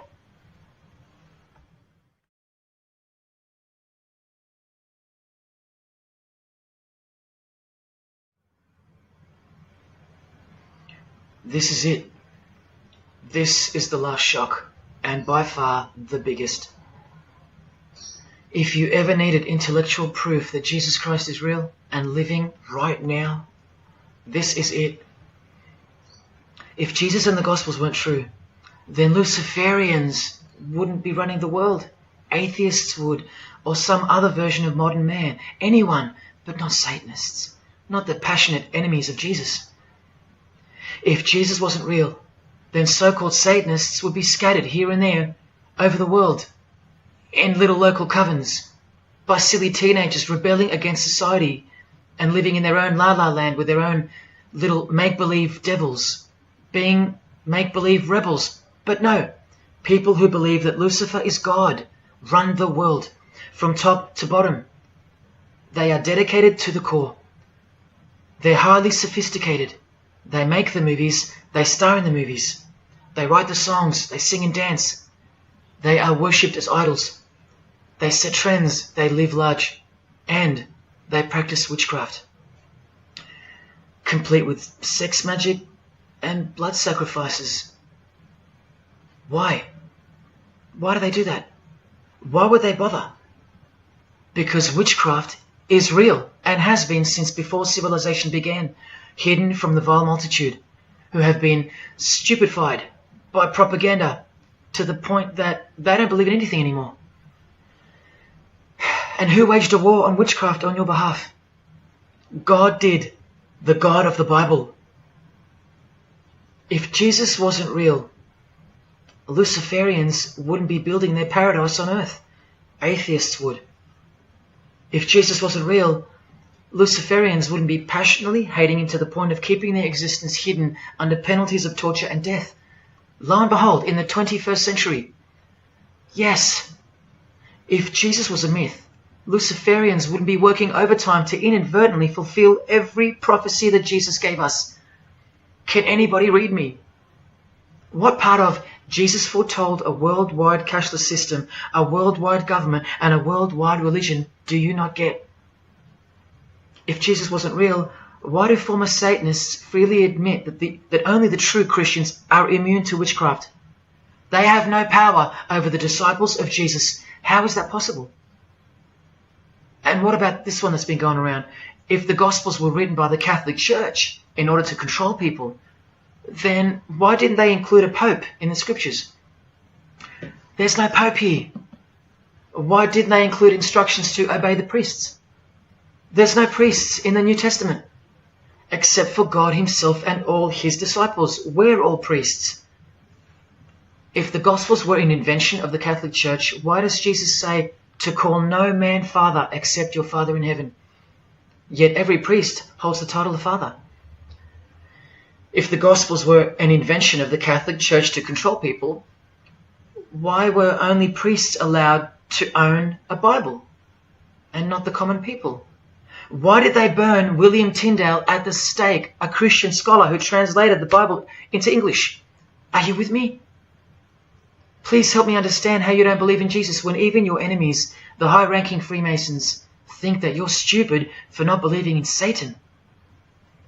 There was the first shock, which was the fact that an international secret society exists at all, and that all people in power, prominence, celebrities, they're members of it. That was the first shock. The second shock was the oaths they take and the rituals they perform. Decapitated heads, brains exposed to the sun, drinking wine from human beings' skulls, all done by the people you respect the most. Pretty shocking if you have any brains left in your skull and heart left in your ribcage. The third shock was the reason they took the oaths and performed the rituals. And that reason is that the secret society they all belong to is in fact Satanism. The fourth shock was the details of witchcraft and the details of the new Satanic age, the Saturnian kingdom, where billions are planned for death to pave the way for a spiritual and technological utopia. But do you know what the biggest shock of all is? The shock that surpasses all of them combined. It's Jesus. Jesus is the shock. He's the shockwave, the reality and truth of him. Because that changes everything. He changes everything. The greatest news you could never think up, that God left his abode to come here, a form of hell, manifest on earth, to be ridiculed and executed to save our sorry asses by taking a bullet for us. Don't worry, his second coming won't be so sacrificial. Better start fearing like you fear a cop and like you fear a judge. Oh, I know you tremble in front of them. But you don't fear God? Oh, how we love the darkness and sin. You, possibly you, loved gossip. You loved sex and porn. You loved sodomy. You couldn't stop lying. You couldn't stop cussing.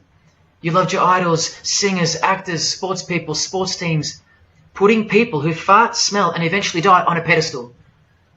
You just couldn't cut yourself off from the ways of the world. Purity? Who wants to be pure? I have to be pure. I have to live holy. Stop sinning? That's so boring. What kind of God is this? To hell with that God. Well, do you like filth in your home? Do you? Do you like filth on your carpet, on your clothes, on your face? Do you invite filthy guests over and give them a share in all your belongings and all your power?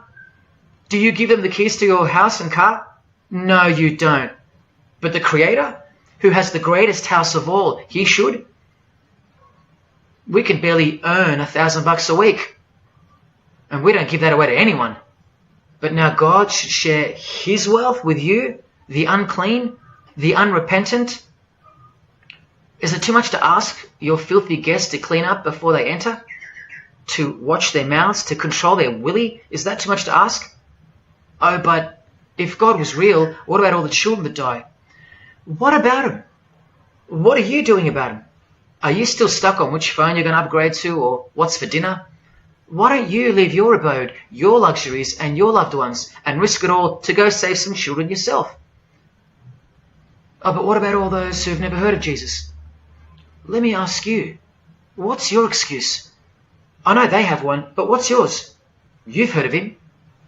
Every morning you wake up and look at the calendar is a testament to his name, because it's 2021 in Australia, it's 2021 in Brazil, it's 2021 in China, it's 2021 in every single country in the world. So let me ask you, 2021 years since what?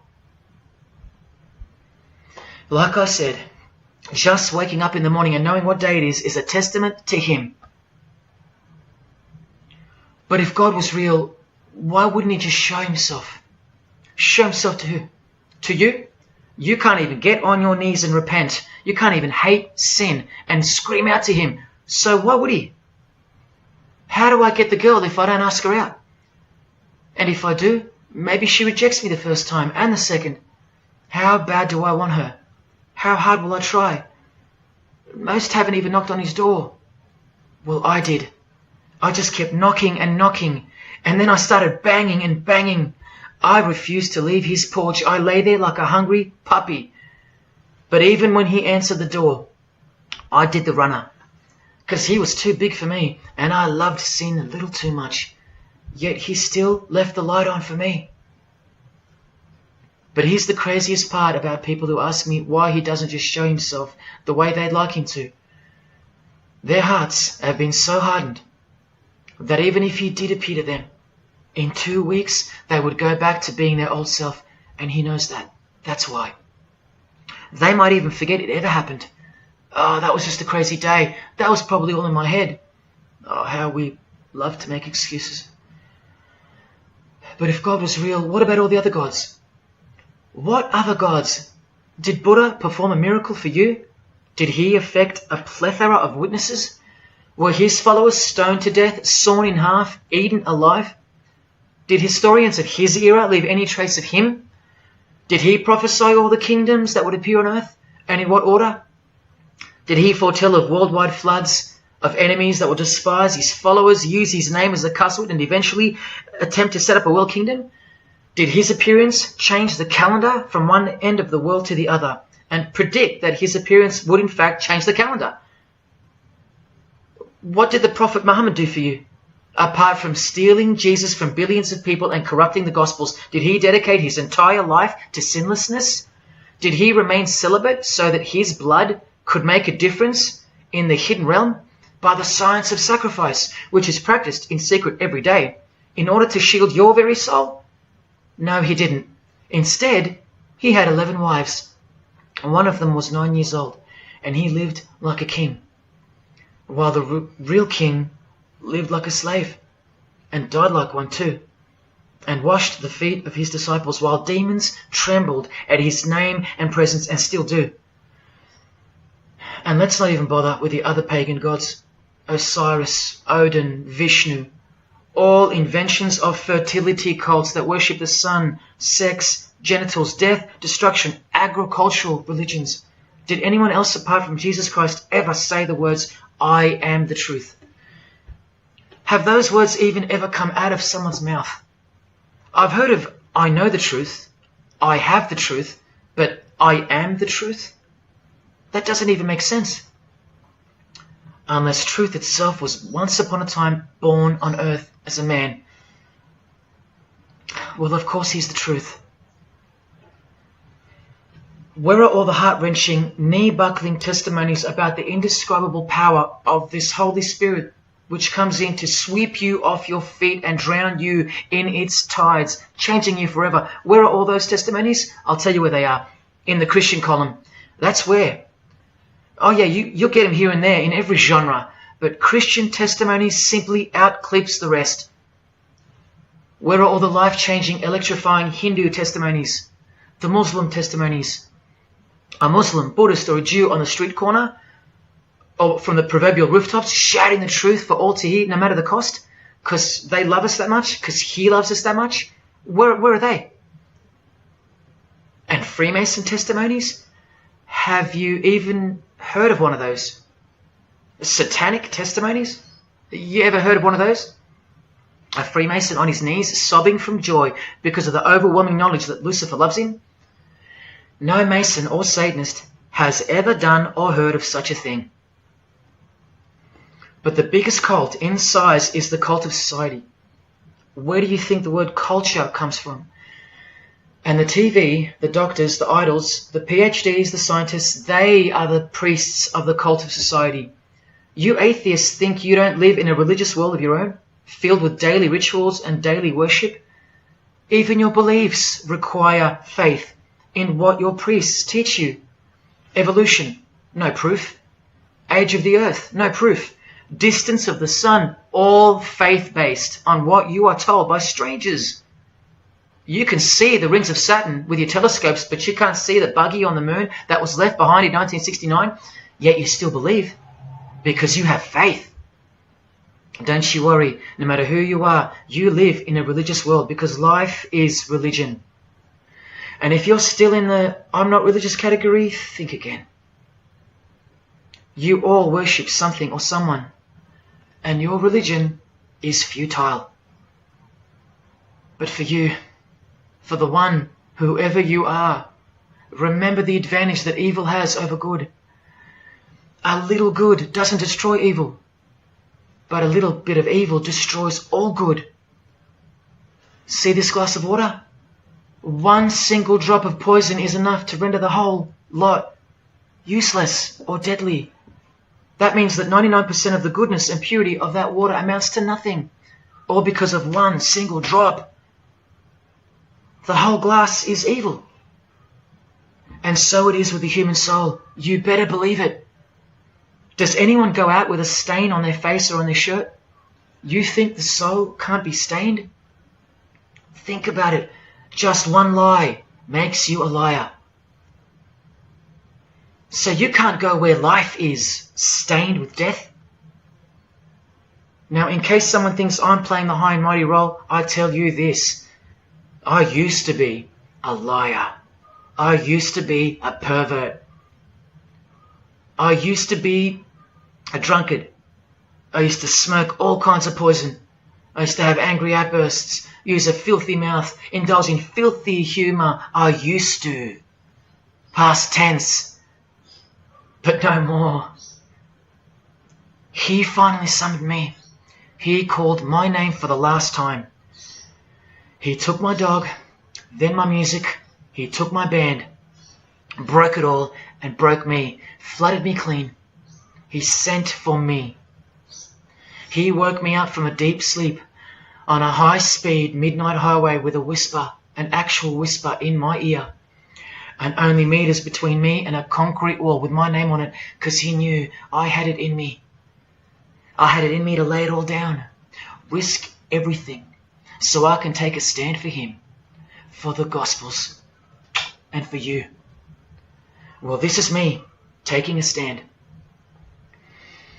Brothers and sisters, I did all this for just one person, and I'll be hated and mocked and worse maybe, so that that one, whoever you may be, will wage war on sin and believe. Don't let even one drop in. No matter what the distractions this evil world may place in your path, in order to bury itself and its poison in your heart, where it will take root and overpower the 99% goodness in you.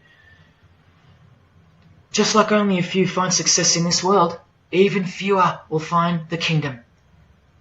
It's far more difficult than winning X Factor, or making $1 billion, or reaching the 33rd degree of a secret society. It's as difficult as loving your greatest enemy. And that's just about impossible. But if you can figure out how to do that, then you've found the road to life. And I hope to see you soon. God love.